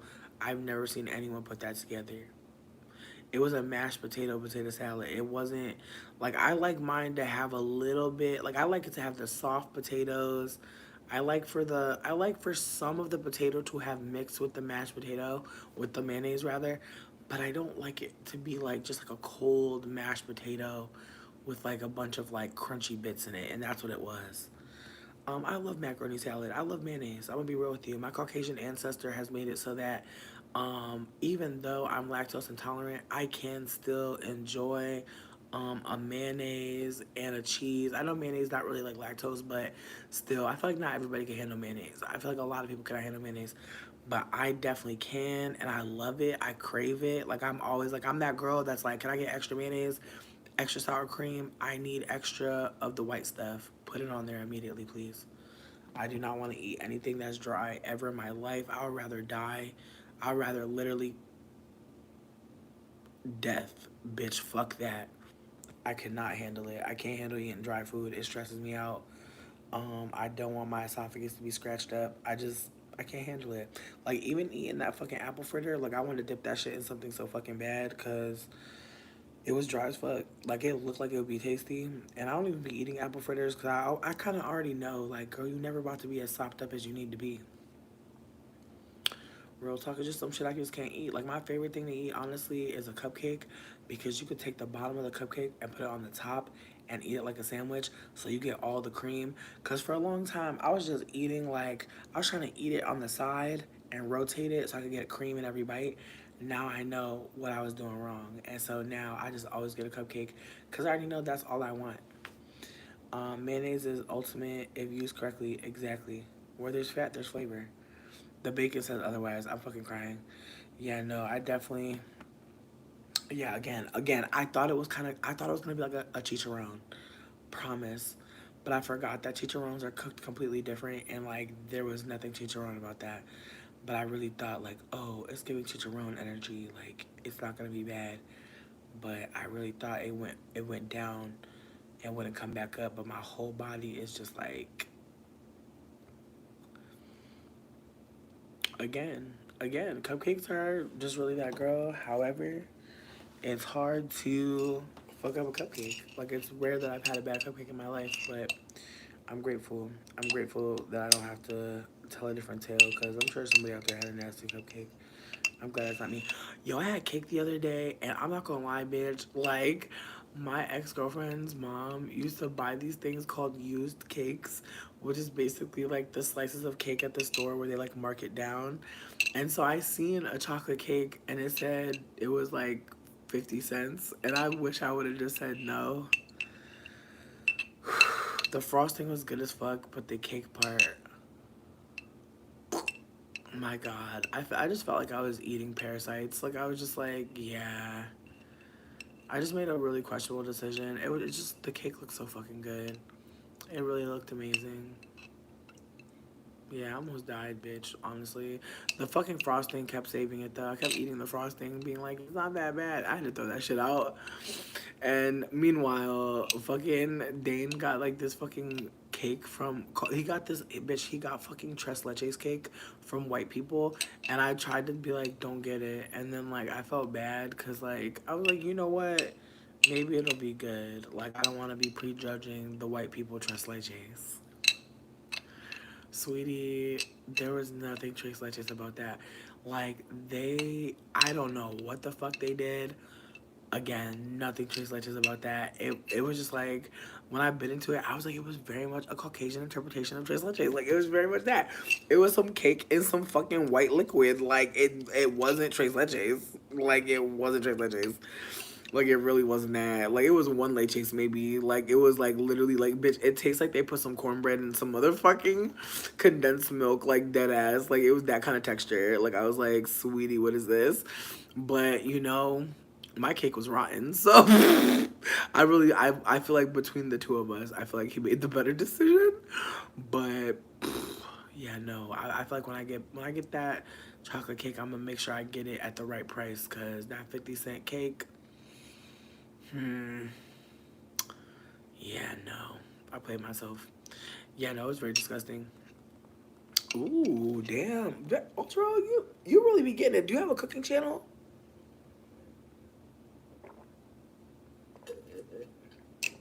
Like, I just remember there was no cinnamon in it. There was no cinnamon. There was nothing in it. I feel like there's nutmeg and tres leches. Like, it just made me really sad that, like, white people, like, try to do stuff when, like, their ancestors gave them a lot. Well, you know, maybe think about it, because it sounds like you're making some delicious stuff. And personally, I feel like editing in, like, the Instagram app, like, you can, like, record, like, short clips and save them, and then use the short clips you uploaded from the Instagram format, or even Snapchat. You can use them to upload them to, like, YouTube Studio Editor, which is the app you can have on your phone. You can just edit them and make a video. Just saying, I'm not trying to put you in nothing. But, you know, the caramel alone, like, there's people out there, me, who want to know about how to make that caramel. And if you ever thought about sharing it, you don't have to be on cam. You could just show your products if you wanted to. But just wanted to encourage, and everybody not want to be online like that. But just wanted to say, for those of y'all who are wanting to create, you really never know. Like, I literally just started talking on the internet. I had no goals for this. I'm gonna be real with you. But if you do have a goal, I would urge you to get up on here. If you don't have a goal, have fun. Have a good time.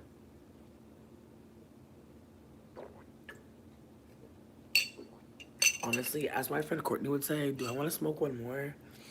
I'm trying to figure out, do I want to smoke one more? I love her. She's amazing. But yeah, no. I'm trying to think. I feel like there were other things that I wanted to talk about with y'all, but I feel like I got a little bit sidetracked. But one thing I wanted to bring up again was how when we were talking about who Kamala is calling. Kamala called Kirk Franklin. Kamala called Cardi B. Kamala called Amanda Seales. And I just genuinely wonder if anybody else knows of anyone else that was called by Kamala. Just because I'm at a point where I feel like Kamala is very much trying to galvanize the black vote, and I'm not sure why. I mean no shade when I say this. I feel like people are, from what I'm seeing, wanting to vote for her. Many people, not everybody, but I'm seeing a lot of people wanting to vote for her. But I see her pandering heavily towards, oh, You're so welcome. You're so welcome.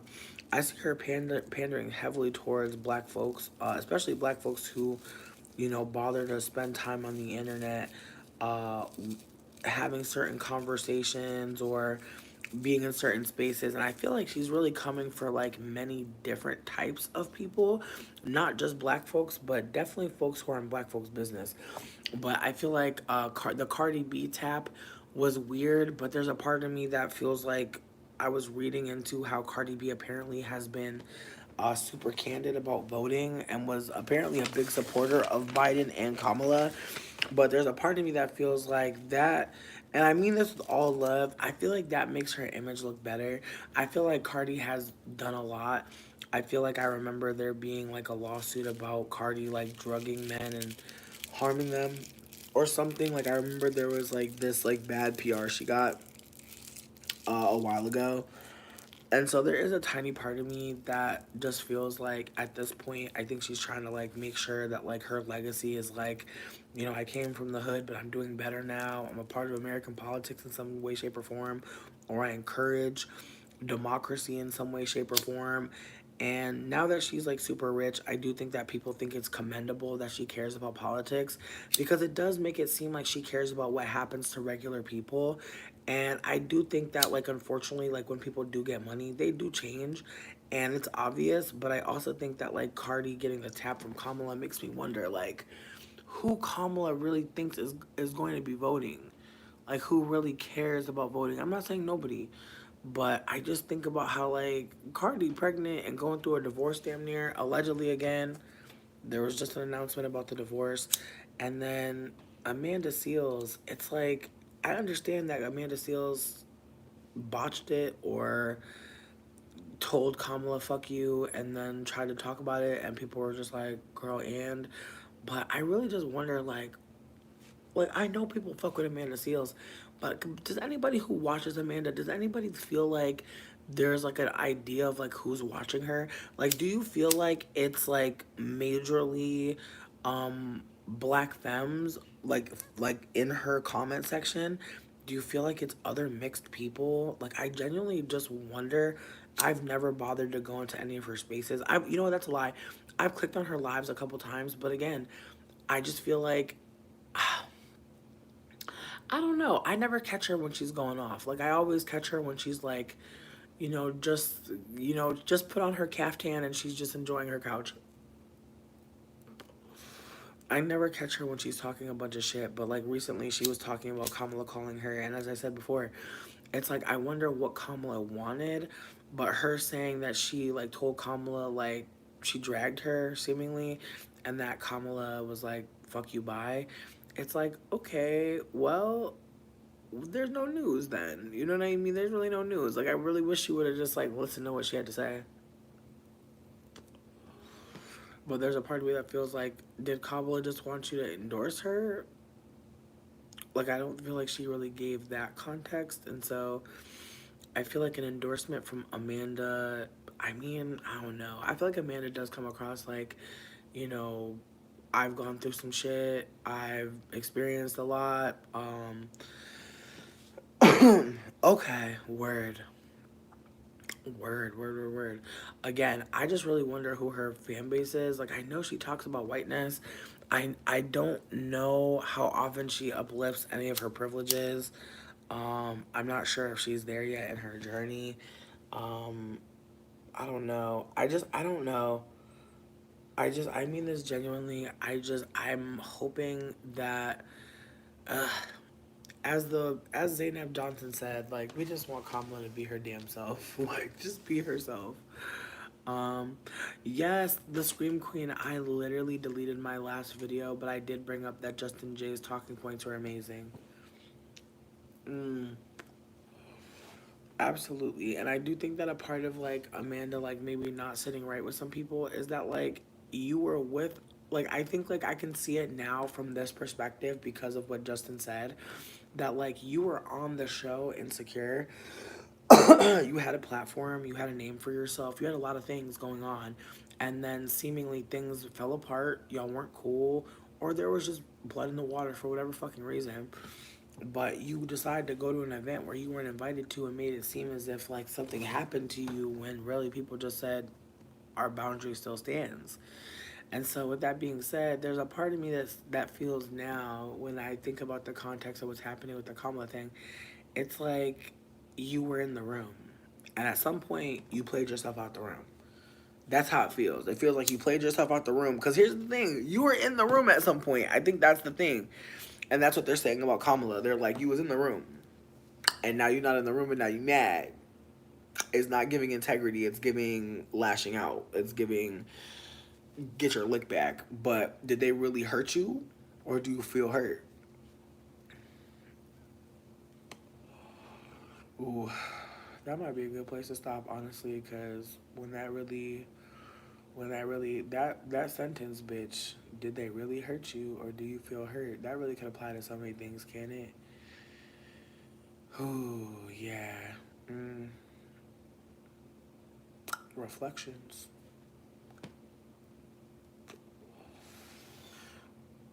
Yeah, I think Amanda may be a little bit entitled, maybe a lot of bit. I don't know her like that, so I'm not trying to speak too much. But I do think that like her talking about Kamala is very fascinating because again, we're talking about the president. Like I don't know if people are like realizing that. Like I'm not trying to downplay it or make it seem like people don't really care.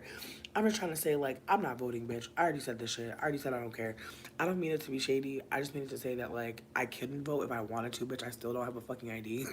I'm trying to get that figured out this month, but literally I still don't have a fucking ID. So I'm not gonna play with you and make it seem like yeah I'm gonna go vote. I'm not. But what I'm trying to offer is that the idea that like the president of the United or the maybe the president, baby, because. But the idea that a president would talk to Amanda is very fascinating. It makes me think like she must hold some weight somewhere in a way that like maybe other people don't see. However, I do think that she always gets covered by media whenever she talks about stuff and gets really angry. But there's a part of me that wonders like how that plays out for her IRL because it's like if you're always like being like if you're always like dragging like it just I'm not saying she's never not dragging. I'm not trying to put that on her, but she really only gets like the views when she's like going off. And so there's a part of me that feels like how do you maneuver with that? You know, because I definitely used to be like trying to clap back and pop off on people. And yeah, I feel like having a slick ass mouth, it can be fun to say the things. It's not fun to have to sit with like how you've alienated yourself around people that you really didn't want to be alienated from. And I think that that's maybe what we're seeing with Amanda is that like she really didn't want to be that girl. Like she probably didn't want to be an activist like this. Probably wanted to be able to say things and be a revolutionary in her own respects without the backlash. And I think that the thing that sucks is like some of the backlash is simply because of her tone. And again, it takes time to realize things. So I don't want to sit here and make it seem like I'm not also sitting here with my own reality. That's the tone. I mean, I think it's like, is she being made an example of? I genuinely do think that she wants to be platformed in a particular way, but I think like if I'm being candid, I think gone are the days of like the celebrity activist. It's just oxymoronic. There's no way to be like palatable and say free Palestine. There ain't no way. I think maybe that's her true issue is that like she used to be famous. And I think she's like, why can't I still be famous and do what I'm doing? Bitch, I seen somebody else take pictures with Chris Brown and I want to throw up. I can't remember who it was, but somebody recently took pictures with Chris Brown and I was like,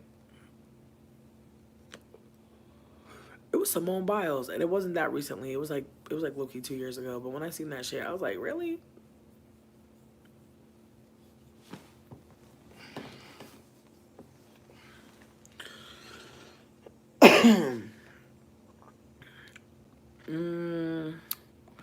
I mean, here's the thing.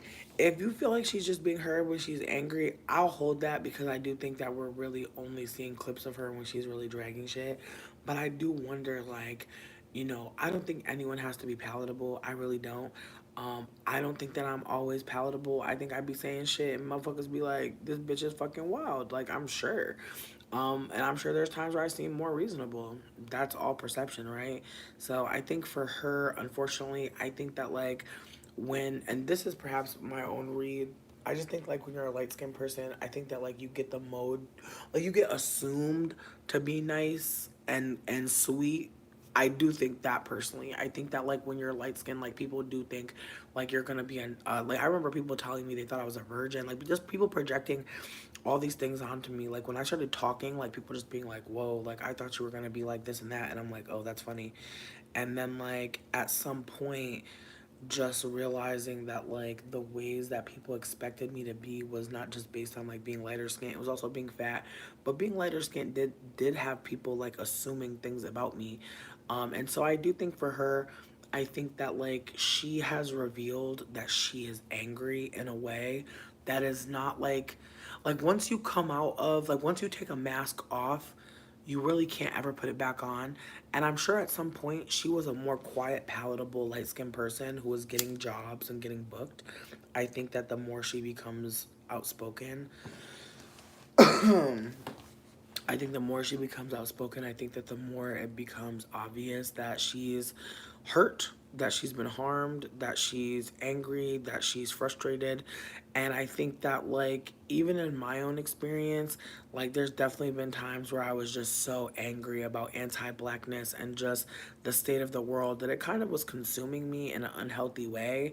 And again, I don't think there's any healthy way to be existing in the world, truly, with the way anti blackness is operating. I don't think anybody's unreasonable for being extremely angry or extremely hurt or feeling wild and fucked up. What up, Eric? Uh, Pause. We're talking about Amanda Seals. Like I feel like at some point we just started like kind of going in a little bit deeper about her, but it wasn't like I really wasn't trying to drag her in particular. I'm just trying to offer that like it's weird to me that someone would who is maybe gonna be president is calling her. I find that strange, but I also think that we were talking about the pandering last time I was here and how like Kamala's not just calling Amanda, she's also calling Kirk Franklin. Like she wants older black people. Absolutely. What up, Eric? But I think like she wants older black people. She wants black women who are outspoken about anti-blackness. She wants the vote of calling Cardi B. I mean, no shade. Like, is there any Cardi B fans here? Eric, I'm so glad you joined us because I did ask who else she called. She called Taraji P.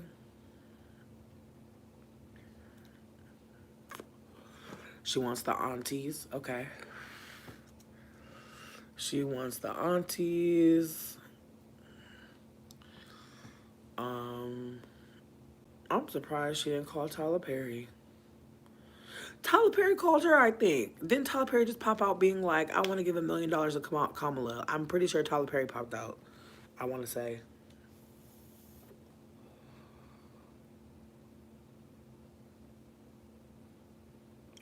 Taraji.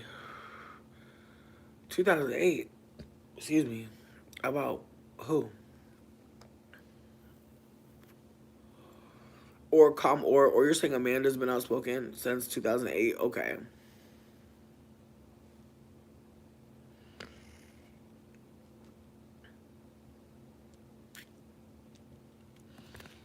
BET Awards. Okay.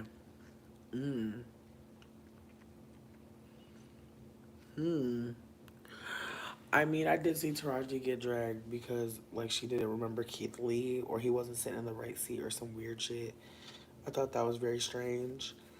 Just because I feel like Taraji ain't never been in nothing, it seems. So I was like, why is she in it? What's going on? But I don't watch Keith Lee like that. To be honest with you, I mean, no shade, but Keith Lee videos, they're for a certain type of person. Like, I feel like you gotta really be hungry and looking for some food in a certain city. Like, I mean, no shade.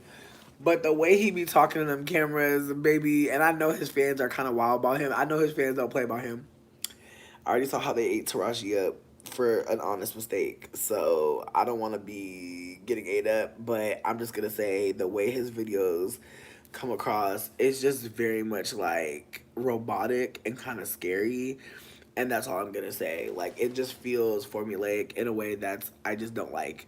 And I never watched them. I've seen a few of them and I just thought they were weird as fuck. And like, and then like the way that like he be blessing these people, it's just kind of like, sweetie, I mean no shade when I say this, but everybody taste level is different. Like, I just can't trust a man to tell me about some street food. Like, I'm so sorry, but I just feel like I can't trust it. Like, a lot of these men are eating all types of possum and all types of boiled motherfucking snake eggs. Like, I never know. Like, men will buy anything.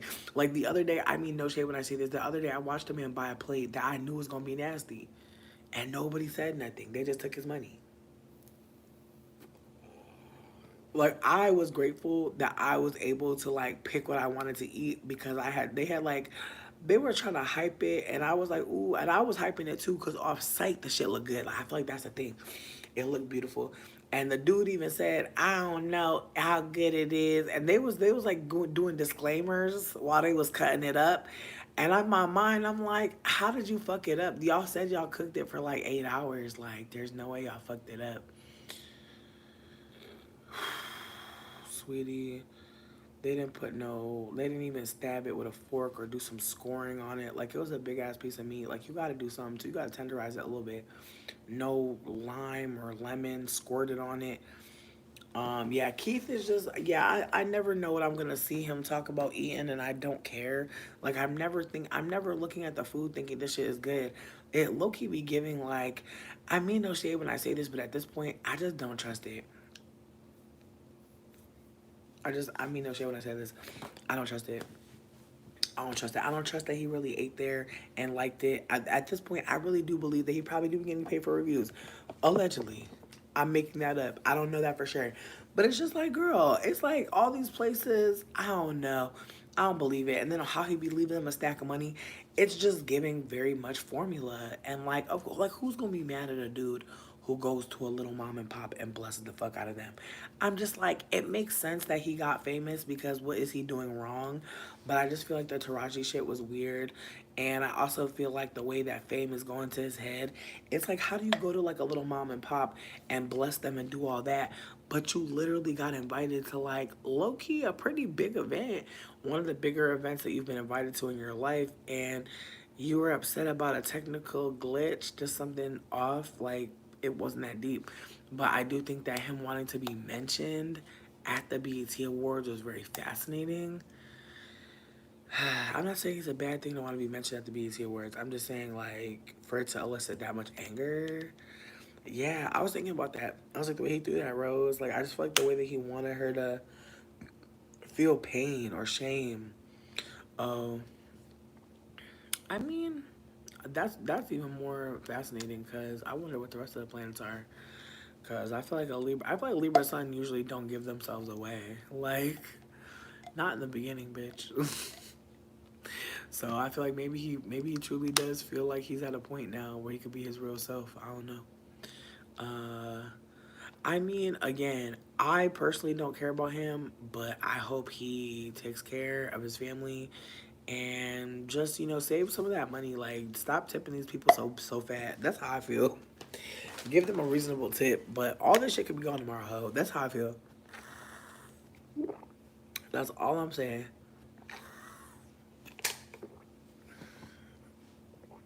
Just focus on getting your bag up.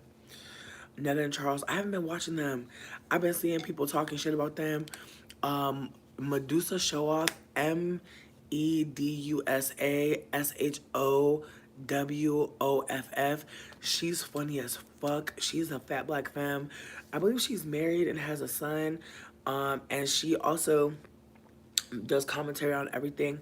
But bitch, she posted a video recently that had me screaming. I literally could not breathe. She said that she had watched a video of this girl roasting Miss Netta, and they said that her face looked like when you peel an orange.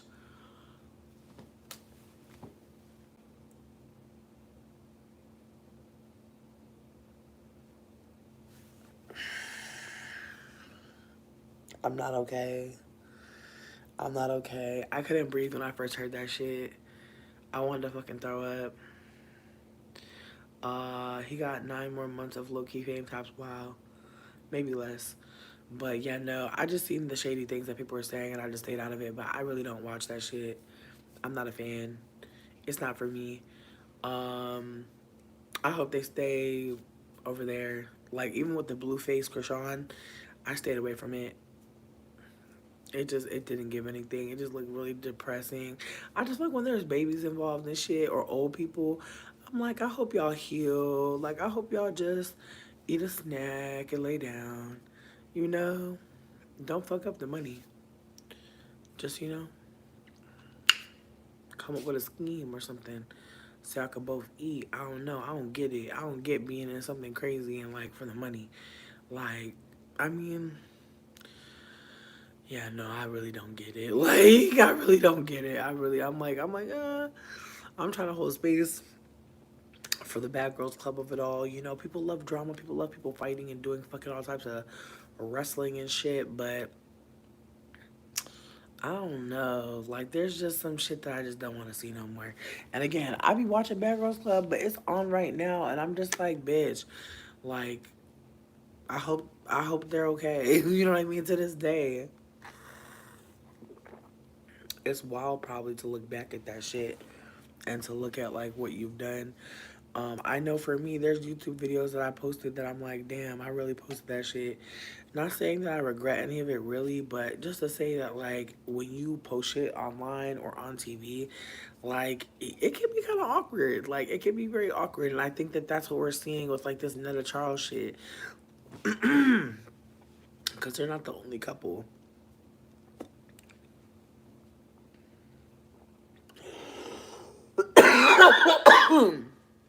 I do think Justin J has a video about Miss Netta that was really interesting. And again, I don't watch the Charles and Netta stuff, but I like Justin J's videos. So sometimes I watch videos on shit I don't know about just to get a background. And he was making a point about how, Netta is, famous because she's quote unquote unattractive, or like people have helped her get to certain points of fame because of her lack of beauty.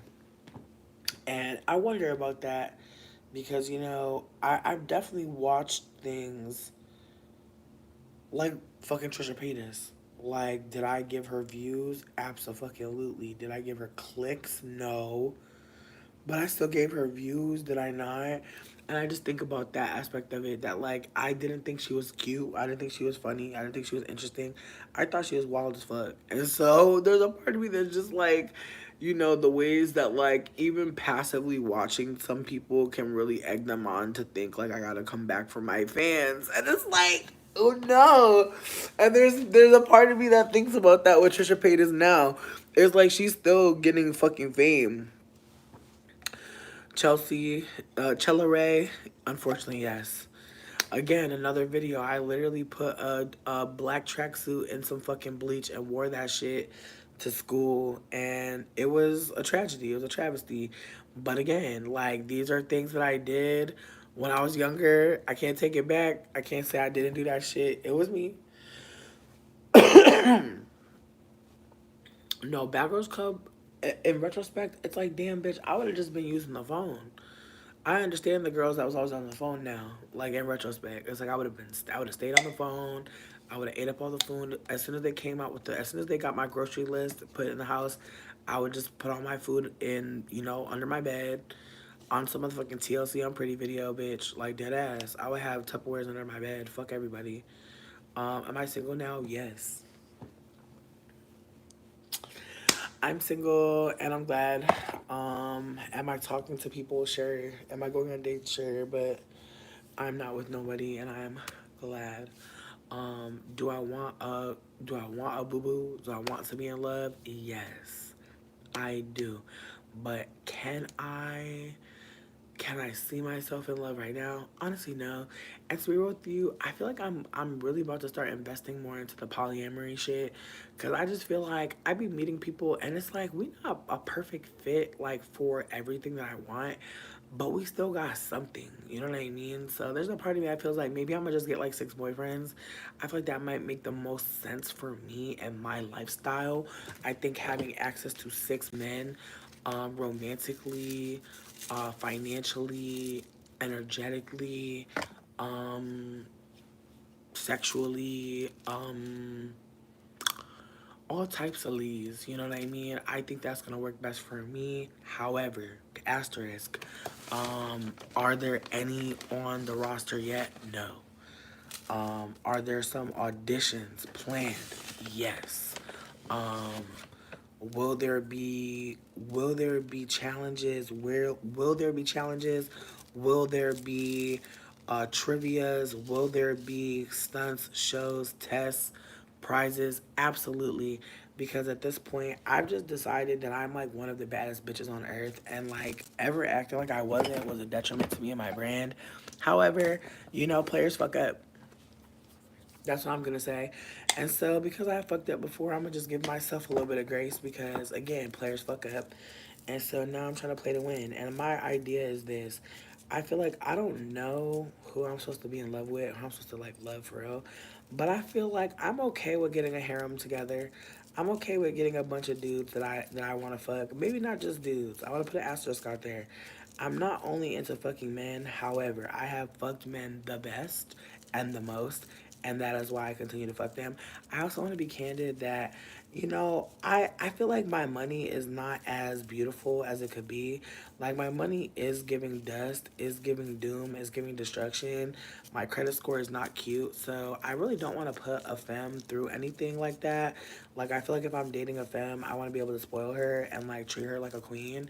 And so I could see me having, like, one femme partner and both of us, like, ruling these men and like getting everything for us. Like I could see that in my heart of hearts, but you really never know how things could shake out. So I really feel like my interest at this point is just trying to start a little kingdom for myself.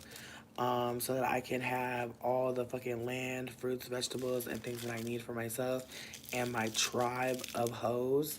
And I'm only calling them hoes because I don't know their name. Okay, that's why I'm not. I mean no disrespect. I'm a hoe, so I'm a slut. Um, I mean, here's my thing. Here's my thing. I would never want a femme person to experience any trauma, any dust. I just feel like that's where I'm really at. Like on some gay shit, like on some like for real gay shit. Like I am attracted to femmes. However, asterisk, I do know whenever I'm in a relationship with femmes, I do take on a more masculine role, and I really never feel comfortable being broke with a femme because it's like, girl, why would you need to go through trauma and dust and doom and destruction? That's how I feel. But I know a lot of men who will get with a femme and be like, I don't care what I'm gonna put you through. And so I just feel like because I know men are out here moving like that, I will never move like that. But because I will never move like that, I'm just like, I would never want to, you know what I mean? Bitch, of course, what the fuck? But I feel like that's the thing. I've dated 2 femmes in my life. And the first time I dated a femme, she had a boyfriend and it was kind of like a poly thing. But the boyfriend was like a lurker. Like I feel like the boyfriend knew that he wasn't a part of it, but because he lived there too, he always was trying to be a part of it. And I just feel like me and her could never like really connect like that. Like I feel like we connected a lot online, but when we actually like got to know each other and met up, like I flew to fucking California to be with her, and like I just feel like her man. I'm not gonna say he was a bad man. I'm gonna just say that they already had a vibe going, and I feel like when I moved up in there, it just became kind of like trying to like fit me into her life, and she already had a life with him. So she already got a life with this man. They got like his mama know, but like I just feel like the whole family was like trying to deal with me, and I was just feeling awkward because I was just like, bitch, I do not even like the husband. Not the husband, the boyfriend. But it was moving like husband and wife vibes. So I was kind of just like, ooh, girl. And I was trying to tell her, like, I don't really feel like there's a lot of space for me here. Like, I feel like you and him already have something. Like I feel like I'm just kind of a little side dish or whatever. And so I tried to find me a little side bookie, and then it was bad. Now keep in mind, she got a man, and I'm trying to find me a side bookie because I'm like, you be with your man, more than with me. So I'm gonna find me a little side bookie. She ain't like that shit. I don't know how it all ended, to be honest with you. I really don't know how. I think I just moved away. I think I just was like, I'm gonna leave. Because it was their house. So, there was really no options for me, it seemed like. Here's the thing. I'm not saying a woman can't provide for me, but what I'm trying to say is if I was with a woman and like we were talking about money, we got to that point, I feel like I would be more comfortable if like we had a conversation about that. I feel like, and that's the other thing too. I feel like if I were to deal with a femme, I feel like we would naturally talk about finances immediately. And I feel like with a masculine ascendant person, there's no conversation. Like, you just kind of find out one day that they're broke. Like, I feel like they perform that they have money, and then all of a sudden, like, oh, I don't have it. And it's like, oh, okay. And again, like, I feel like a femme will tell you, like, girl, like, my check not coming till, you know what I mean? I feel like a femme is going to let you know, like, bitch, I don't got it this week, or I'm gonna have to save up, or I'm gonna use my credit card. Like, I feel like femmes are very vocal about what they're gonna do financially. And so with that being said, I would never be with a femme person if my money's not right, and my money's not right now. So I would never want to include a femme in my life in that level, on that way, because I am not right. A man, girl, yeah, absolutely. And people can think whatever they want about that, but I just feel like a man will fuck with you and he has nothing, not even a place to live. So I just feel like I don't think that I'm being that grimy, personally. Because I feel like a man will come into your house, come into your life with negative things and gain them. But yeah, no, I don't want to say that like I have to provide for my femme partner 100% of the time, but I'm saying I need to at least be stable. I am not stable, and I mean that no, I mean no shade with that being said. But I've dated a woman when I wasn't stable, and I've dated a woman when I was more stable. And I feel like when I was more stable, she was more invested in a man, and then when I was unstable, I was dating this woman, and like she kind of sucked me into her life. I feel like that's another thing too. I feel like when you date a femme, you actually get a new world. Dating a man, it's rare you get a new world. I mean, no shade. And I feel like that's my other fear is like when I dated a femme the last time, like her mama was giving me cocaine. No shade. I'm just gonna speak on it, bitch. The mama done gave me cocaine. The sister was trying to do a singing competition with me. The cousin was giving me a ride home when I couldn't find my shoes, so I'm in his car barefoot. Like, I just feel like when you're with a femme, you get a second world. When you're with a man, you get a lot of burdens. If you get to meet people, you kind of feel like you're auditioning. Like, when you're with a femme, she done already told them about you. You're already in there. With a man, it's like a ghosty. It's like an audition, bitch. It's like a motherfucking a cold call, high key. And you don't know if you passed that shit till you get the call back, and you still might not have passed it. That bitch can hate you. For real. Like, shit's crazy, actually. Not saying that femme people's family won't hate your ass, but they'll at least give you the motherfucking, the kindness of not saying no shit to you for real. About, like, they'll just tell them, you know. But I feel like a man's family, oh, they'll speak for him. It's very weird from what I've noticed. Why is providing masculine? I don't think providing is masculine. I don't think that. What I'm saying is having stability before I'm dealing with a femme makes sense to me. When you're talking about booger sugar, I don't take cocaine. I'm saying when I dated my ex in New Orleans, her mama gave me some cocaine, but she hated my ass. So that's what I'm saying. Like, I feel like there were things that happened in my relationship with that femme person that was exciting. Not saying cocaine is exciting, just saying that there were like lots of things happening in that relationship that I was excited about. But I think essentially, unfortunately, like we were both baby gay, and she had been dating a man up until me. And I'll never forget, like, we pulled over in the car one day because I saw a bunch of beautiful flowers and I put some in her hair and she started crying. And she was like, my mom would rather me be with a man than be with you. And I was like, that is such a crazy thing to say right now, bitch. Like, and it's like, bitch, honestly, I just sat there and I just, like, stared at her. And I was just like, because imagine, like, you're doing this thing where you're like, oh, hold on, let's not leave this area just yet. I see something. And I'm, like, putting the flowers in her hair. And she's just, like, totally popped the moment. And I literally just kind of sat there and was like, whoa. And I knew who she was talking about. She was talking about this man named Lloyd. And she brought it up before, too. Like, her mom, deadass, brought up the fact that, like, oh, she's like, you and Lloyd should all get into a relationship. And I was like, why would I get into a relationship with this man that she used to fuck as a fuck buddy? And the gag is, the man that she used to fuck as a fuck buddy didn't want to be with her. Like, he literally just wanted to fuck her. That's it. He was not attracted to her. He was not into her. He was playing her face. Like, she was way hotter than him. He was a very basic man, but he was a Sagittarius. So he had energy like he was doing something. He just had some money. But she was really on some, y'all are broke together, but if you get Lloyd involved with it, y'all can have money. Her mom suggested we get a man that she had fucked before we met to be in our relationship because we were so broke.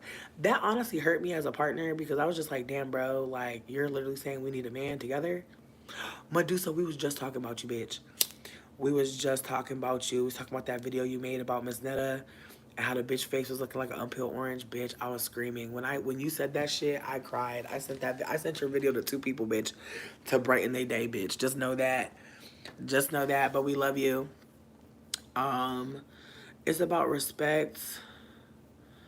Yeah, here's my thing. I mean no shade when I say this, but if I'm gonna deal with a femme person, I'm never gonna be like on the same type of time that I am with men. I'm on a different type of time with men, and I'm okay with saying that.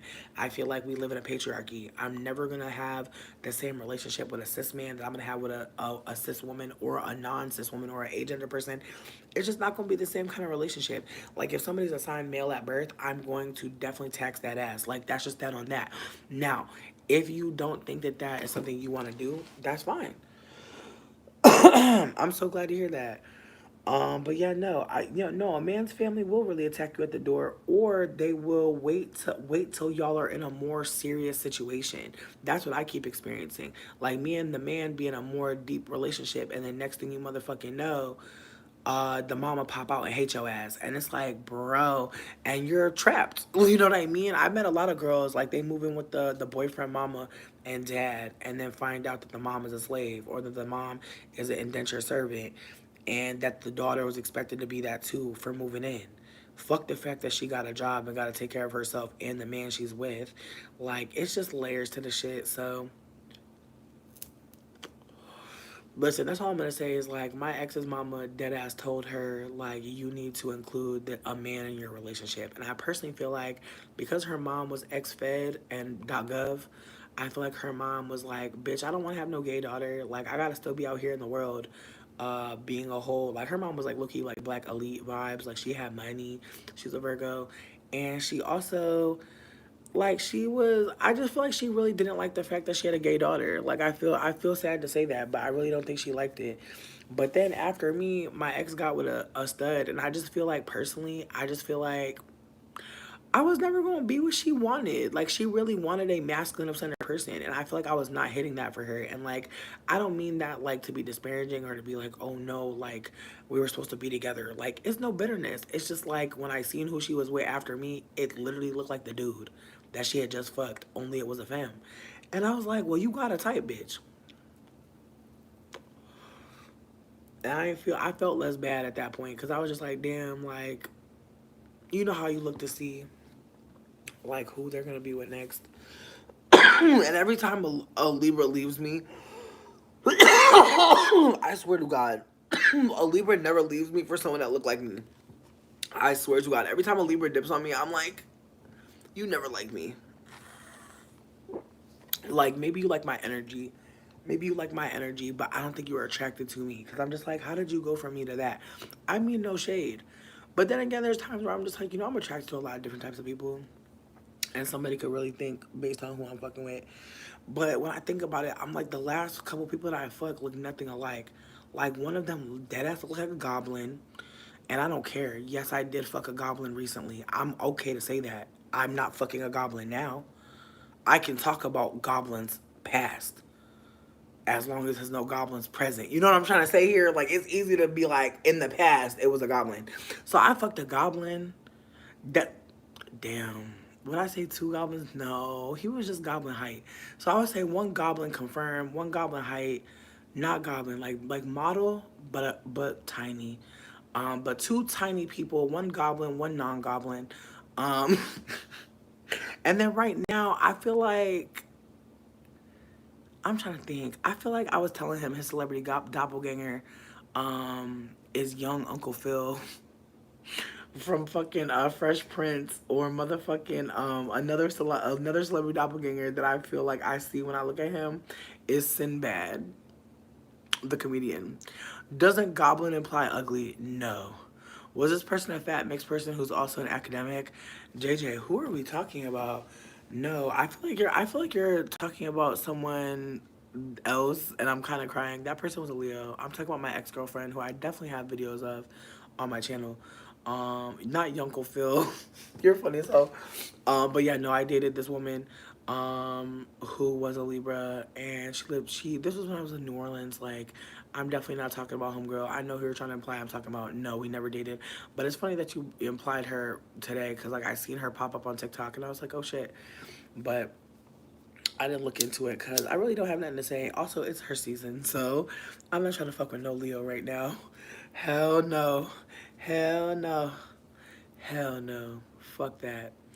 But yeah, no, Virgo women, I like Virgos.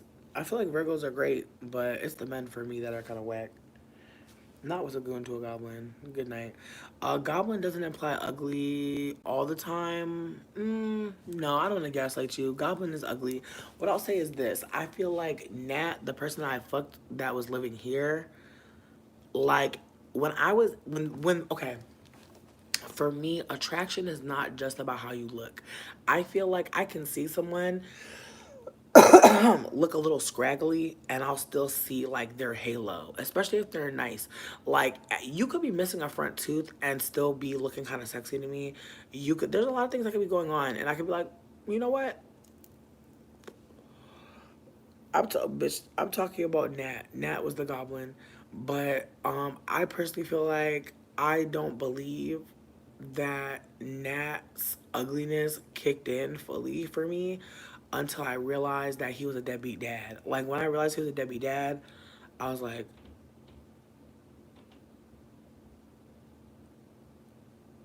and that's what made him ugly to me. The more he started to behave like a weirdo, like the more he started doing strange shit, the more grotesque he became. When I first seen him though, I thought he was cute in his own little critter way. You know, little critter is cute in his own way. Like, I just feel like he was cute in his own way. I don't be just thinking people are ugly. I just think people look creative, or I think people look redacted. I try not to say ugly.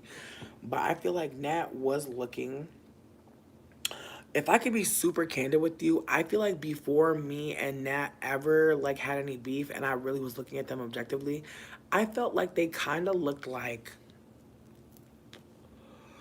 celebrity doppelganger. And I know how this is gonna sound, but I don't care. This is how I really saw. Not typical black father. That's unfortunate to say that typical black fathers are deadbeats. That's sad to say that. I think that there are a lot of black fathers who do show up for their children. It's unfortunate that we do link black fathers with deadbeatness. But I think that the unfortunate thing is that JJ, I feel like you just came in here just to say some stuff, and you know what? Live life. But Sir, you're a Virgo non-binary. Okay, come through.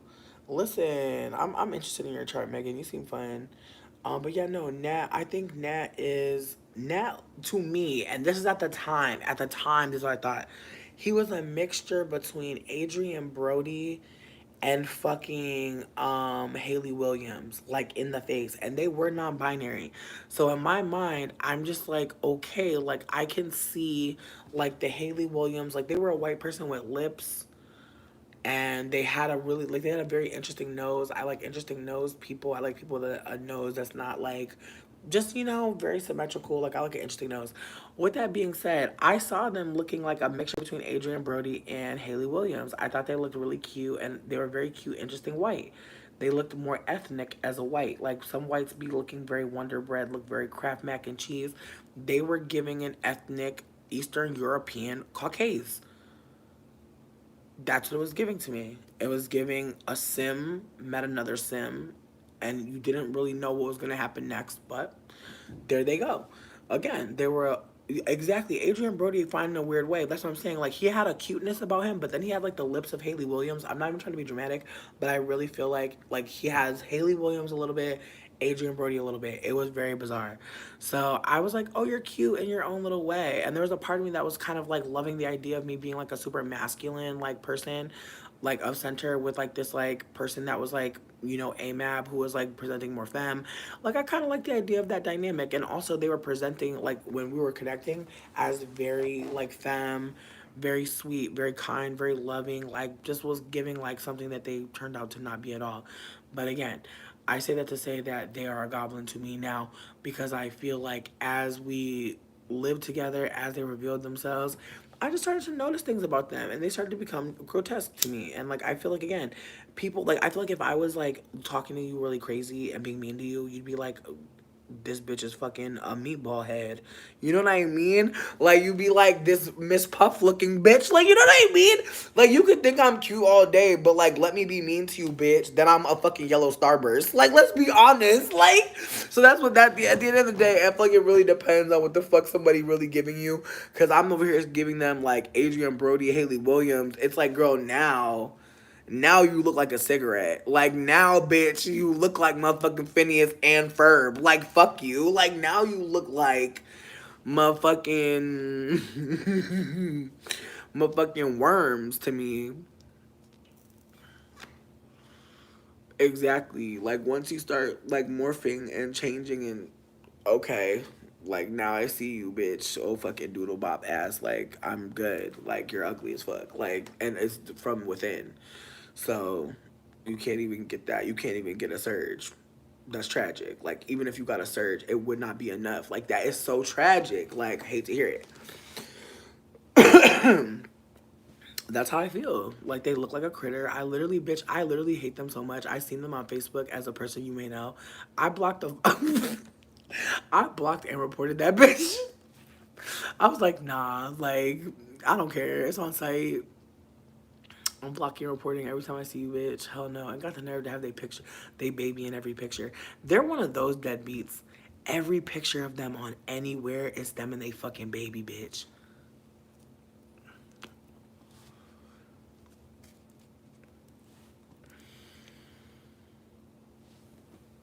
And that shit fucking disgusts me.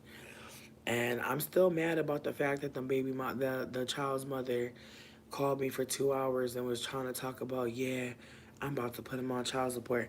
Just doing all this and that. Girl, go to court. Go handle your fucking business. Like, I just feel like this is some fucking ratchet ass, weird ass days of our lives head ass. Like, they really wanted a bitch. They really wanted to make me the scapegoat through all of that shit. The way that I was a bitch and a hoe every step of the way in this situation, meanwhile, I carried not one baby.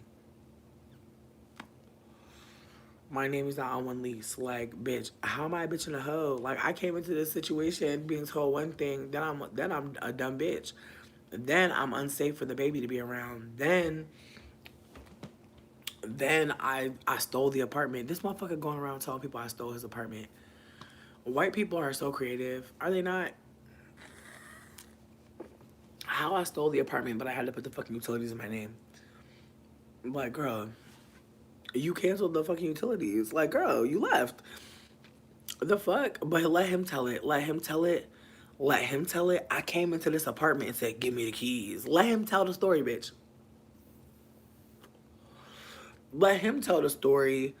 I am a random bitch off the street that just slept over one night and we fucked one time and now I just live here. That was never the case. Like, it makes me sick, but I know the universe is really conspiring for my win. Like, not to be on some fucking prosperity gospel shit, but I just feel like, child, I feel like I'm trying to do the right thing. I feel like I'm trying to make the moves that make the most fucking sense. And so I just feel like when he was doing all that shit, I was just minding my business. While he was doing all that shit, I was just masturbating and trying to not fucking disassociate to the point of madness. Like, honestly, like, I literally was just like, yeah, I'm gonna just be still.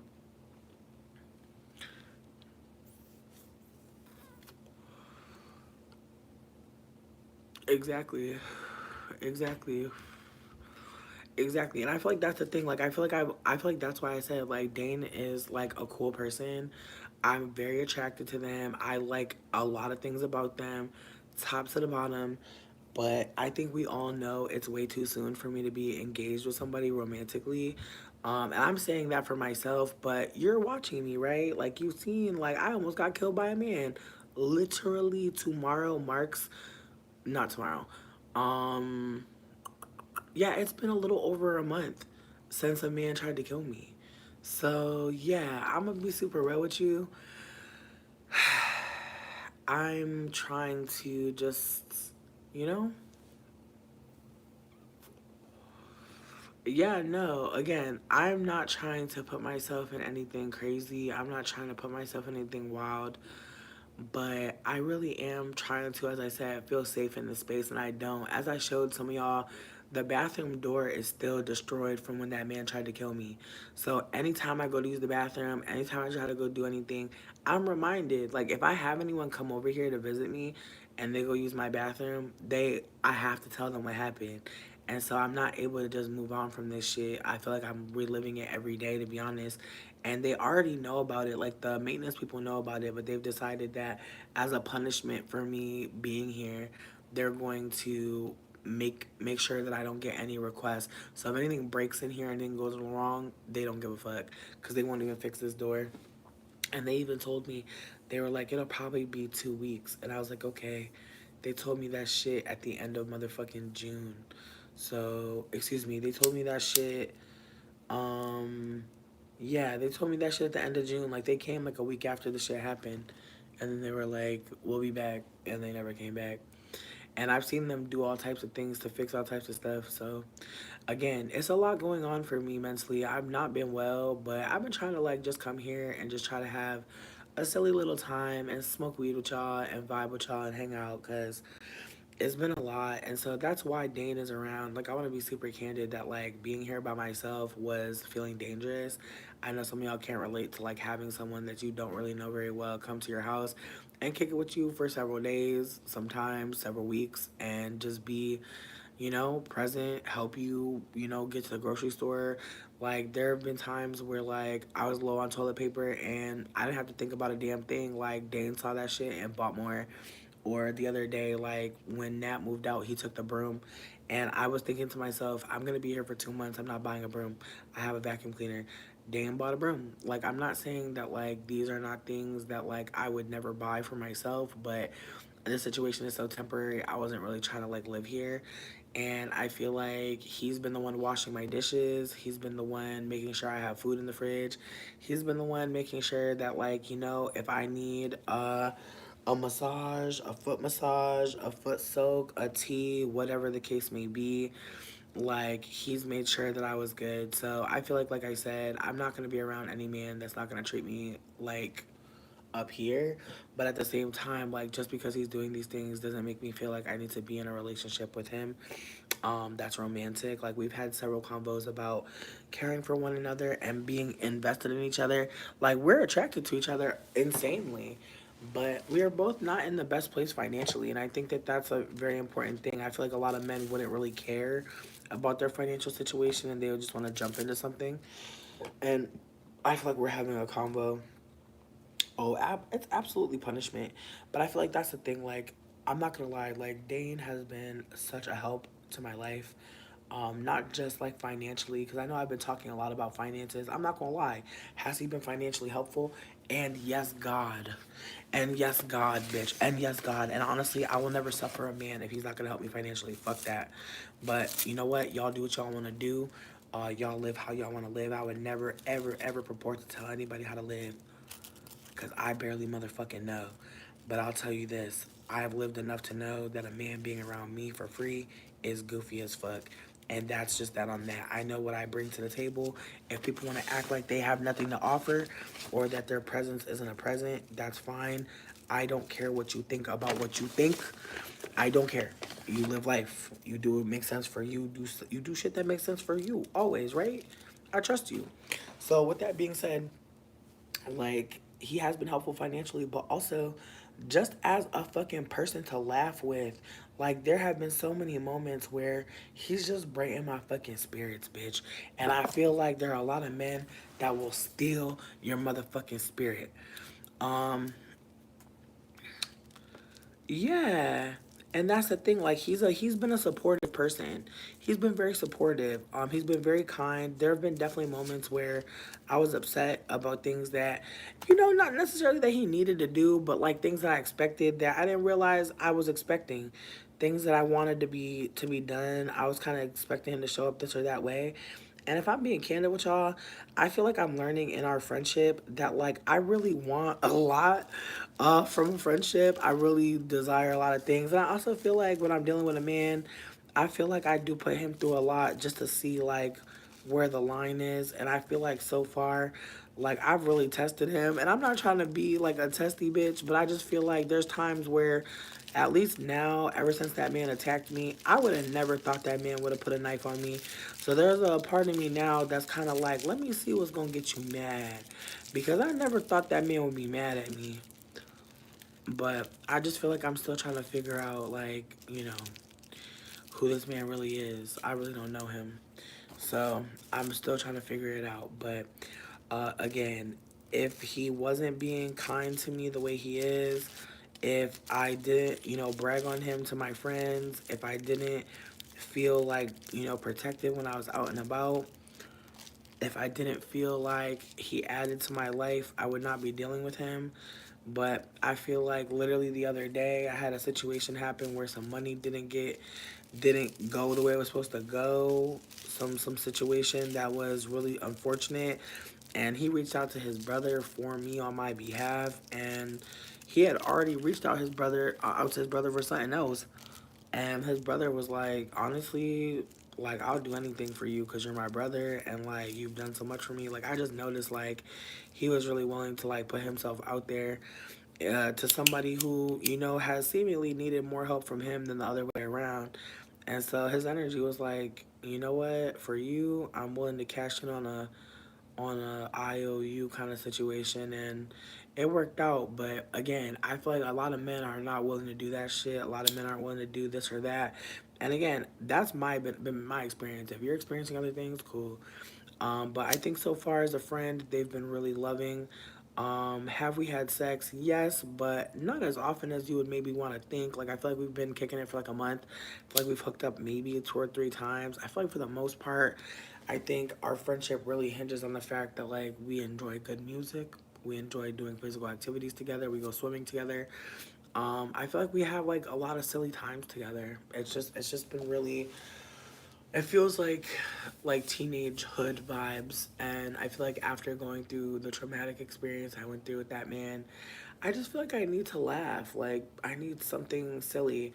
Also, this man has a car, and I live in kind of like the burbs, and so it's kind of hard to get up out of here. So he does support me by making sure I get to things on time.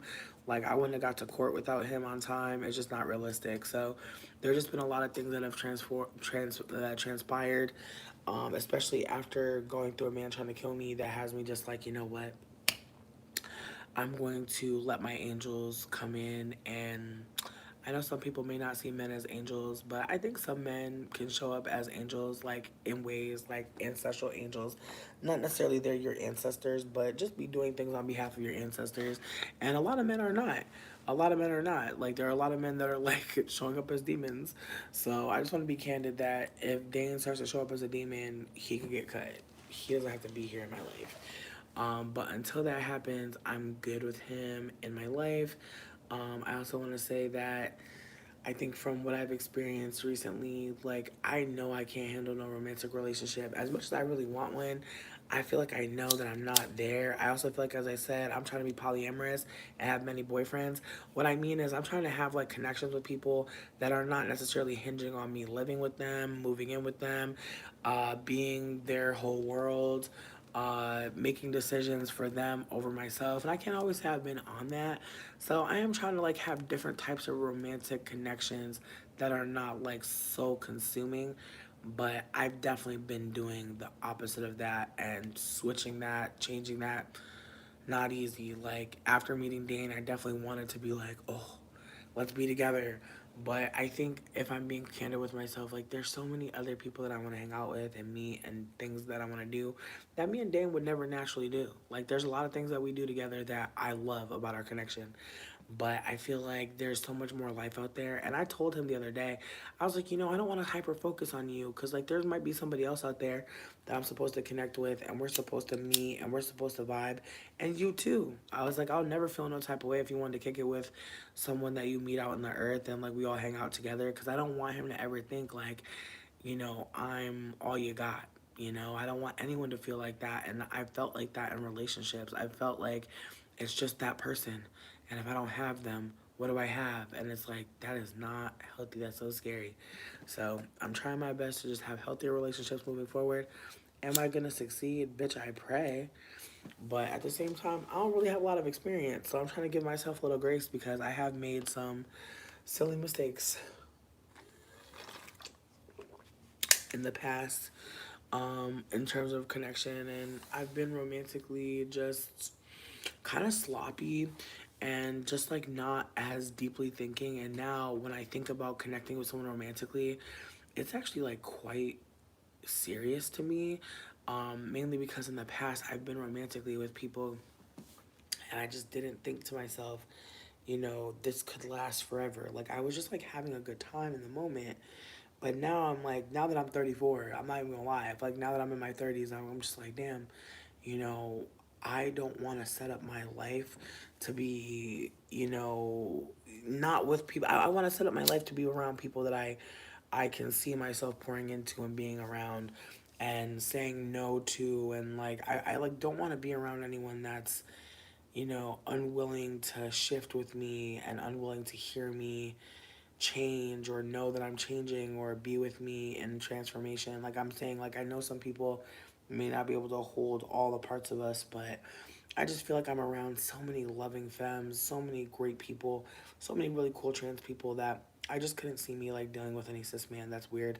Like I feel like even now, like dealing with Dane, like it does feel kind of exposing for me to like talk about it because I do feel some shame around having a man around me after a man almost killed me. Like, honestly, that's on patriarchy. That's not on me. Like my fear, my shame, like that is literally what we're living in. We're living in a world where femmes feel ashamed about dealing with men because of how men treat us, because of the harm that men do. Like we feel shame about like going through that harm or like experiencing that shit when like we did nothing wrong other than trust a man. And again, when I say trust a man, I feel like even being in proximity to men can be dangerous. So is it really about trust? No, it's about proximity, which is not about us. Like, I don't know. I understand discernment. I do, but I just think that like we're losing the plot if we're like constantly putting the blame on femmes for a man not being this or that or not showing up this or that way. That's how I personally feel. Other people can feel differently, that's fine. But me personally, I feel like a man trying to kill me in my apartment after literally being like a supporter, being kind, being, a companion, like, yeah, that's a blind side. Like, I do feel like if at any point the attacker, abuser is an intimate partner, is a friend, is a companion, is like someone that you're, scheming and plotting with, like to fucking survive. Like, I just feel like there's just something there for me that's so fucking distressing because we'll really sit there and act like, yeah, we did something so wrong. And it's like, no, the wrongdoer is the person that was like ever treating you like a friend or a close connection. And then at some point was like, fuck it, you're worth dying or killing. I can't take too much ownership of that. However, I do think that moving forward, having a man around me, like being able to like figure out what kind of man this is, it takes so much time. So again, I'm not trying to be delusional. I think that like Dane has, as I said, been super helpful and fun, and they're the type of person that like if I ask them to pull over so I can put flowers in my hair, they don't hesitate. If I'm upset about something, they listen. They're never like trying to make me doubt my feelings. They're never arguing about my feelings or trying to defend something that they don't believe was like the right or correct behavior.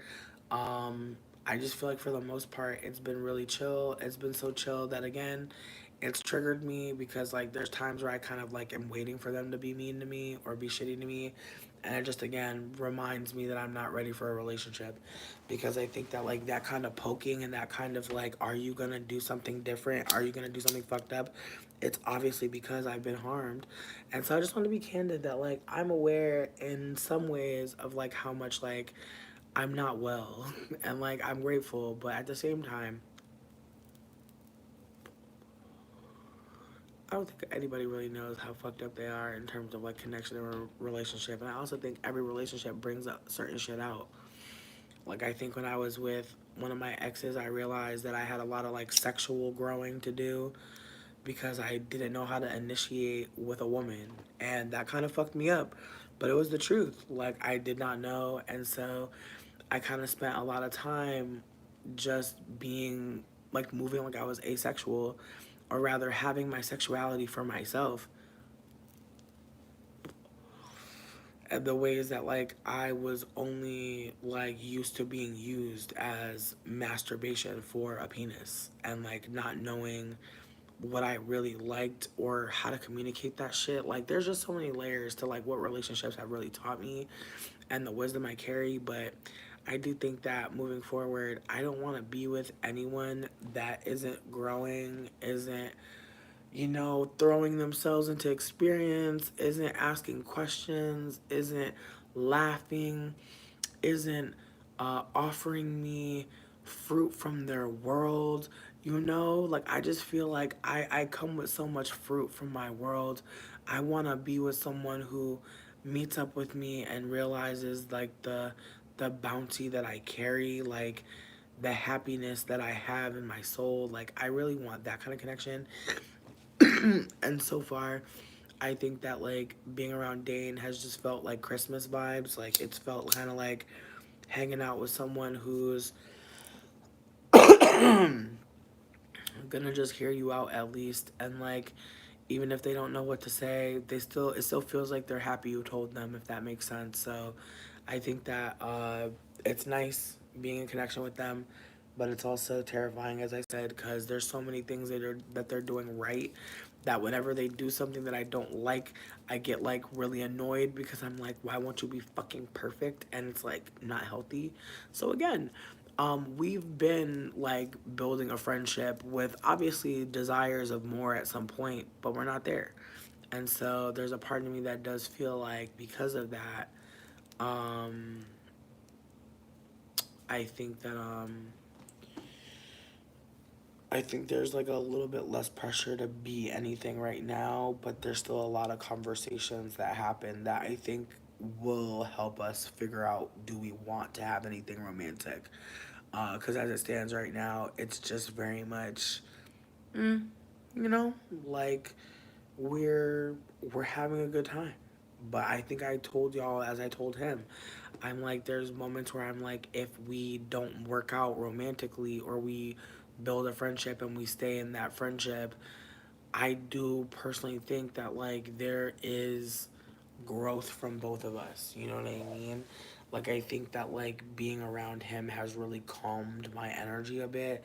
Like, I feel like, again, like, being able to be frustrated as fuck about something, and someone just hold what you said, someone just hear you, and just, like, not, like, react out of anger, like, it does fuck me up. Like, I'm really used to caustic partners, people that will fight back. And again, like, I've always thought that that was a sign of a good relationship, where, like, they'll just, like, you say something you don't like, and they'll say something they don't like. And I just think, like, while I've never gotten into an argument with them or try to hurt them, I do think that when I am upset and I say something with them, um, ooh, you know what? Glitter flies, go ahead. I feel like I'm hearing you on that, but I also feel like I would love for you to name names. Name names. Name names. Please name names. Cause, like, I feel like, unfortunately, and this is just how it goes with, I think, a lot of femmes do not value their friendships with femmes. A lot of femmes will ghost another femme person for a very small inconvenience. That is very true. Like I said, the last femme person that I was friends with that ghosted me because I made a comment about her listening to fucking Chris Brown. So if you were gonna bring up Royal, if you're gonna bring up royal, bring it all up. Bring it all up. My mom gave her a car. I made a comment about her listening to Chris Brown. Never heard from her again. So I just want to be candid that like that's the last friendship that I lost. I also think I'm homeless perpetually, so I don't know like how deep of connection that I'm gonna be able to have and showcase here when I'm not living any place that I used to live. But if you've been in the comment section for a long time, which Glitterflies, I see you sometimes, but there are people that I used to live with that pop up in the comments all the time being like, hey, I miss you, do. And even though we're not besties, like it's still love, but I'm not really that close with people unless we're in proximity. I'm gonna be so for real.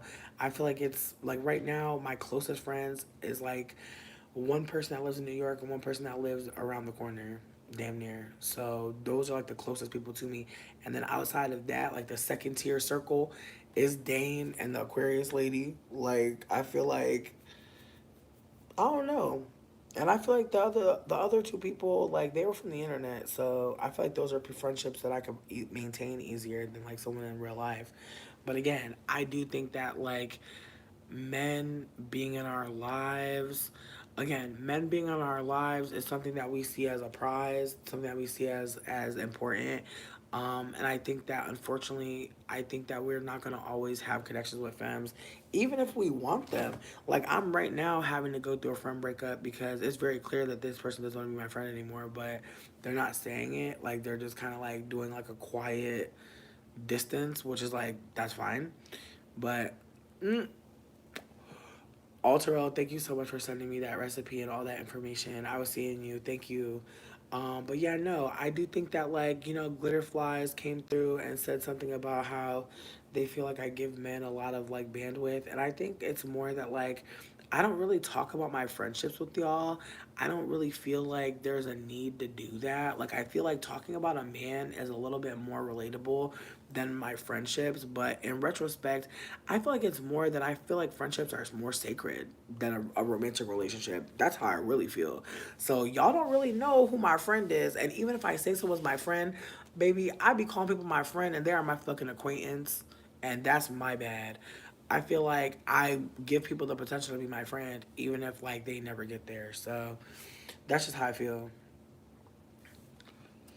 Yo, Meryl Streep, I'm not tripping about it. I'm only bringing it up just to be candid that like that's the last friendship that I lost that I remember genuinely. So I'm not trying to be like defensive. I'm just trying to acknowledge like the last time I told y'all about a friend that I'm not cool with no more, she literally like ghosted me. So I didn't even get a chance to friend break up with her. And the last thing I remember happening was me making a comment about Chris Brown and maybe her feeling dogpiled by our other friend being there and feeling the same way. But that has really nothing to do with me at this point. You know what I mean? Like she very clearly not my friend no more, and maybe she never was. Like maybe we were just acquaintances. But here's my thing: I don't feel wronged. I feel like some people are not in our life forever. Like that's that. Like there's nothing wrong with that. Like I hate to say this, but do I really feel like she's choosing Chris Brown over me? No, I just feel like she was not about to really be dealing with being lectured. That's fine. She's a Taurus, and she loved Chris Brown.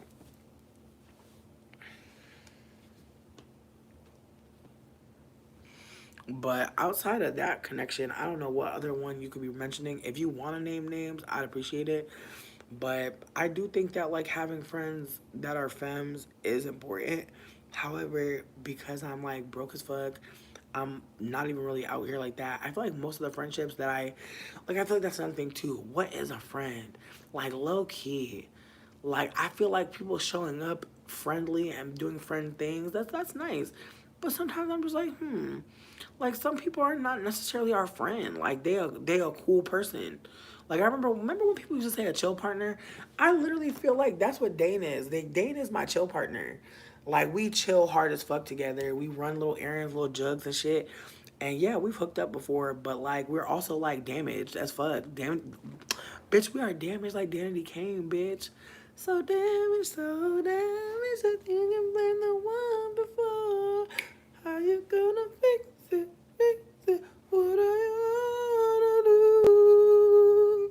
What are you gonna do? I'm sorry, bitch. I love that song so much. Oh my god, the way I'm gonna listen to that shit when I get off here. Bitch, the Scream Queen. No shade. Again, when I helped out Royal, my energy was like, "Oh nah, you're not about to hurt this one because she already going through a lot. Let me help her." Again, when I was thinking about helping her, I wasn't considering the fact that, she was about to be living on a couch. I don't want to make it seem like I was like giving her like the best life. Like she was going through something, I knew where she could crash out. That's it. Like I don't want to give myself too much because honestly, maybe that's part of like why she don't fuck with me. Like maybe she's like this bitch was doing too much. Like maybe she low key feels like she'll never be able to repay me. And maybe she's like, I don't want to be around you because I took all I could. I can't give it back. You need it. Like last time I talked to her, I literally checked in and was like, I was like, I need to move out in September. Like, what's good? And her energy was just like, what did you think you was going to do out there? Like, she didn't really focus on nothing I was saying. And it wasn't a situation where I was like, I want to live together. But she had been asking me for a while to live together. And then I just moved. And so maybe she could be feeling like this bitch dipped on me.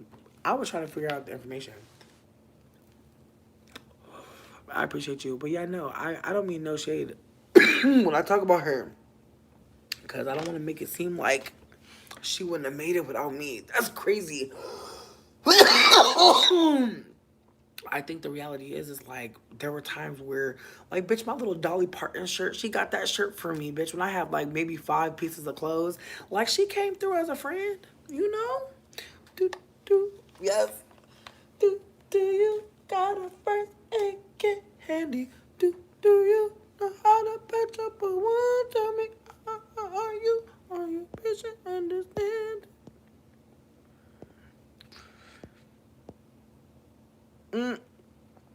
Not you ghost people. Not you know you were gonna ghost.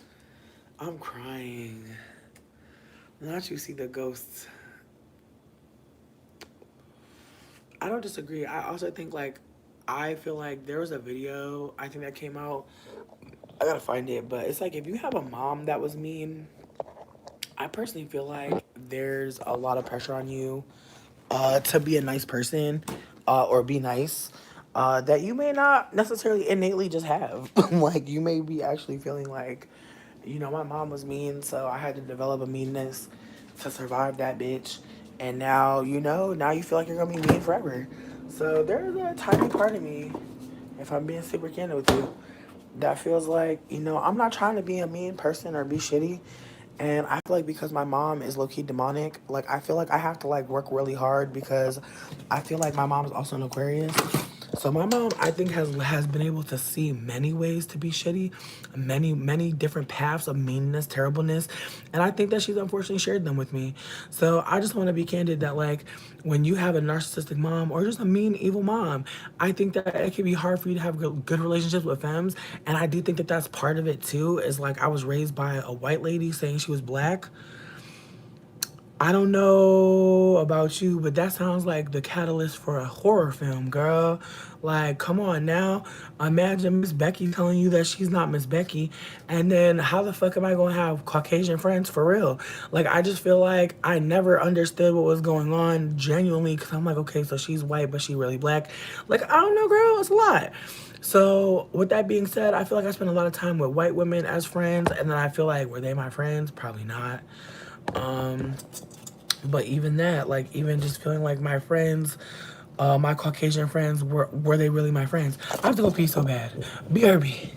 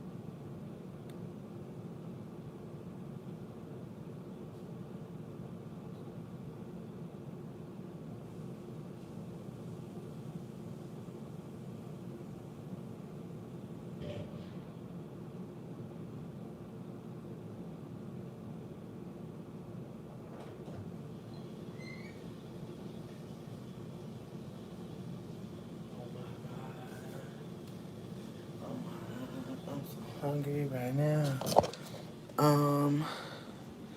Okay. Glitter flies. I missed your comment. I do not know what was said, but I just want to say really quickly that I appreciate y'all for being some of the baddest bitches. Let's see what my battery's at. Oh, my battery's at 100. Bitch, let's cook together. I'm gonna put you in this measuring cup. Let me see.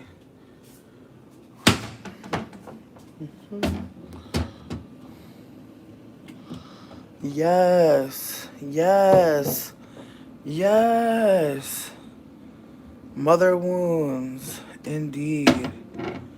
A 90s Southern horror film about a white Catholic woman harming the mixed and black people around them. I mean, true. Thank you for saying that. Like, low-key inspiration. I'm gonna have to give you a cut, bitch. I'm gonna have to give you a cut because I never thought about it as a horror. But I'm thinking about some Coraline type shit. Yeah, my shit was looking dirty and crazy. My bad. Damn, this late. Damn this.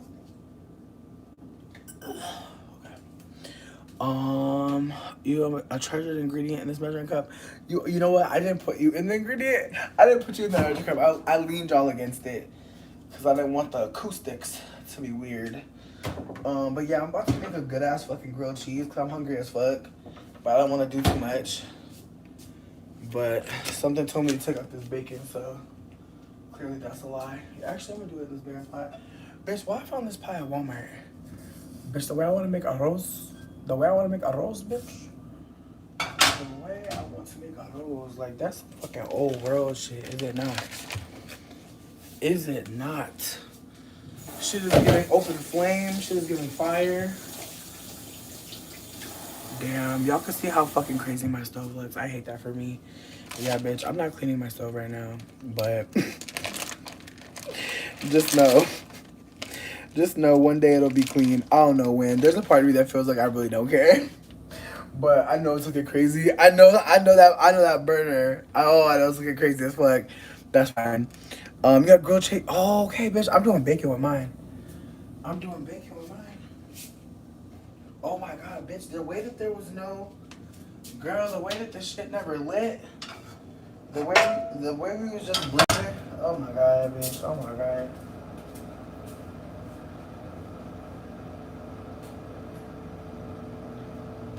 Bitch, I can't even light my spliff right now, bitch. Fuck. That's crazy as hell. Now we about to blow up together. Damn. Ooh, that front burner don't play. Don't talk about me and my burners. I know they look crazy. Let me go.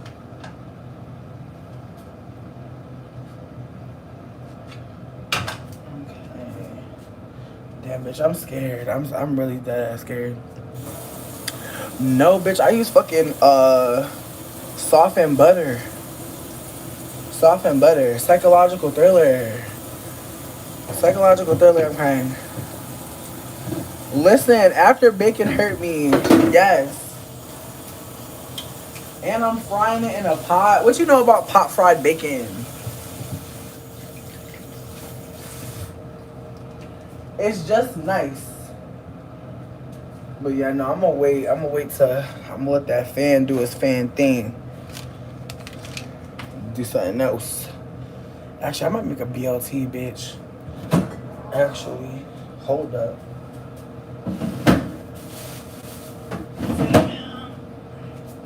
Wait. Yes. It still had tomato. No, this still looks really ridiculous, but I'm grateful. But yeah, no, I still got lettuce and tomato.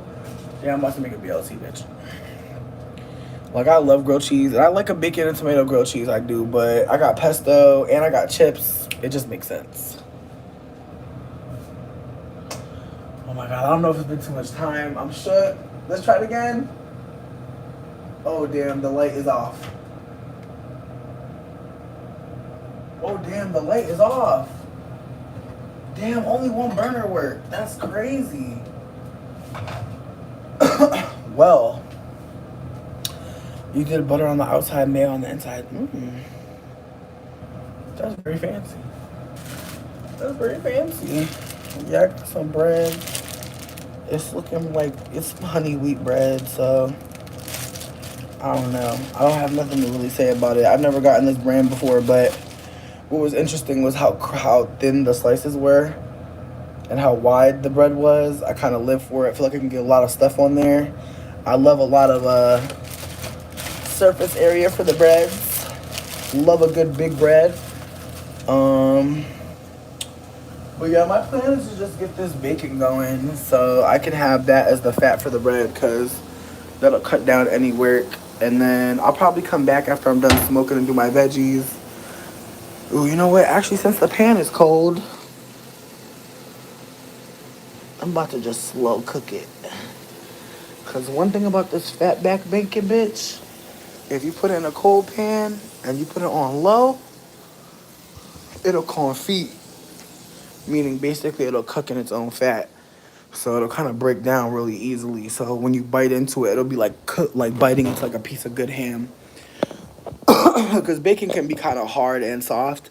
If you bake it like that or cook it like that on low and slow, it'll be more like a piece of like a rib or yeah. I just think like a pesto BLT or some shit. But where is the lighter? We done lost that lighter. Where did she go? Where did she go?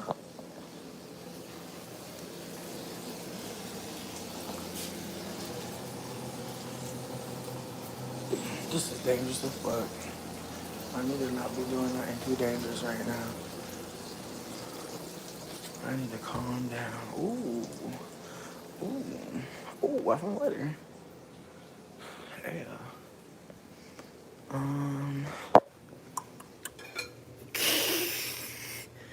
This one.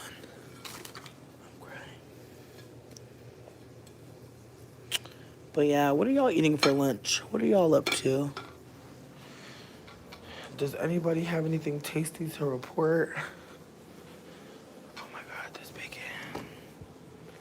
I'm so excited to eat, bitch. But yeah, no. I feel like outside of bacon, I'm not really trusting a lot of protein right now. I wish I was. Like, I really wish. Like, I want a shrimp boil so bad. I want to go to a fucking, like, shrimp and crab boil so bad. Like, that's one of the reasons why I want to go back to the South. But, bitch, there's a part of me that's kind of scared.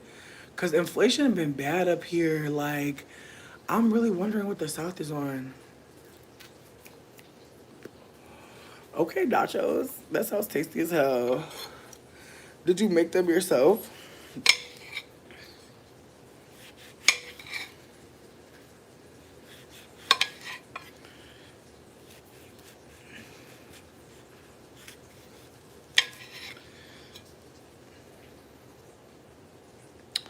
Oh, I'm sorry you have a cold. I'm glad you're taking care of yourself, though.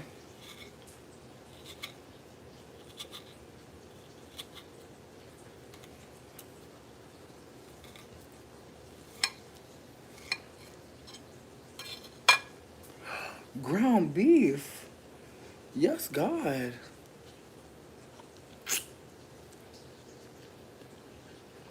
Oh my God. Not a hurricane. Bitch, I'm sorry to hear that, truly. Bitch, honestly, like, homemade nachos, though, that's such a move. Like, that's such a move. Bitch, they had mangoes on sale for $1. And I put this one in the freezer for a little bit, so it's, like, perfectly cold. It's so good.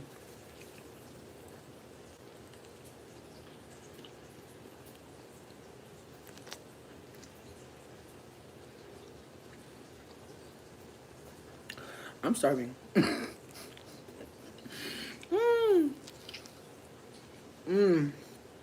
Mangoes are fucking amazing. Also, mangoes get you higher. For the people out there that don't know, mangoes actually have a lot of fat in them, and they can boost THC. So if you ever get a chance to eat mango before you smoke, it's smart to do that. People always say weed makes food taste better. True.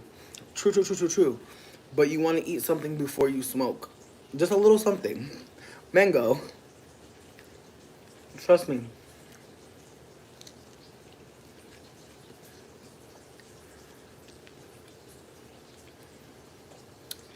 Bitch, I'm so excited. It's perfectly ripe. It's sweet as fuck.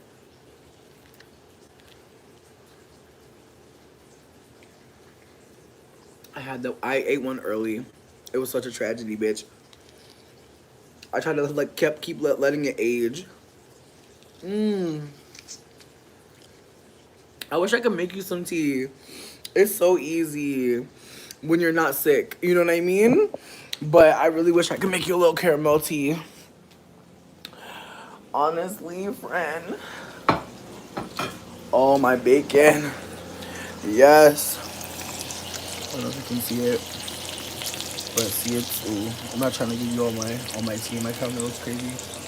But yeah, no, the bacon is baconing. It's cooking slowly but surely. I'm gonna flip it just because I can. I'm actually about to throw that mango in there too. The rest of it, like the seed, I'm gonna just throw the seed piece in there because who's gonna stop me? But I'll take the sticker off though, at least.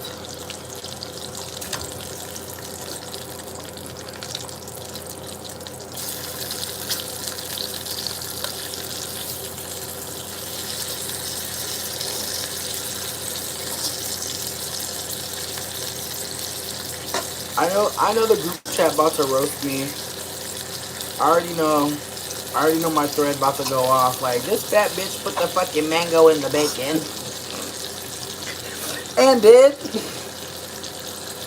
Okay, because here's the thing.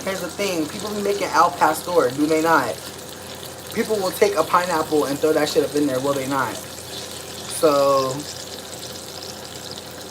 and I've never really had grilled mango before, or fried mango at all, so I'm trying something new for me. I'm gonna do the best with what I got. Yeah, I'm trying to arrange this bacon so it cook a little better. Cause it's cooking just fine, but it could cook a little bit better. To me. That's what I'm saying. That's what I'm saying. You know? And I bet you it's good as fuck. I bet you it's fucking delicious. I almost want to put the lid on it. Just to make sure it don't burn up. That's part of what the lids do, friends. They try to... Cooking with me, so dangerous.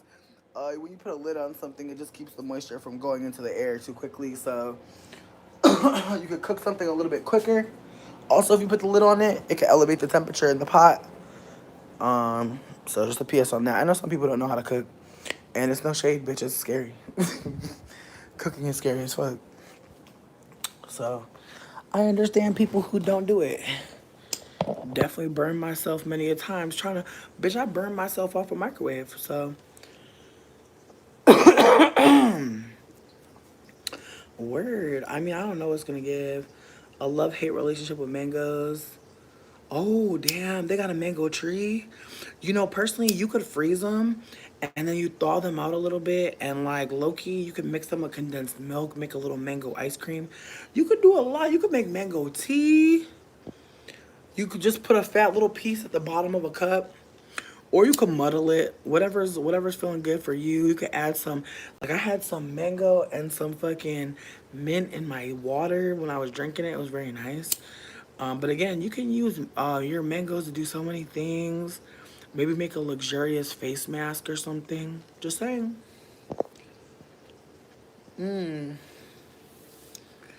Okay, Burmese, come through. Damn, that's cilantro.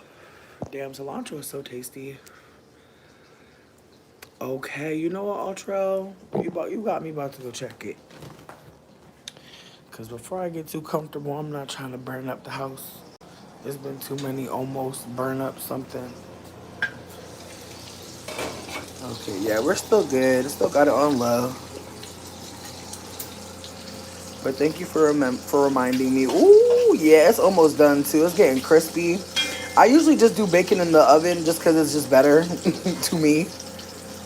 But this bacon on the stove top, because it's so thick, I think can really handle just a really quick pan fry, which is nice. Or a slow cook on the stove, which is nice too, because I hate having to stand there watching some damn grease. I feel like bacon always pops on my ass. I feel like I'm never spared by the bacon. I'm always attacked. So, we gonna see. So far, so good though. So far, the bacon is baconing. I'm gonna turn up the heat a little bit though, because I'm getting impatient. And 2 of these pieces look damn near done. And I'm actually about to take these hoes out. Because it's my pleasure, honestly. That's the only explanation. It's my pleasure. Yes, I got me a little paper bag. My favorite thing to put my fried things upon. I'm also really sad I don't have a plantain. I made some plantains the other day and they came out so fucking beautiful. Oh my god, bitch. Like, plantain is so special, is it not? Especially when you get it real dark. Ooh, you get it real chocolatey. Ooh. Okay, bacon. Alright, bacon.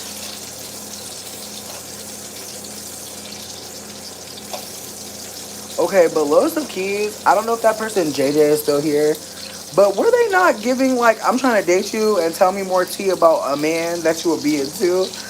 Like, I'm gonna be so fucking for real. I'm very interested in being friends with people from chat. I'm not interested in dating anyone from chat, mainly because who knows what could happen from that? You know what I mean? Who knows? I'm not sure that I feel comfortable with that. I feel comfortable being a friend. I've been that before. But yeah, I had to turn it up just a little bit because it was almost so close to being done. But again, I'm not interested in dating anybody from the chat, and the people that I'm meeting IRL, even those people, I just want to have a good time with people. I just want to meet people and see who's for me. You know?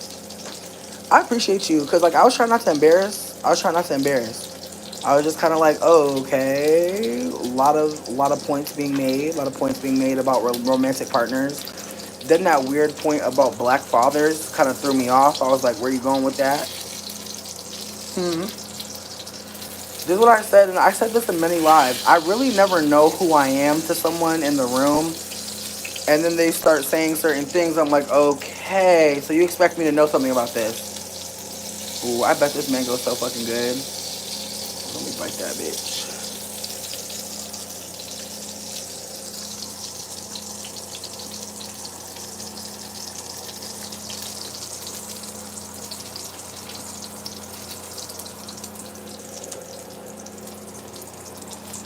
Bitch, if you can fry a mango in some bacon fat, do it, please. A lot of them are on sale right now.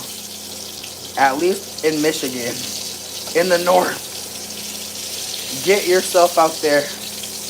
Immediately. Oh my god. I know the ancestors are eating this shit. Oh my god. Yes, God. Oh my god. I know the Indian girls is eating this shit up. Oh my fucking god. That is crazy delicious.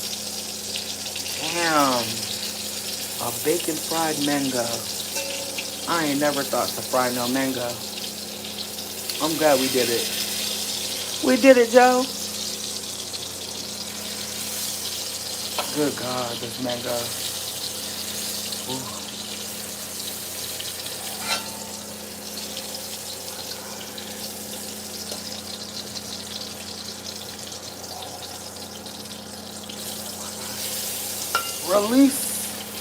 Release.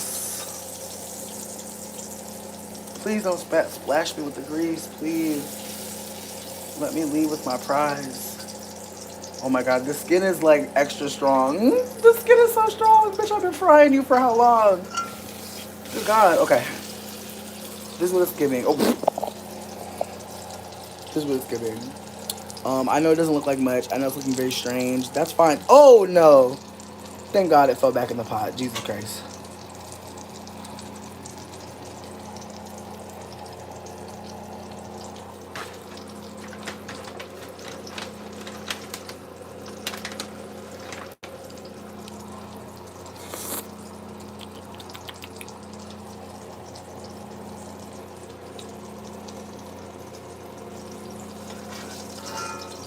Do you see this little piece?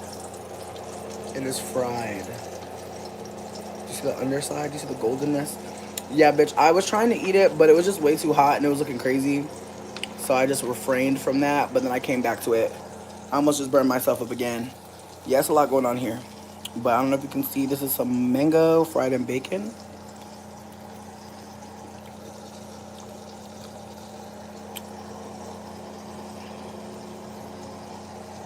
I'm probably never gonna do that shit again, but you know, it just seemed like something someone on TikTok would do. Just wanna have some fun. Let me see. In the beginning, I think the oil just got too much in it. I gotta cleanse my palate. They fried watermelon?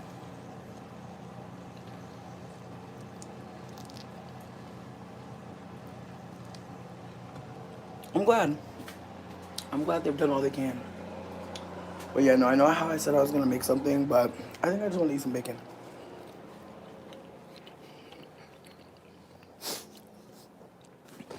And fry a mango. Sometimes. Anyways. Mmm. Mmm. Mmm.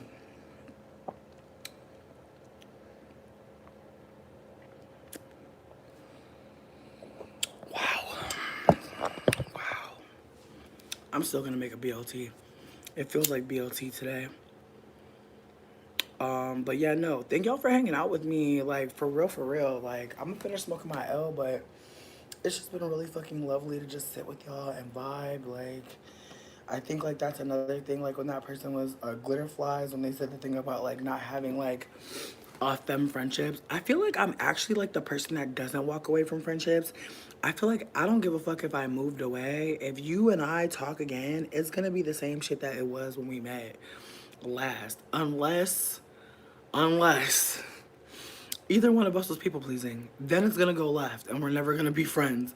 But I genuinely feel like I'm the overstaying friend. Like, genuinely, right now, I have a friend, or I thought I had a friend, a connection, confidant, whatever, and we're not talking, and it's making me really sad. But at the same time, I'm trying to just remember that, you know, life is lifing. It's hard to communicate all the time, hard to connect with your friends whenever you want to connect with them. Might not be the time, but there's a part of me that's taking it very personally.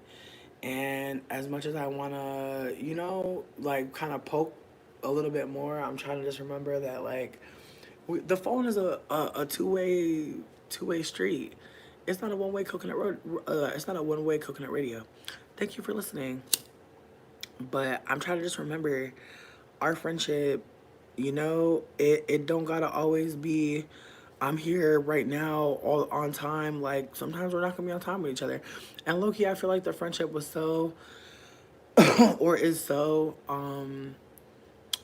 it's just been so loving and so open that there's a part of me that feels like maybe there needs to be a deeper combo on boundaries, which I'd be open to. But at the same time, I feel like I'm trying to honor people's vow of silence. You feel me? Like, sometimes people just stop talking to you and, like, they really want you to stop talking to them, and they don't say anything, and that sucks. 'Cause I know some of us may have reached out to somebody mad times thinking, like, oh, they just need to hear it from this account. Oh, if I just come over, oh, if I just text them from a new number. And it sucks because in retrospect, it's like, damn, bitch, like, you, in retrospect, you be feeling so crazy, but it's like, dog, like, they could have been like, I'm done, you know what I mean, or leave me alone.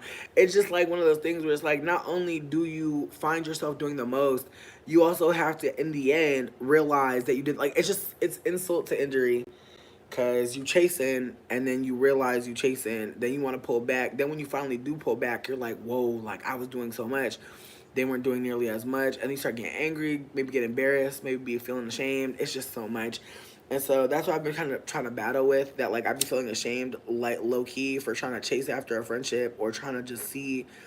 And there's a part of me that's like, well, like, are they giving you information? Are they talking to you? Like, you have to just be candid about, just gotta be honest with yourself about what's being offered. And so I think that that's the thing, is like, when people fall off on you, you're like, I don't know. That's why I can't have no co-host, because it's like, let me fall out with somebody, then everybody like, oh, you fell out with this person, that person. It's like every time I talk about somebody, I run the risk of like that person being a part of all the people that I'm not cool with no more. And it's like, sometimes it's not that deep. Like, I feel like for Royal, it could be that I just don't live close to her anymore, and my mom car sucks. Like, she could not come out here as often as she would want to. Could she come out here? Sure. But there's a part of me that feels like I don't know what kind of life she wants to live now. And I really just hope she is having fun. Like, I really have no negative smoke for the girl. Because, again, like, I feel like when I moved out here, I wasn't like, oh, damn, she was telling me that she wanted to move together. I feel like when she said this places she wanted to move to, I wasn't really open to moving there. So there's a part of me that also feels like she might have felt shaded by me not even entertaining about living those places. So it sucks. It really does suck, like, having connection with people and like having to figure out like there is none anymore. Like, it can be kind of devastating, like, and very much like you could ruminate on it, think about it a lot, have it just hit you out of nowhere. Like, you just be in your phone scrolling, see a picture of them or some shit. Like, it's hard. It's hard when like you have to figure out like you're not wanted. Like, that is a genuine, I feel like that's a big trigger for me. Like, I really hate feeling like I done stayed too long, or motherfuckers hated me, hated my guts, and I couldn't tell. Oh my God, that's up there for me. I try so hard to match energy. Or rather, I try so hard to come out as like I feel like I do a lot of people pleasing for the simple fact that I try to just make sure nobody can be mad at me. Like, I try to do a lot of things to where nobody can be mad at me. And then there's times where I'm like, there's nothing I could do. So I'm at the point now where it's like, bitch, I'm doing what I want to do based in integrity, but I'm not about to like be worried about you being mad at me, because that has nothing to do with me. Like, that's some survival mode shit, and I don't want to be in that. So if you're gonna be mad at me, bitch, you gonna have to sit there with them feelings and analyze it, because I'm not moving out of, I hope you're not mad at me, I hope you don't get mad at me, I hope you don't leave me. I'm not operating like that no more. And I think that's why I've lost a lot of connection with people, because some connections were not friendships, they were trauma bonds, energy harvest. Like, it's real talk. Like, low key, like, you don't just get to get away from your abusive family and you're healed. That's not how it goes. You spend a lot of times trying to be good enough for the new people, trying to feel good enough for the new people you found. Don't even know if they're good enough for you. Can't even think about that.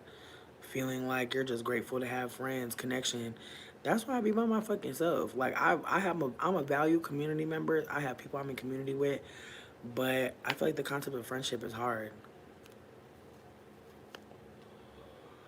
It's when that's what I'm saying. Like, sometimes you just appear on people and it's not even like nothing about them. And I feel like that's another thing too. I'm trying not to make it about me when people disappear, because it's easy to think that, right? Like, your friend really thought you was not there for them. Whole time you were trying to be there for yourself, the struggle to be there for you.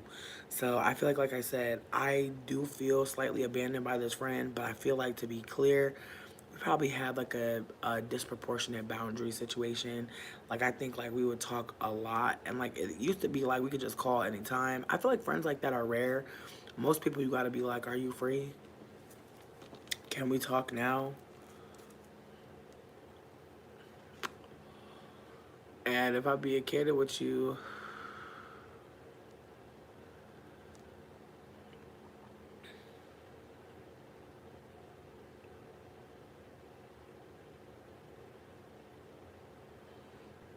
yeah, it's very rare that you have a friend where you can just call them, bitch. People are busy. People got shit going on. And then also, like, people are not on that level with each other. So, again, I'm just trying to be mindful about, like, the level of friendship we seemingly had and how, like, things seem different. But, I really don't want to, like, cause them no stress. Like, I don't want to make them think that they're losing my friendship because they're not able to show up for me in a particular way. I think, if anything, I want to just be still.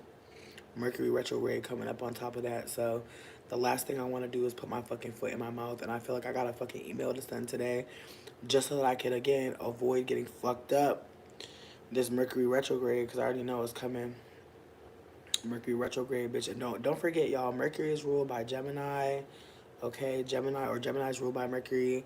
And so it's the planet of partnerships. It's the planet of the mind, and it's the planet of technology. So a lot of people phones, I hate to tell you this, get an extra case. If you have that glass screen protector thing and you've been waiting to put it on the phone because your crack didn't.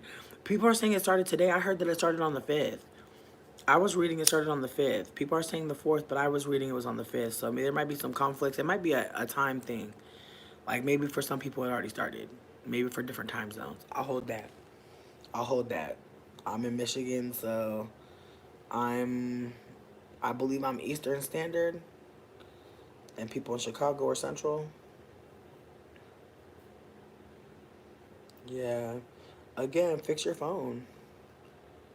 I mean, I feel like the friendship may just be like shifting because, like, they're going through a lot. Like, I think, like, between you and me, like, I am a friend. Like, I feel like if you watch my videos, you already know I be putting myself in crazy situations, accepting all types of silly situations. So, I feel like if you're my friend, bitch, you not only know the shit in the videos, you know the behind the scenes. So, I'm sure it could be burnout as well. Like, I just want to be candid that, like, I think, like, when that person in Glitter Flies was talking about friendships, one thing that I did think about was how much of my friendships I've like not been able to be in fully because I was like using my friend as a therapist, using my friend as a, you know, just trying to get something from my friend that I probably needed to ask consent for and just didn't communicate the best with. And so I feel like that's my other thing is that like my friendship or connection with like other femmes have been really centered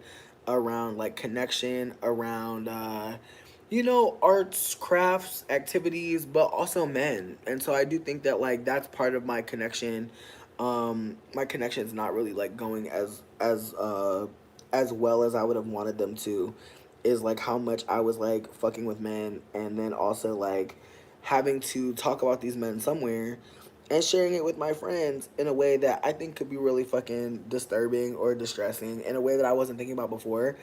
So there's a tiny part of me that genuinely feels like I am trying to just be more mindful about the femmes that I do have in my life because I don't want to use them or exploit their emotional labor or their ability to bond. Like I definitely don't want to exploit anybody who has like that compassion and empathy.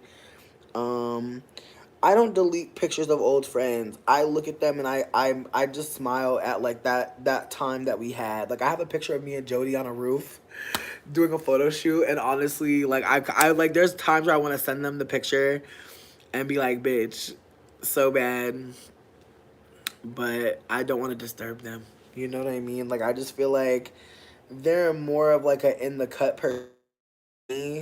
Like I'm easy to find. Like I just kind of feel like if they wanted to connect with me, they would. That's just genuinely how I feel. However, there's a part of me that feels like maybe they felt like I wasn't willing to reach out to them enough. Like who knows? Like I've definitely had insecurity with reaching out to people, especially after a long time. But sometimes I will pop up with somebody after a long time and be like, "What up?" Um, yeah. Sometimes it's hard. I see them having fun with other people. Aww. See, and that's the thing too. Like, you really could just find yourself in a situation where the friendship is just not as, high of a priority, but it's not because you're not a priority. But to that person, their priorities may just be centered more around other things or things that you're not a part of. Like, I feel like the hangout may actually be centered on some money shit or some spirituality shit. Like, that's what I always try to think is that, like, if my friends are out there having fun with new people, maybe those people are aligning with interests that maybe I just didn't rouse in them. I have to hold that. Thank you, love. You're so sweet. But I just have to hold that. Like, I know I'm the friend, like, to call if you want to smoke, you want to talk about some fucking deep life, deep dives, like, talk about tarot, listen to some random ass soundtrack from a play from, like, 2000s. Like, I'm really the friend to call when, like, I'll never forget this. This girlie asked me if I wanted to go to a bonfire slash figure drawing slash charcuterie slash event drinker mixer, and I was like, girl, of course.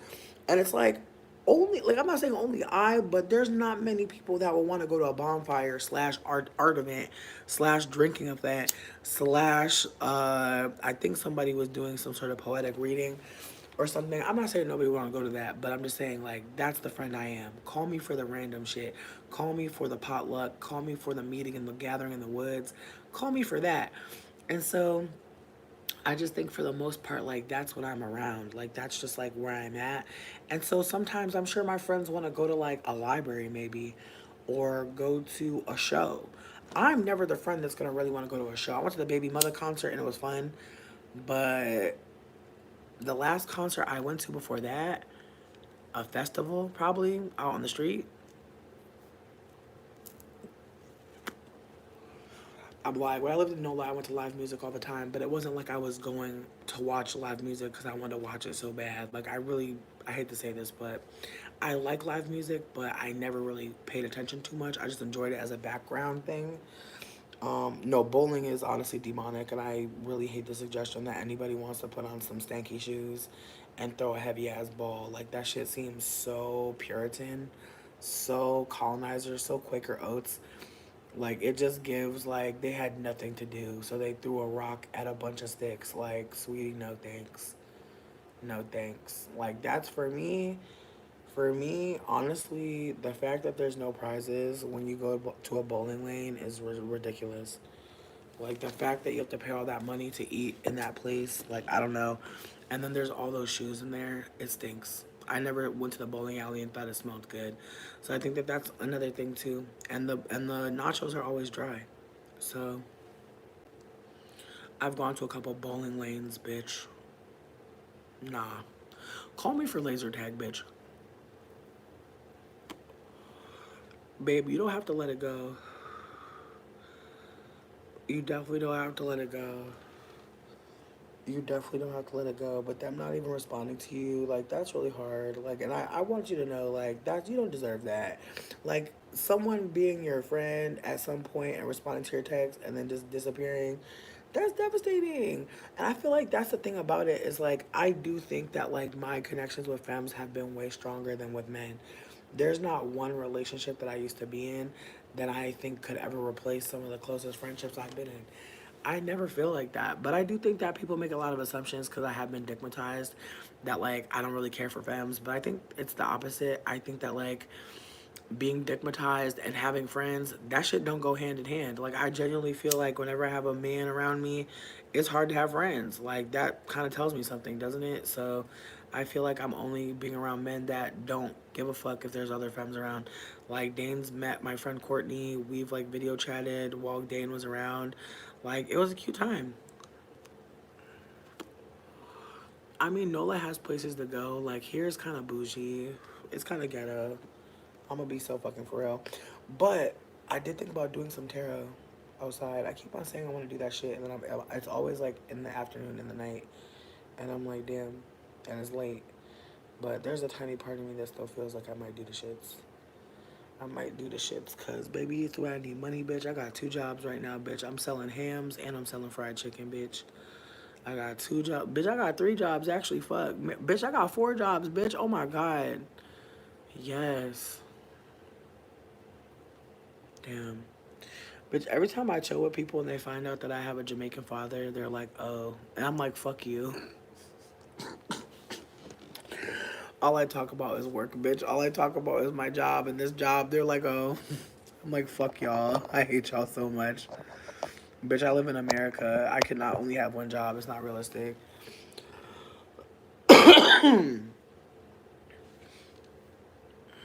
I mean, I feel like I said, out here is dusty. The only place to go is the beach, to be honest. Oh, that's so cute. I'm glad that the tarot streams is giving you something. Ooh, I did want to like give y'all one little tip. I feel like I put this in the live that I deleted, but there's a tarot card reader named Ellen Goldberg, and if you go to the channel Howcast, HOWCAST, you'll find, well, type in Howcast and then tarot in the search bar on YouTube, and it should bring you to her. She's an old white lady. She's one of the people that I think like really gave me the tip that like astrology and tarot were connected, and the way that her videos are connected are like, I just feel like the way she makes her videos, you're able to kind of follow the tarot story a little bit better.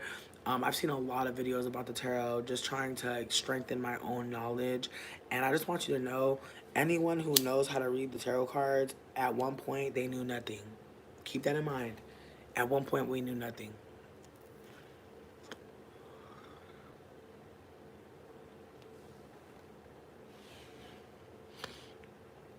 Just to like remind people that like this is knowledge that we're gaining all the time. Anybody who reads cards right now, they're still learning. So, bitch, I'm being so fucking for real. I'm being so fucking for real. I work at a chicken spot, and then on the other, I work on the same street. I work at a chicken spot on one spot.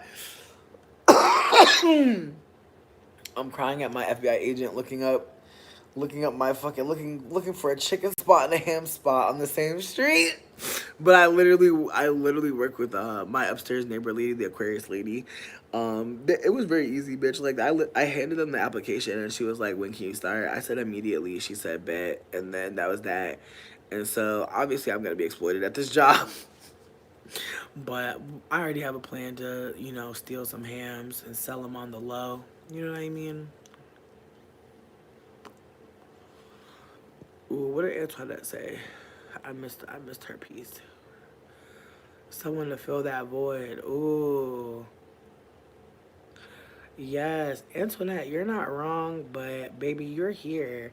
And I feel like some of us, maybe not all of us, are people that may not have like as many connections with people as we want to.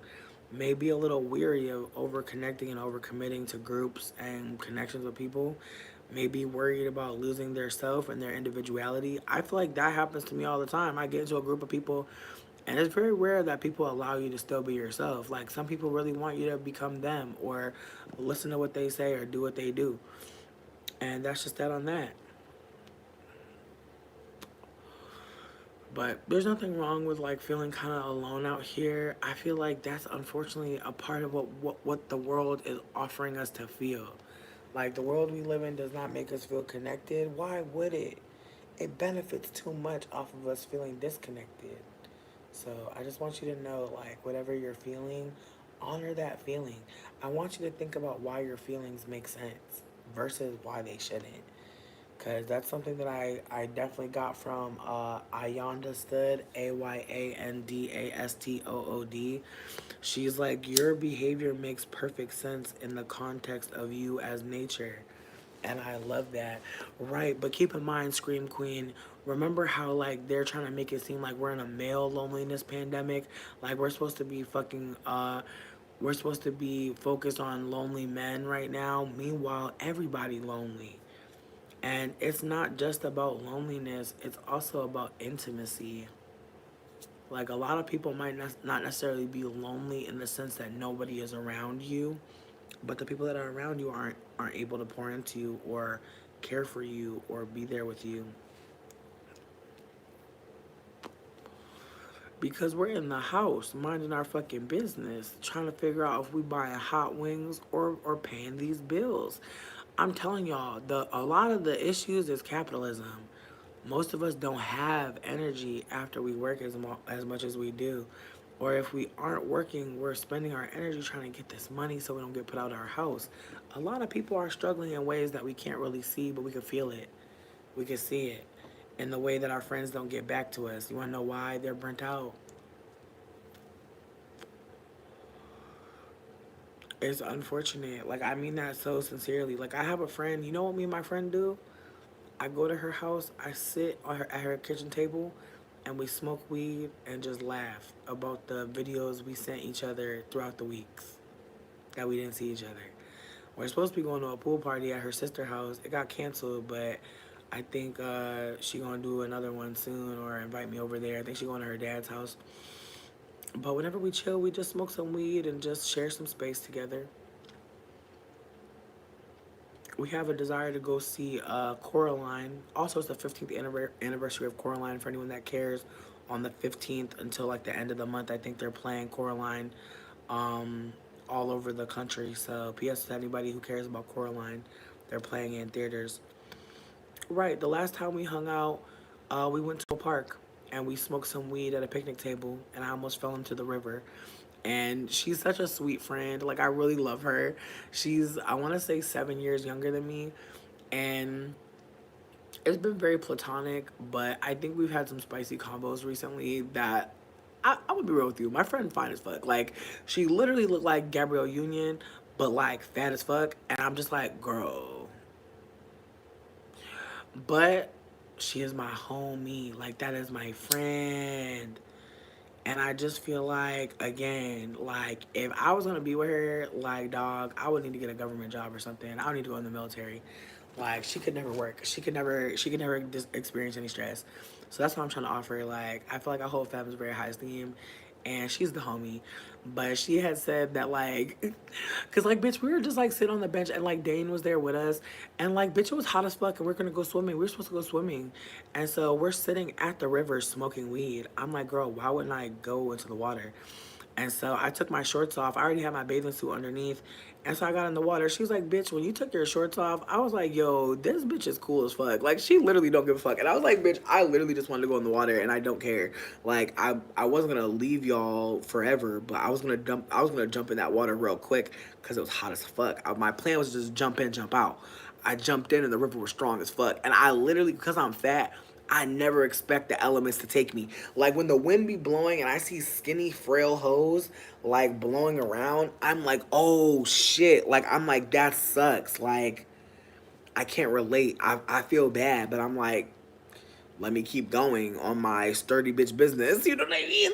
But bitch, when the water was taking me, the rivers was taking me, I was like, yo. And I remember at one point I screamed, which I'm usually feeling comfortable in the water. I've always been comfortable in the water. However, Dane is not.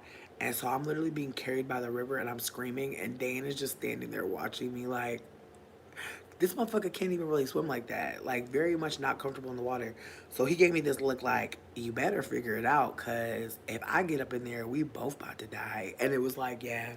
So I figured it out. But honestly, bitch, in that moment, it was crazy. But yeah, my fine ass Gabrielle Union friend was just sitting up there like, I don't know if these light skinned people are going to make it. Literally.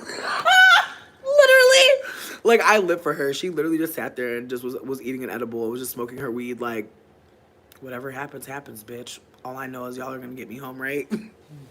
Sure enough, bitch, we did. But I'm just saying, though, like, we were wilding out. We were doing way too much. Well, I was, not him. 100% me. 1000%. But yeah, no, like, that's the kind of friendships that I be having, bitch. Like, we're going to the river. She suggested it. She's the one who found the park. But outside of that, like, she wants to go get pedicures together. I said that's a move. But again, like, because she is such a fly, fine, amazing, bad bitch, I'm like, bitch, if I go on this event with her, I want to be able to pay for at least one of the things. So it's like, that's kind of friendship I am, but also the kind of person I am in a romantic relationship with a femme person or a friendship with a femme person, period. Like, sweetie, I'm going to try to figure out how I can make it work for both of us, like, in some way, shape, or form, because she be treating me and she be hooking me up. She be coming through for me. And again, she has no obligation to do any of that. She's just like a person that I met online and we started building a connection, and I'm grateful for it. But I think that, again, like, had I not put myself on the internet, some of these connections that I have would not exist. To be quite honest with you, I only have connections with people from the internet.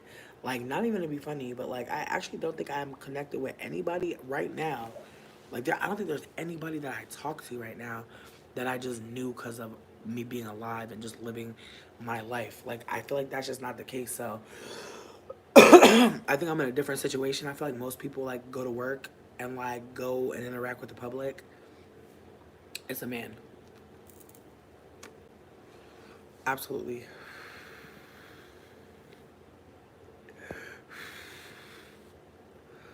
True. Oh, that's so cute. Oh, watch nights of shows. Oh, that's so cute. I'm glad to hear that. Like, genuinely speaking, like, I'm not saying that you're gonna find the best friends online, but you really never know who's in your city, who would want to kick it with you, be your friend. Like, I'm not trying to make you scared of everybody, but just, go meet them in public. You don't meet nobody at your house and shit. Don't bring nobody to the crib. Like, there's places you could go to not have to spend no money. You go to a park, bring a snack, and see if you like them. See if you like that, how you feel when you're with them. I feel like that's really where I'm at. Like, if I don't like how I feel when I'm with people, I don't be with them. So, but that took some time to realize.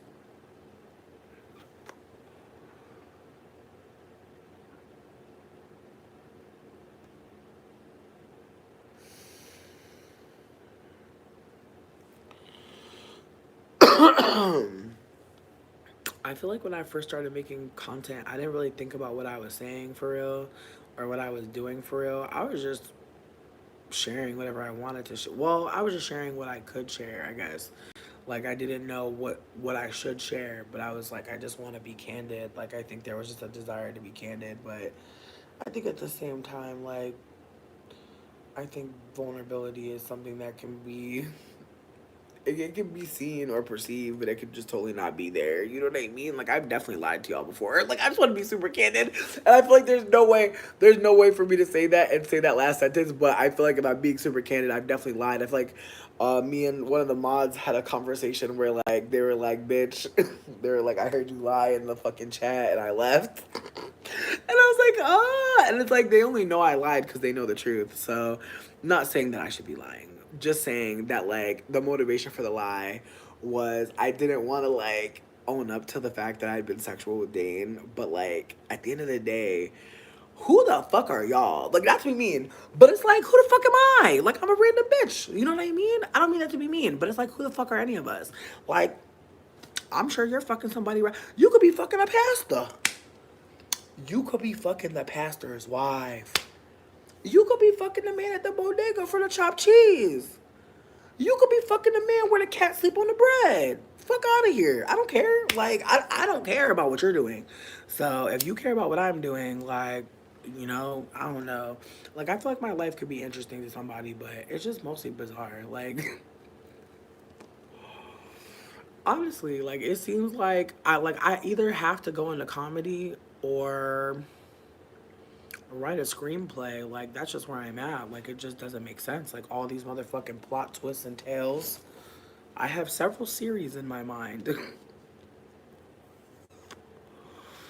Exactly. I appreciate you for saying that. But as I was saying though, like, I've definitely lied here before because I did not want y'all to think I was this or that way. But at the same time, it's like, you know what? There's probably a bitch that is that way. And so I'm talking to you, girl. Hey, bitch. Yeah, a man did try to kill me. And then I let a man come in my house and be a protector, a provider. Absolutely. I did make that man buy me food and rub my feet and do all types of things for me because I felt owed. True. True. And is he over there taking a nap in my back room? Absolutely. Do I feel a way about it? I feel like there's a part of me that feels like I can understand someone being like, this is unsafe behavior. I don't disagree with you. But I also feel like, as I told my mom, if I gotta be out here without a family, fuck anybody judging me, because I feel like a lot of people don't have to know what that's like. A lot of people don't know what that's like to wake up, ain't no pop, ain't no granny, ain't no auntie, ain't no Uncle Leroy, ain't no cousin Clem, ain't none of that. Like, my family is non-existent. And when I think Megan said they don't feel like they're ghosted, they feel like a ghost. Sweetie, like, when you have to create your own, when you have to be your own grandmother, like, it's different. And I just feel like my family very much caught up in like religious dogma, patriarchy, hating women, hating themselves, hating me. Like, it's a lot. So yeah, I'm gonna go fuck with a man that treats me good. Yeah, I am. And like, if he don't treat me good for long, then I'm gonna get away from him. Like all the rest of y'all, right? Like, a man don't treat you good, Maybe you don't leave that day. Maybe you don't leave next week. Maybe you don't leave next month. Maybe you leave next year. I don't know. But come on now. We all seen J-Lo enough. We've all seen enough. We've all seen it. You got to plan and plot to get away from some of these men, bitch. And some of them, they'll get away from you. There's no way to know. So, like, I'm not about to, like, put myself through too much. Like, yes, I should not have fucked that last man. I don't disagree with you. But for the reasons I believe are that he was way too young and I really should have just cut him out. And the worst part is I felt the energy of something bad gonna happen around him. And instead of just like getting away from him, I just was like trying to help. And I really feel like that's the only reason why I fucking didn't get killed personally, is because even when I seen that he was down a bad path and I was trying to be helpful, I think the universe realized like this bitch really is like meaning well, but like she being stupid. So like let's like put her near death. Like I feel like my ancestors were like, let's let her know like you could almost get got out here. Like it's not a fucking game, bitch. Like you could lose more than time fucking with these men. And I appreciated that lesson, and I appreciate the lesson that I learned. And you know, I know that some people might not think I'm learning it. They may side eye me for having Dane up in here, but I'm gonna tell you this right now: the people who were housing the man that tried to kill me, they have beef with me, even though they know that they're being weird towards me.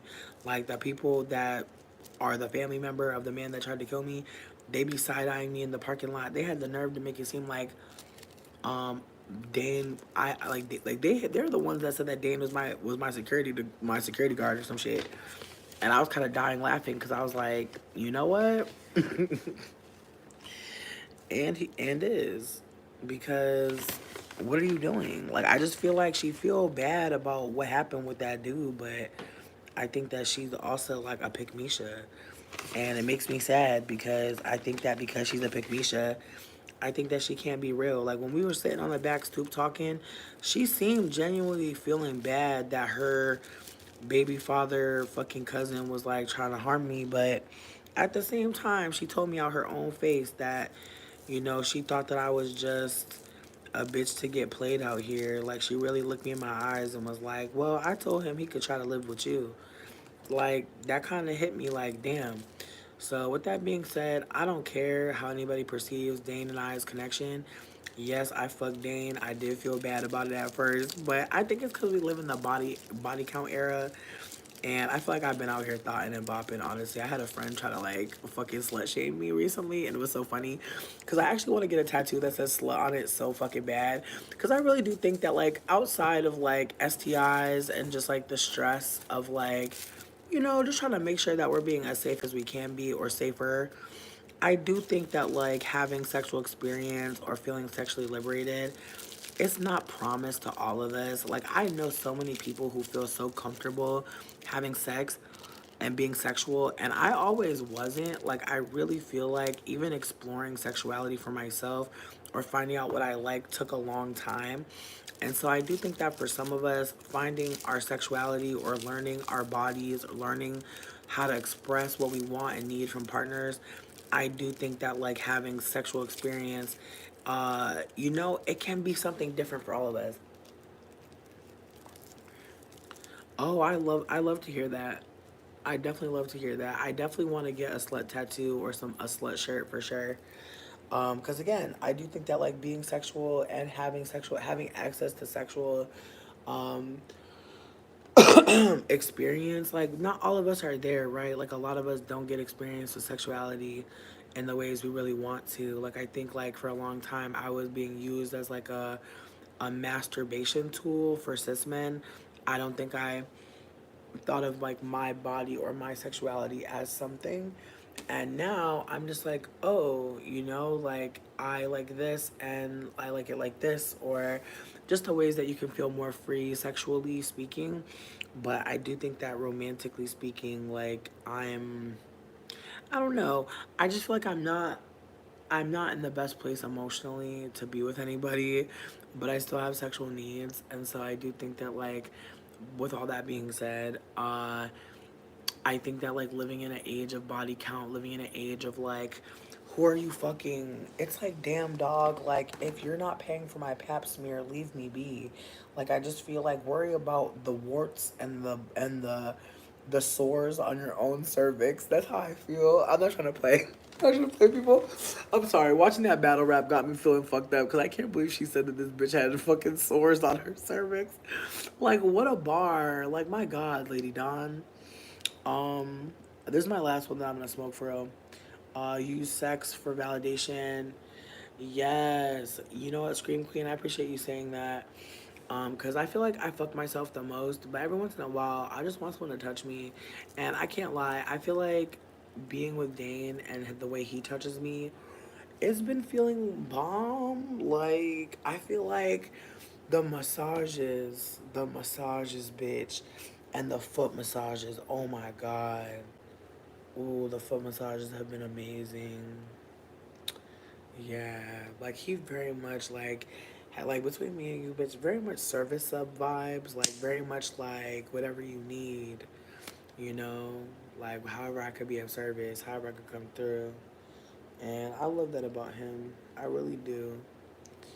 Like I really don't feel like I'm on my own. Like I really feel like his energy is very much like whatever you need, I got you. Just tell me, and that's hard for me because like there's a part of me that feels like I don't want to be a leader, but I also feel like a man like asking me like, you know, what do you want to do, or like that's not typical for me. I feel like I'm usually fighting with a man to like get my point seen, and I feel like I'm not used to a man just being like, what do you think, like what are you feeling, how are you feeling, how can I help, like these are things I'm not used to, and so it is fucking me up a little bit.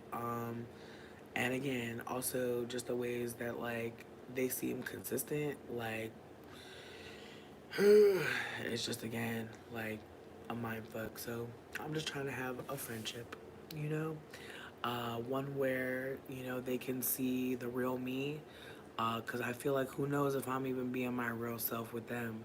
I do think that like there's a part of performance that comes with like new connections, and I feel like as much as I'm having a good time with them, I do think that, you know, I feel like I can get very bratty. I feel like that's another thing. Like when I date men, I'm just kind of like, I'm baby. And I feel like that's a hard thing to deal with. And I feel like even with femmes, like, I feel like I'm baby, but like we're both babies. So I don't know, bitch. Like, I just feel like he cool as fuck. Like, that's all I can keep on saying. Like, I feel like he's definitely had me really thinking about just so many different things. Like, the way that he is with me is just so sweet and so tender. And it really does soften my little heart. Like, on some real shit. Like, I feel a little softer. Yeah, but I think I also feel like, unfortunately, I think being around a man can be limiting because all my friends are not interested in hanging out with Dane. You know, there's definitely been a moment where like a friend was like, "Oh, he can't come," and there have been moments where he could come to stuff, but there's definitely been moments where people were like, "I don't want to be around a man," and I'm like, "Word." So I do think about how like when I'm with by myself, I don't have to worry about my friends being like, "Don't bring a man." But how when you're with a man, people gotta clarify like your man not invited, and it's like, oh, okay. And I'm never a hater. Like I'm never gonna be like, oh, you don't want to be around dick energy, like bitch. No, like I'll never make a femme explain why they didn't want to hang around a man. That's violent.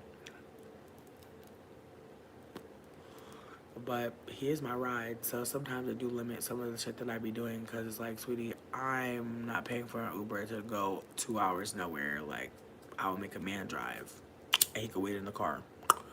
But if we're not doing that, we're not doing that. But I feel like that's another thing too. Is like he literally brought me to my friend's house to just hang out with them because we were both having bad mental health, and he just sat in the car in the hot ass sun, and not once did he say anything about having to wait. And I even told him I was gonna be only like 30 minutes, ended up being like over an hour.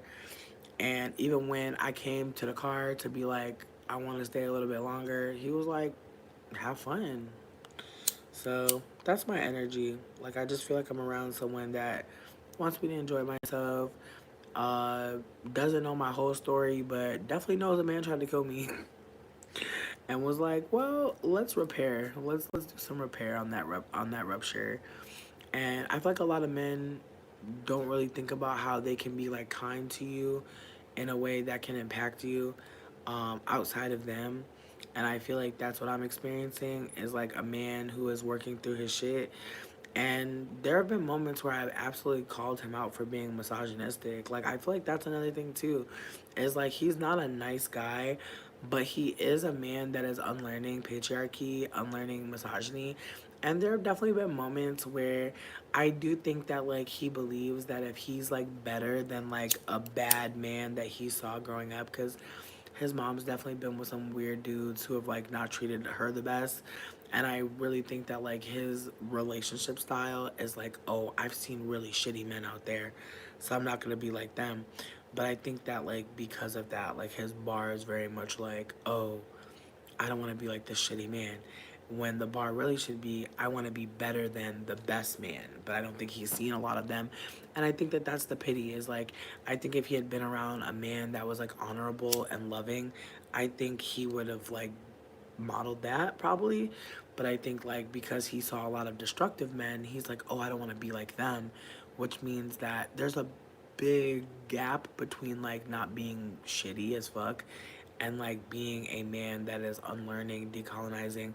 And I just feel like that's why I think like we're not ready for each other, because I do think that like he's still learning from me in a way that like I want to meet someone that's already there.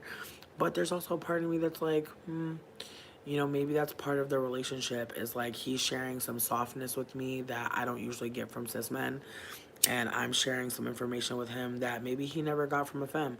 But I do feel like there could be some paternal relationship or like parental, not paternal, there could be some parental relationship stuff happening on both sides, because there are times where like he operates in this way that's like so fucking nurturing that it has made me think like insanely like, oh my god, like I could see us having children, which I really don't want to have kids. But I was just saying like on some like just the energy was very much like, I got you.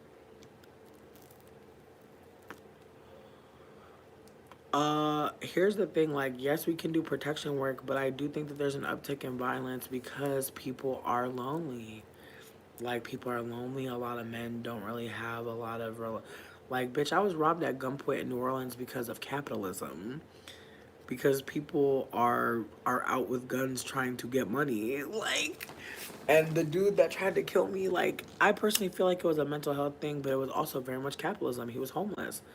He needed another place to go.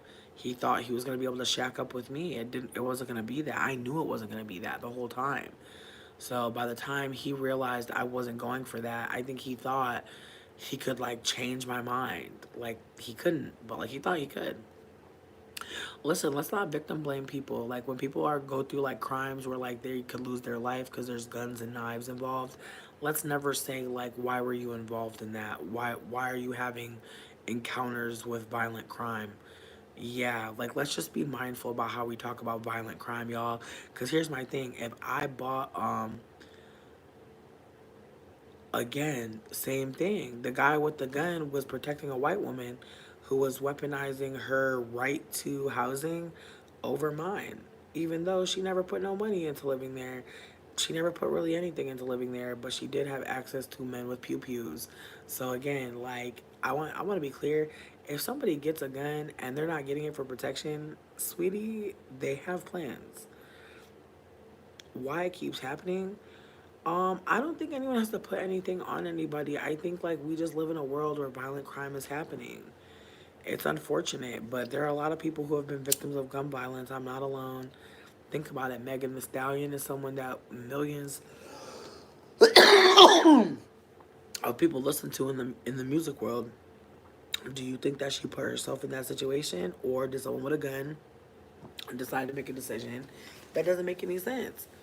Like, I just want us to just remember, like, when people buy weapons, it's because they want to use them, and not because they want to use them. Oftentimes, they're not using them for protection, and if they aren't using them for protection, a lot of times people get hurt. And so I just want to be candid that, like, in none of those situations was anyone protecting anyone, and if they were, it was somebody white. You know what I mean? Like, I was never, like, in a gun situation where, like, I had a gun too. I knew they had a gun. Like, in all situations with a gun, I didn't know anybody had a gun. Like, that's the thing. The people with the guns, you don't know anyone has a gun until they are brandishing it. And there's a reason for that.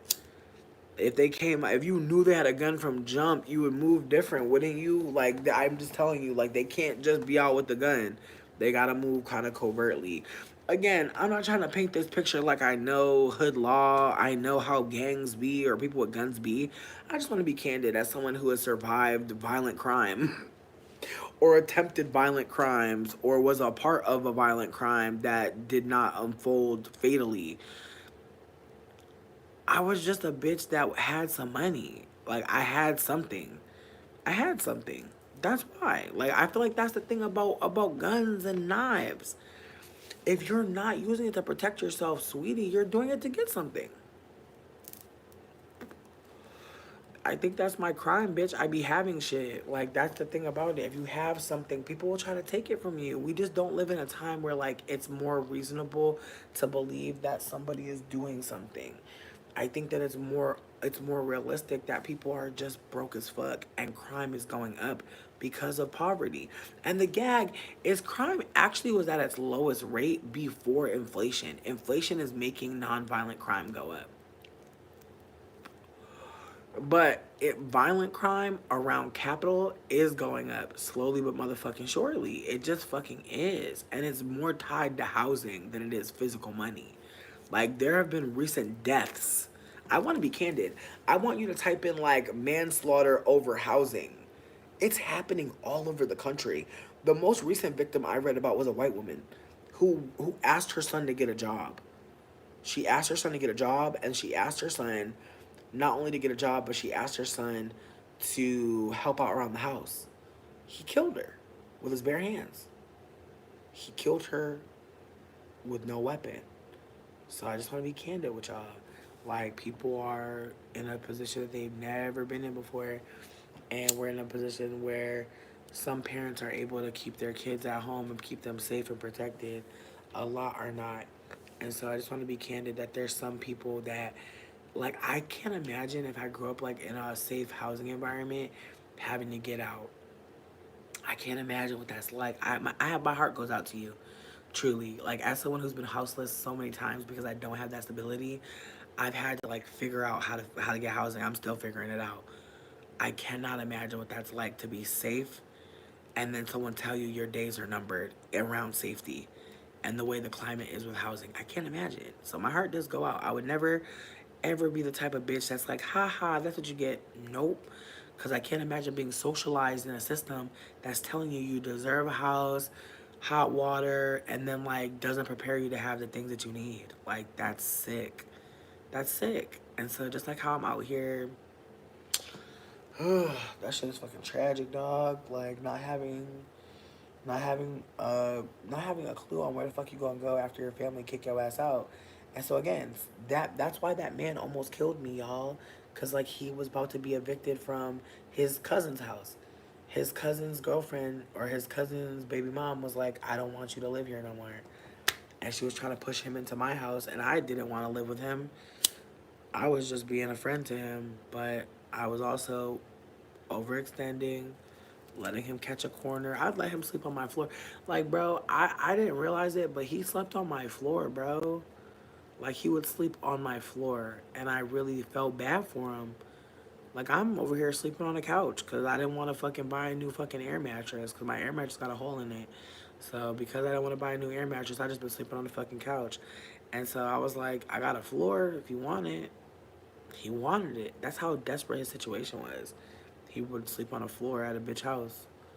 And I got ants, bitch. Like, low-key, I had an ant infestation, bitch. So it was really not even safe for me to be down there. Like, I really feel like the ants can really do a lot of damage. I could be wrong, but that's my conspiracy theory about ants. I feel like they'll really fuck you up. But yeah, anyways, like, I just feel like because he was willing to sleep on my floor, he was working at KFC. He said he was trying to get a gun, which was really crazy, and I was trying to advise him against it. He just seemed like a young dude that needed fucking more help than I could offer. And after I hooked up with him, I realized, like, oh, he's very young. I should get away from him. And I didn't in time. That's my bad. Exactly.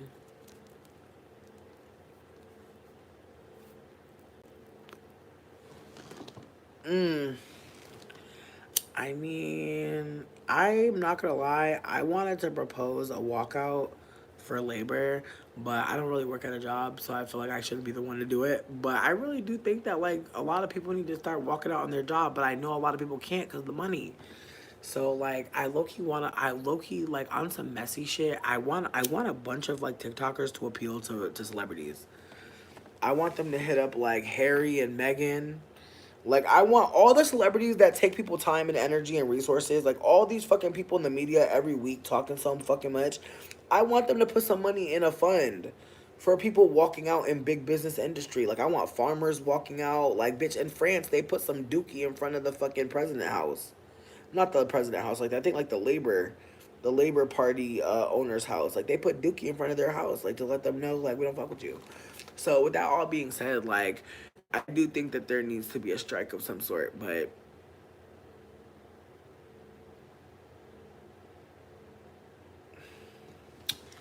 who could afford that?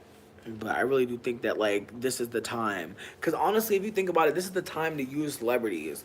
They want to sit up in people's face talking about some Kamala. Fuck that. Give us a couple 100,000, bitch. You made all that money off them fucking movies. No shade, but like let's be real. Like they're the people. Like all these fucking people writing letters to Biden. Give some money to major industries so they can walk the fuck out and bring this shit down. Fuck that. Cause they want us to go into a farce ass fucking fake ass fucking presidential election. I don't care what anybody thinks. It's fake as fuck. Why do the swap out this fucking soon? Like, come on. Come on. Come on.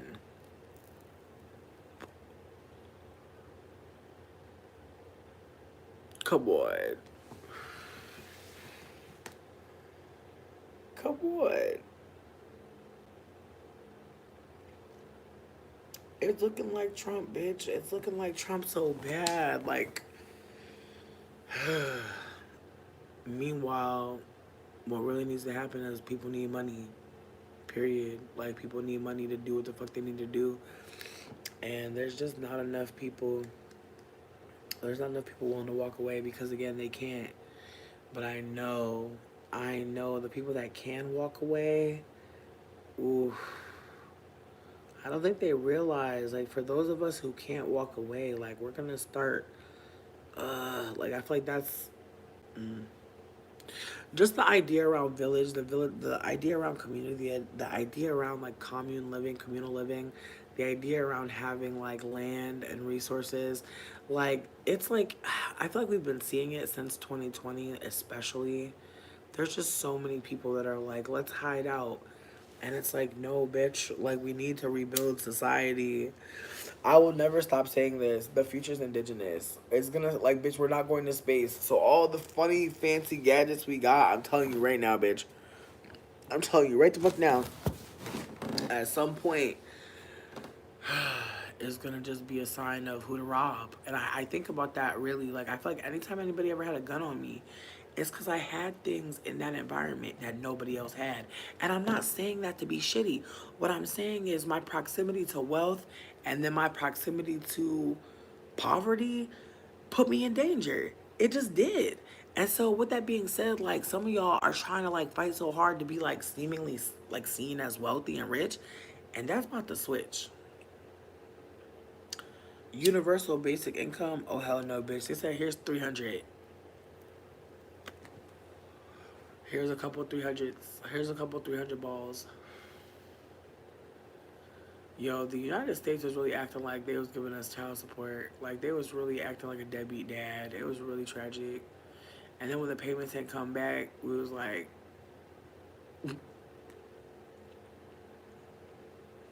it's sick how we have to live, ain't it?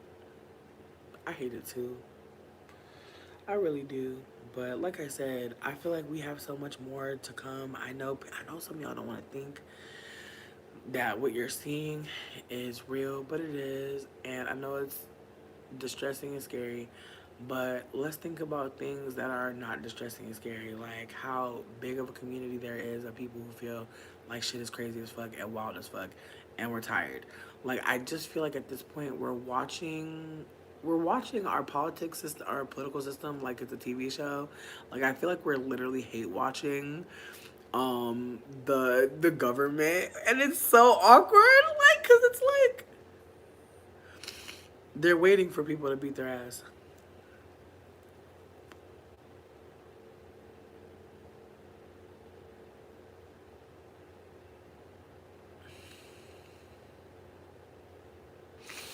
I don't know, bitch. I only see the celebrities being used. I don't know about y'all, but I feel like I don't see any other way this shit flips. Like, I don't think titans of corporation are gonna give any money to a fucking work shortage or a walkout, right? And a lot of people, from what I've seen, are being overworked at their job anyway because they're under hiring. Like, right now, unemployment is at 4.3. I'm working 2 jobs under the table. I want to put that out there. They're paying me cash, bitch. You want to know why? Because if they say they're hiring, they get money from the government. I just found that shit out. A lot of American corporations are putting up hiring signs so they can get a check to not hire you. Hell. It's called hell. Gotta be, right? Gotta be. Gotta be hell. Can't be nothing else. Yeah. It's hot, ain't it? Yup. It's definitely gotta be hell. Hell is like this, it seems.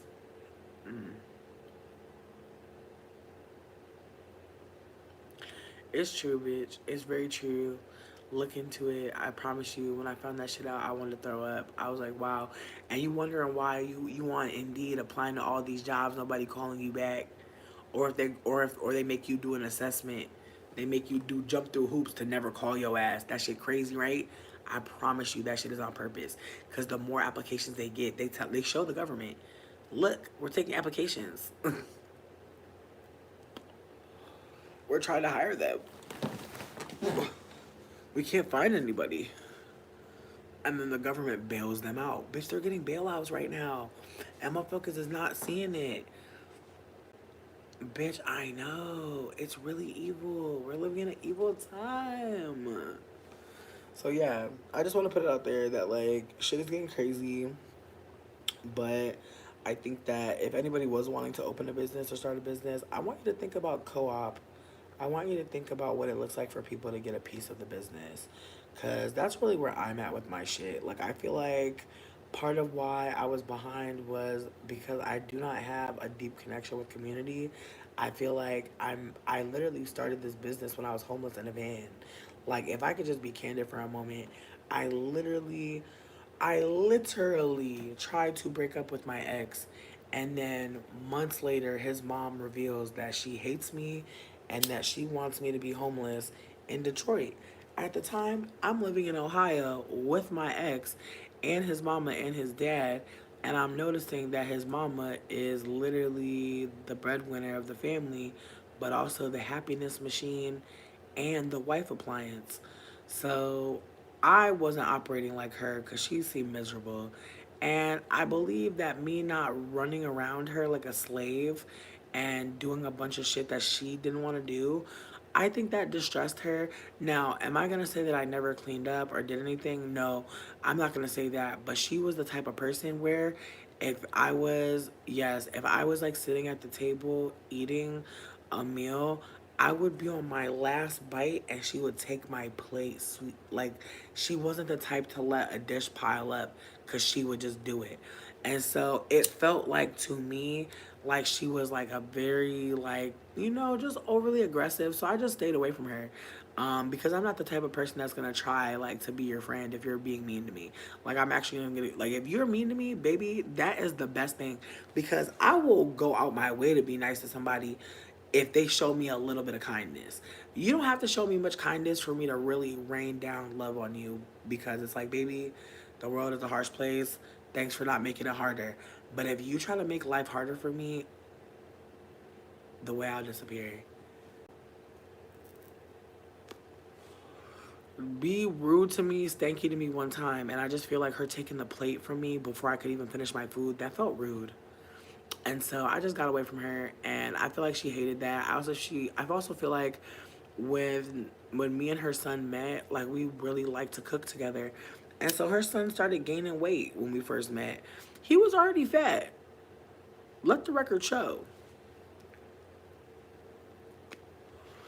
He was already fat, but I feel like his mom really was disgusted by both of us being fat and together. And as I said before, I feel like what made her hate me was one day the sister-in-law, the brother's wife, asked when we were going to get married, and I said, "Oh, that's not happening." And I know in retrospect I shouldn't have said that shit, but I'm glad I said that shit because it was true. We were not going to get married. The relationship was not going to survive that long. I already knew that. At that point, I was trying to figure out what I wanted to do next. And living at his parents' house, that's how she was moving. She was very passive aggressive. She didn't like me, so she would do things to me that didn't seem mean to anybody else. For anybody who's emotionally intelligent and just like a regular person, you know that that's a mean thing to do, to be taking someone's plate to act like they're not going to wash their dishes. And there was never any time where I didn't wash my dishes in her house. There was never any time where I even really used dishes because she had a lot of paper plates. So I usually just use paper plates. But the few times that I did use glassware, I did notice her clean them herself. And she was very aggressive about it. And because she was so aggressive, I just decided, you know what, I'm gonna eat out more. And that's the thing too, like we were eating out a lot because the way the mom was about the kitchen, the cleanliness. Like we did have a moment where me and him were like tearing the kitchen up because we were cooking all types of stuff during the pandemic, because that's when we were together. That's when my business started in 2020. And so I want to say we spent a part of the pandemic like just cooking all these really elaborate dishes, and I'm sure that we did make some messes that were annoying to her in that time. But at some point it became very clear that us cooking and like making messes or just doing anything in the kitchen bothered her, because she was very much like, I want everything to look the same all the time. I think also she was very traumatized. Like I just feel like she was really abused in that house, and I think that's all she had control over was the kitchen. Like I know it's easy to see that she, like, to be like, oh, she's just a racist bitch. It's easy to stay there and just think that that's what it was, but I think it's also she's living with a man that barely makes any money and he treats her like fucking shit. And she extended her home to her son and his partner, probably thinking, oh, I'm gonna get another maid in the family because the daughter-in-law of her oldest son was already operating like a indentured servant. And I'll never forget this. She told me that she did not want her daughter-in-law to get pregnant, like out of nowhere. And bitch, she already don't like me. She's showing me she don't like me, right? So for her to say that to me made me really sick. Because it's when I noticed that, like, it's the moment that I realized, like, you don't like me, but you're a miserable bitch. Like, for a moment, I really thought she just hated me because I was so hateable. And it did make me think to myself, like, you know, I wonder what I'm doing. Like, I did think to myself, like, I wonder what I'm doing wrong. When she started talking about how she didn't want a woman married to her son to not have a baby, and was talking about she got mental health issues, I'm like, bitch, you're autistic as fuck. Like, you over here trying to fucking drag this girl for being bipolar, and how would she be with a baby? Girl, how was you with a baby? What the fuck? Like, you are not a pleasant person to be around. I can't imagine you pregnant, no tea, no shade. Like, I can't imagine you going through anything really around me, because, like, she the type of white person that goes, like, running for, like, miles and then got the nerve to complain about being hurt. And it's like, she really want to be seen as like that girl. She does it all. She's super mom, super wife. And meanwhile, she really just a fucking servant. She really the maid. And she makes 6 figures and she the maid. Sweetie, can you imagine my fat ass in your house during the pandemic getting loved on by your son? You're making 6 figures. You're a maid. Me? I'm like, I mean, and I'm saying getting loved, but I feel like I really wasn't getting loved. But to her, I was, right? To her, she's like, my son hangs out with this chicken nugget looking bitch. Like, I honestly feel like she hated me so bad. And she just was so disgusted. Like, I would see her, like, looking at me with so much disgust. And I used to just be feeling bad. But like I said, when she said that she didn't want this woman who was literally married into her family, she's married to this man, her son, and she was trying to control this bitch reproductive health. Really trying to pressure her son to pressure her to not have a baby. Whole time, all that girl talk about is having a baby. Can't wait to have a baby. She finally has the baby, and the ugly ass mama got the nerve to be super grandma. I want to come get my grandson. I want to come get my grandson. Girl, the way you bullied this girl for having poor mental health. When I say poor mental health, what I mean is the way you bullied this girl for not having medication, access to resources. The way she's married to your son and still didn't have her needs met, and you make 6 figures. I'm sorry, babe. It's giving her a scumbag. And like, again, I'm leaving her alone. I'm clocking her behavior and I'm leaving her alone. But her final straw, I feel like when I said that me and him were about to get married, I think she was very upset. And so I don't even know how this shit started, really, bitch. I really don't even remember. Oh, I do. I remember now. I was supposed to go to a lake house party. I woke up feeling kind of sick. This is 2020, right? I'm supposed to be going to a pool party at a lake house, and a lake party, and I'm feeling sick as fuck. And I'm telling my partner, I'm like, I don't know if I'm gonna be able to go to that, because if I get everybody sick, this is my first time meeting your friends. First time meeting his friends after dating for like a few months. And so it was kind of just, and keep in mind, it's pandemic. So it's not like anybody really meeting people. And so she was really like on some, I thought y'all were gonna leave my house. And it's like, okay, but it's not like nobody's wanting to not leave. Like, that's the thing that stressed me out. Was like, bitch, you really think we don't want to go?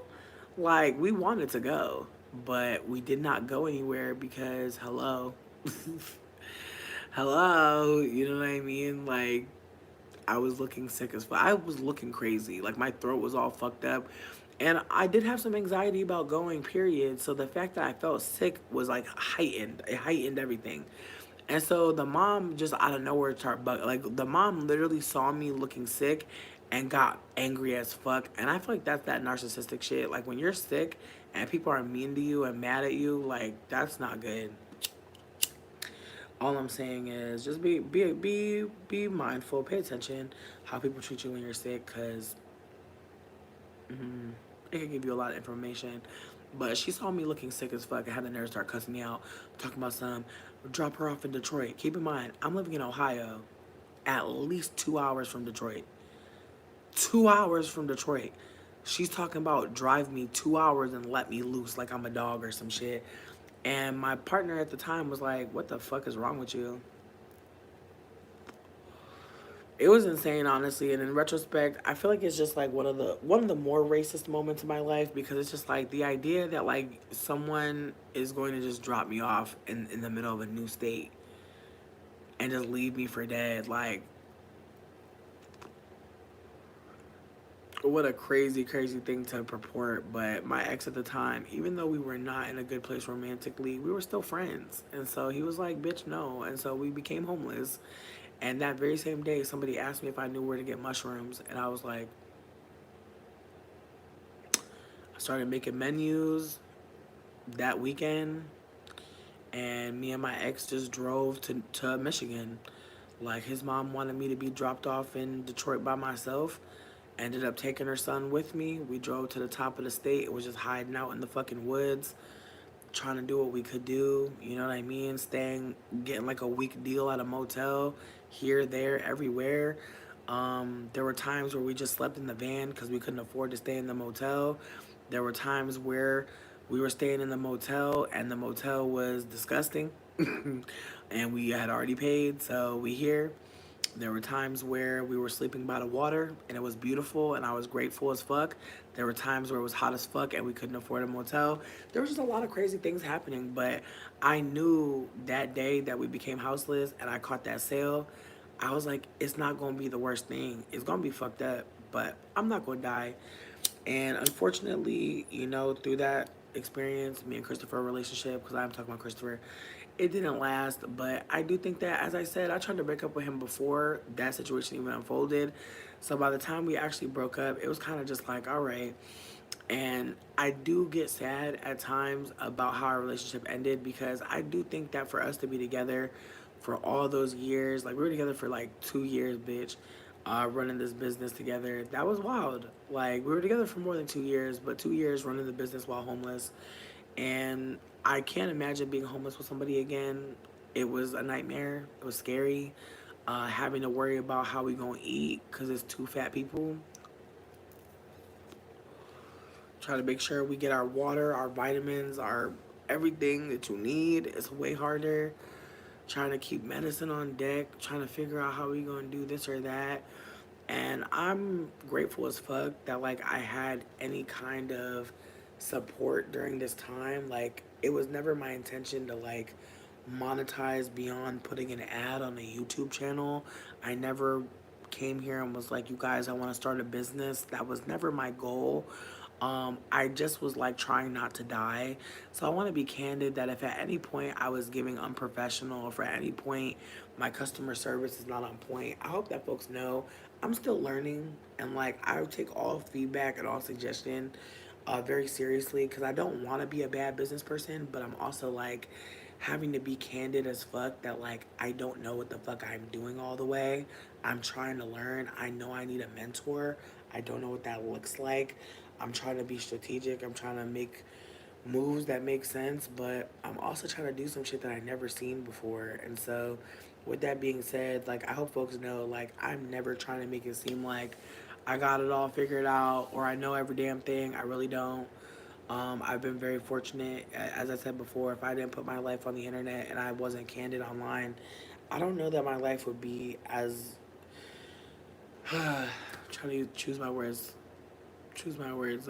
carefully, but I think my life has been a very interesting adventure. But I think also having access to the internet has meant that I've had access to people that I probably wouldn't have met in real life, or wouldn't have been able to connect with if I didn't have this platform, or even just like the access to say what I feel or talk about anything.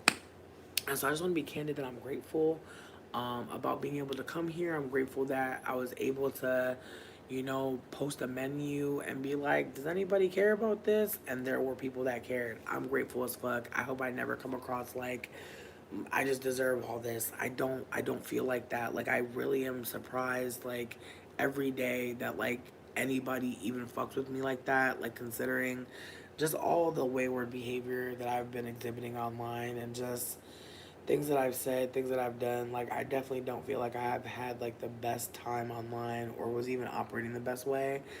And I could be holding myself a little bit too accountable, but at the same time I want to be candid that like I'm trying my best to just overcome several things on top of generational trauma. And so I know I'm not doing the best always, and I hope folks know that it's okay to say that shit and it's okay to be upset with me, especially in relation to my business. I feel like I've definitely had people waiting for a little while, and I'm embarrassed about it, but I'm also realizing that all I can do is actually like keep working. And I feel like this is just me trying to offer that like I don't think at all that like I know what I'm doing. Like I don't want to put that out there. I actually want to just say that if folks are, you know, skilled in sale, if folks are skilled in any kind of business acumen, I'm open to hearing suggestions. I just want to like make sure that I'm putting out there the SOS and the help me bitch, just as much as I'm saying other shit. Like, because I think sometimes I get caught up in trying to be so helpful that I forget that I can ask for help as well, and that people can be creative in how they help. So outside of finances or resources that are tangible, like sometimes people can just offer their expertise or their advice, and I'm grateful for that as well. So just want to put it out there again that like I am absolutely trying to get back to work after literally taking off a month after a man tried to kill me. I am not saying that to be making excuses. I'm saying that to be genuinely candid, that I never expected to know how to transition after that. And I still don't know. And I know that like talking about someone trying to unalive you is triggering. I survived it, which is why I don't think it's that triggering to me. But I just want to be candid that, like, I really don't know what the fuck to do other than keep working. And so, as I said, I got a job at a chicken shop and a ham shop because I'm trying to just make it make sense. And I know that I haven't been on point, but I'm hoping, as I said earlier in the video, I lowered my prices and I'm trying to think more co-op than, you know, business. Like I was never making this business, or this business never was created to make money. Like when someone asked me if I could help them find mushrooms, my thought process was, bitch, think fuck. Cause I'm gonna be real. By the time I was homeless, I was aware of sex work, but I did not make enough money to do sex work. Like sex work was not gonna make me be able to have housing. Like I had to have something else. And so I just want to be super candid that, like, because of the business, because of being able to work with plant medicine, even like doing tarot readings, like there have been times where people have hit me for a tarot card reading and I've been like, thank God, because I was on my last, you know, egg, my last piece of bacon, and I was able to just come through. And that's why I try to urge y'all, especially those of y'all who are saying you're lonely, to put yourself out there. Because for, you know, for every experience I have online, I think there's always a lesson, even if I don't get to keep that person in my life.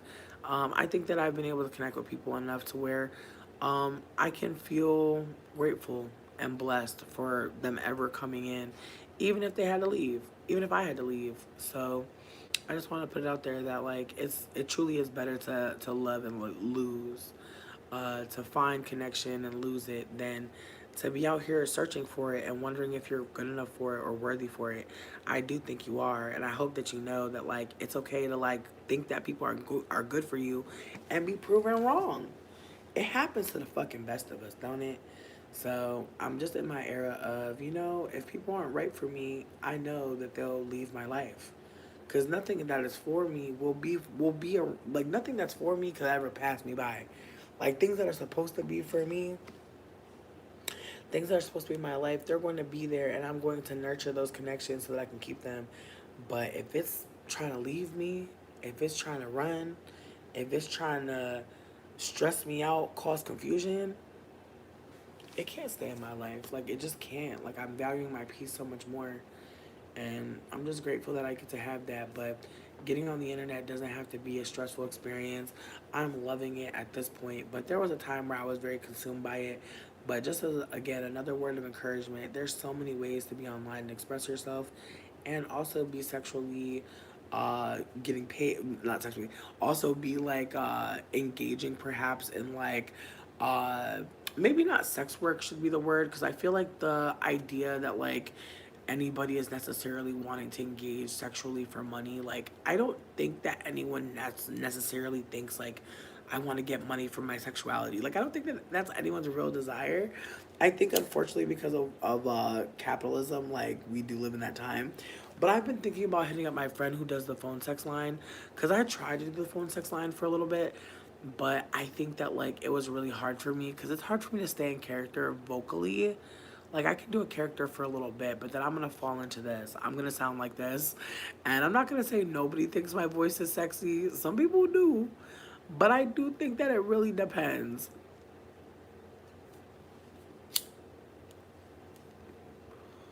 And I also think like there's people who have like higher pitched voices, like the person that is in the sex work like video, uh, or like phone calls and stuff. I know that they have a super high pitched voice, so there's a part of me that feels like there's obviously more emphasis on people that sound like more shrill seemingly. And so again, I'm not trying to get anybody to be a sex worker. I'm just trying to offer that like being able to be online has changed my life. Being able to be perceived online has changed my life. Thank you for saying that. But again, there are some people, I think when I'm saying people, I'm saying cis men who are invested in like the voice has to be high pitched to be a femme, and that's annoying.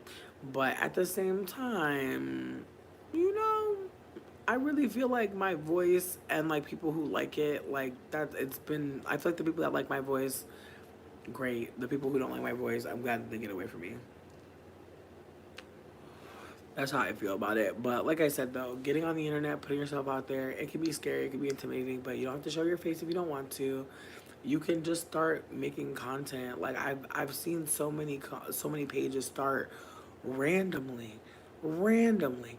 Just people just start talking, and I'm looking at like the first video, and it's like they're just getting on there and they're just saying what they want to say, and it's exciting to find like a channel that has like very few followers, and this person is like saying something really brilliant, and you know it's about to pop. Like I saw this one girl's content, and they were like, "You're about to go viral, like you're so amazing. Wait till like everybody finds you." And it was wild because it's like, it's wild that she's not been viral. Like all of her content is delicious, but you know, anti-blackness, honestly. With that being said, I hope that folks check out some of the people that I shared. There's one more person I want to leave y'all with. Her name is Black Barbie 2.0. Excuse me, her name is Barbie 2.0, not Black Barbie. It's Barbie 2.0. She's a deep dark skin femme who talks about a lot of things related to colorism and just weird things in media surrounding deep dark skin women. But she recently put out a video about like finding out her friend was a colorist, and that video was really hard to watch because it did make me sit with the reality that, you know, when I'm in proximity to deep dark skinned women, these are moments, there are moments for them that I'm not really clocking as moments. And there are things I kind of retroactively see in a different light, or just moments where people were being weird. And I didn't understand what that weirdness was. I just knew there was a weirdness happening, and just holding that maybe at that time that person wasn't in the, they might not have had the language to describe colorism, or maybe they did but they weren't willing to share it with me, or they weren't willing to uh, perhaps be vulnerable with me, which I also feel like is another thing that I try to be mindful of, is that like not every deep dark skinned person has the language. Like in terms of like, obviously colorism is something that people know about and can use the words of, but some of the microaggressions or just some of the ways that it's like light skinned people, especially mixed light skinned people, can be operating. And I feel like I have to be mindful of the fact that like, just like if I was around a white person who was like acknowledging very correctly in a moment that their whiteness was like operating a certain way, because I've had those experiences where a white person was being super candid, and it was kind of like made me feel more unsafe, to be honest. And until I started realizing that for myself, I didn't really like, it didn't really hit for me that like somebody deep dark skin could be like, because I'm saying too many right things or too many things that are like hitting. And so I just try to be mindful that like I don't gotta say everything. I don't gotta be doing everything. I could just be listening, and if a moment comes up, cool. But I feel like when I first got the information, I definitely was just trying to be like, oh shit, like, you know, how can I show up? And it's like, I think some people were just kind of like, okay, like, you clearly are learning new information. How do I engage with you? And I have to hold that too, that like there may be deep dark skinned people who like don't know how to, who don't know how to talk to someone who's light skinned about colorism, or even want to. Like I feel like that's actually very, very like, that's, I don't know, I just feel like that's one part of it, is like, do I want to talk to a white person about white supremacy? Fuck no. Like in some combos, sure. Like there's some nuanced combos that I'd be down to have, but I gotta be high as hell. And like I low key, like there gotta be snacks. Like I just feel like in retrospect, it's like the standards for like what's happening in that environment for me to even want to engage that. And so, like I said, I don't be trying to bring up things about colorism to just be seeming like I know shit. I try to just be mindful of the fact that I am a colorist. White people are white supremacists. It's on us to be unlearning that shit, and I know some people don't want to hear that, but I think that there's nothing wrong with thinking of someone in privilege as like the worst of their group until they prove that they're not. Because if they are going to prove that to you, if they really are that girl, they will show up like that girl.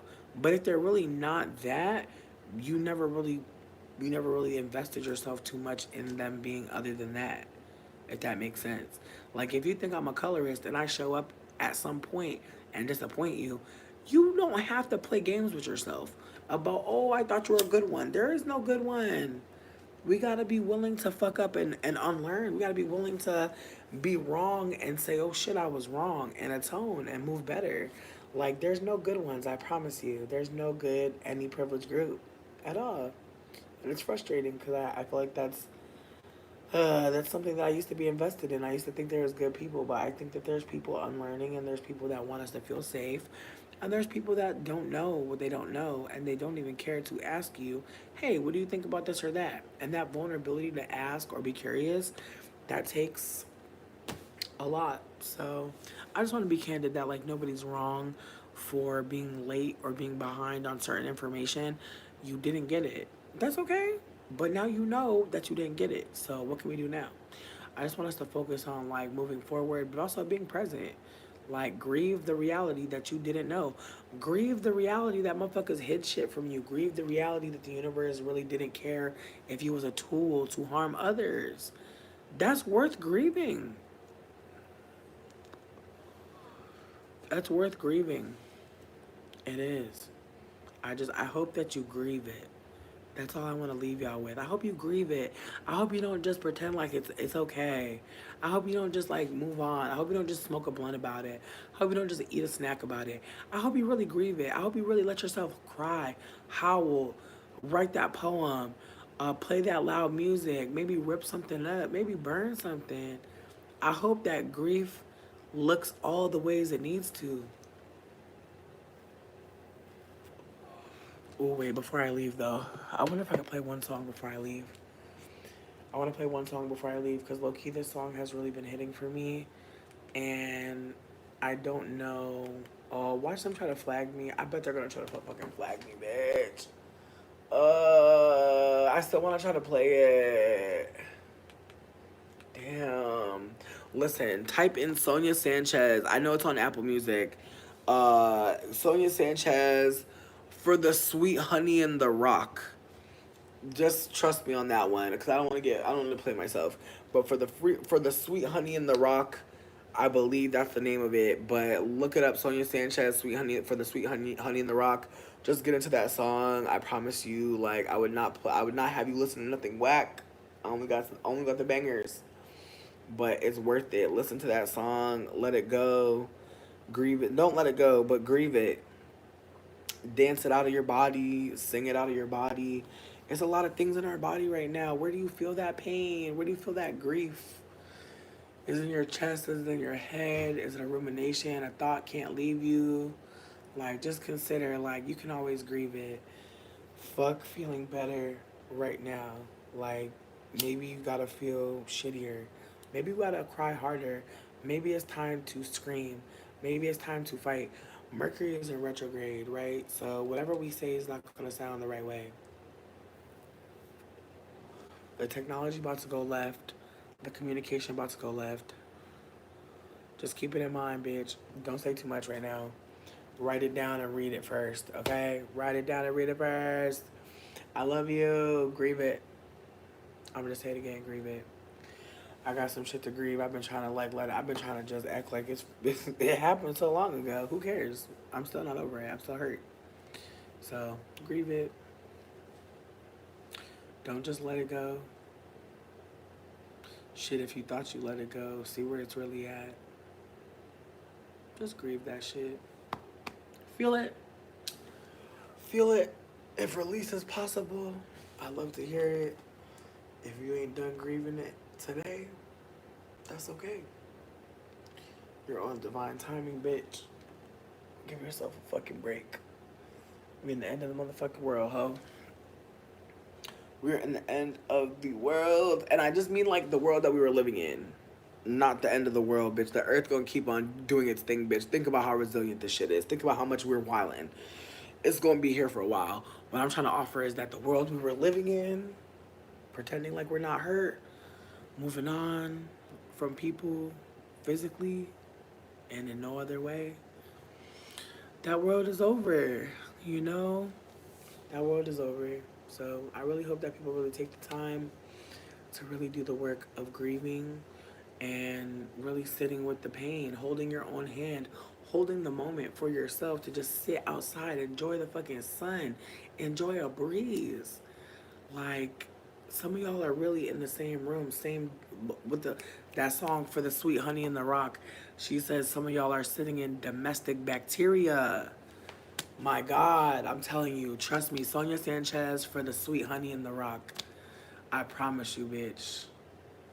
Yes, God. And I just thought about the name of that song. For the Sweet Honey in the Rock. Yes, I'm gonna play that shit later. But I'm telling you, get your little dance on. Clean your stove like I'm about to do. Maybe, I don't know, bitch. Let me not lie to you. I might clean it. I can't call it. But just do something for you, okay? Make you a little tasty drink. Little snacky snack. You deserve everything, bitch. You do. Anyways, I love y'all. Thank y'all for told me for like a dumb long ass time. I really also feel like some of y'all talking about some y'all don't got no friend. Bitch, I'm your friend. The fuck? We just spent how many hours together? The fuck? All I'm gonna say is this. If we really friends, start giving me some topics, bitch. I wanna talk about what you care about. Let me know. Let me know. Like, send me some links. Let's talk about some stuff. I'm with it. If I gotta start a little Discord or a Signal channel or something, I'm not trying to start no Patreon. I'm not gonna do all that, bitch. I'm not gonna do all that because we really just be kicking it. And I feel like y'all be giving me content just like I be sitting here kicking it with y'all. So I feel like it's very much yin and yang, very much infinity symbol. So if you have topics that you want to talk about, bring them up. You know, I got ADHD, bitch. You know, I be bouncing around. But yeah, no, I feel like the next time I come here, though, I'm gonna bring my tarot cards. I feel like we're gonna do a little tarot party and just kick it because Mercury's in retrograde. So I just want to bring some messages from spirit, you know, and we about to be in a messages all fucked up time. People phones about to break. Bitch, I'm so scared of my phone breaking. I'm about to just leave it in one room this whole time. I'm not about to move it. Fuck that. Anyways, I love y'all. Bye. Bye. I never do a good long bye. Bye. Also, thank you for the person that posted pineapples that got to the end. If you get to the end, I want you to post. I just want you to post your favorite emoji because my favorite one is the one that goes.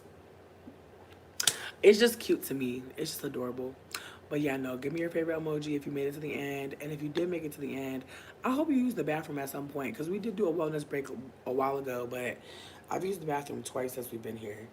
I'll just put that out there. So we're going to probably get better at that because the wellness breaks need to happen. And I feel like I'm going to announce them more so that people know there's times to use the bathroom. You don't have to keep kicking in here. There's time to go get a snack, time to go do all types of stuff because honestly, life. Anyways, bye for real.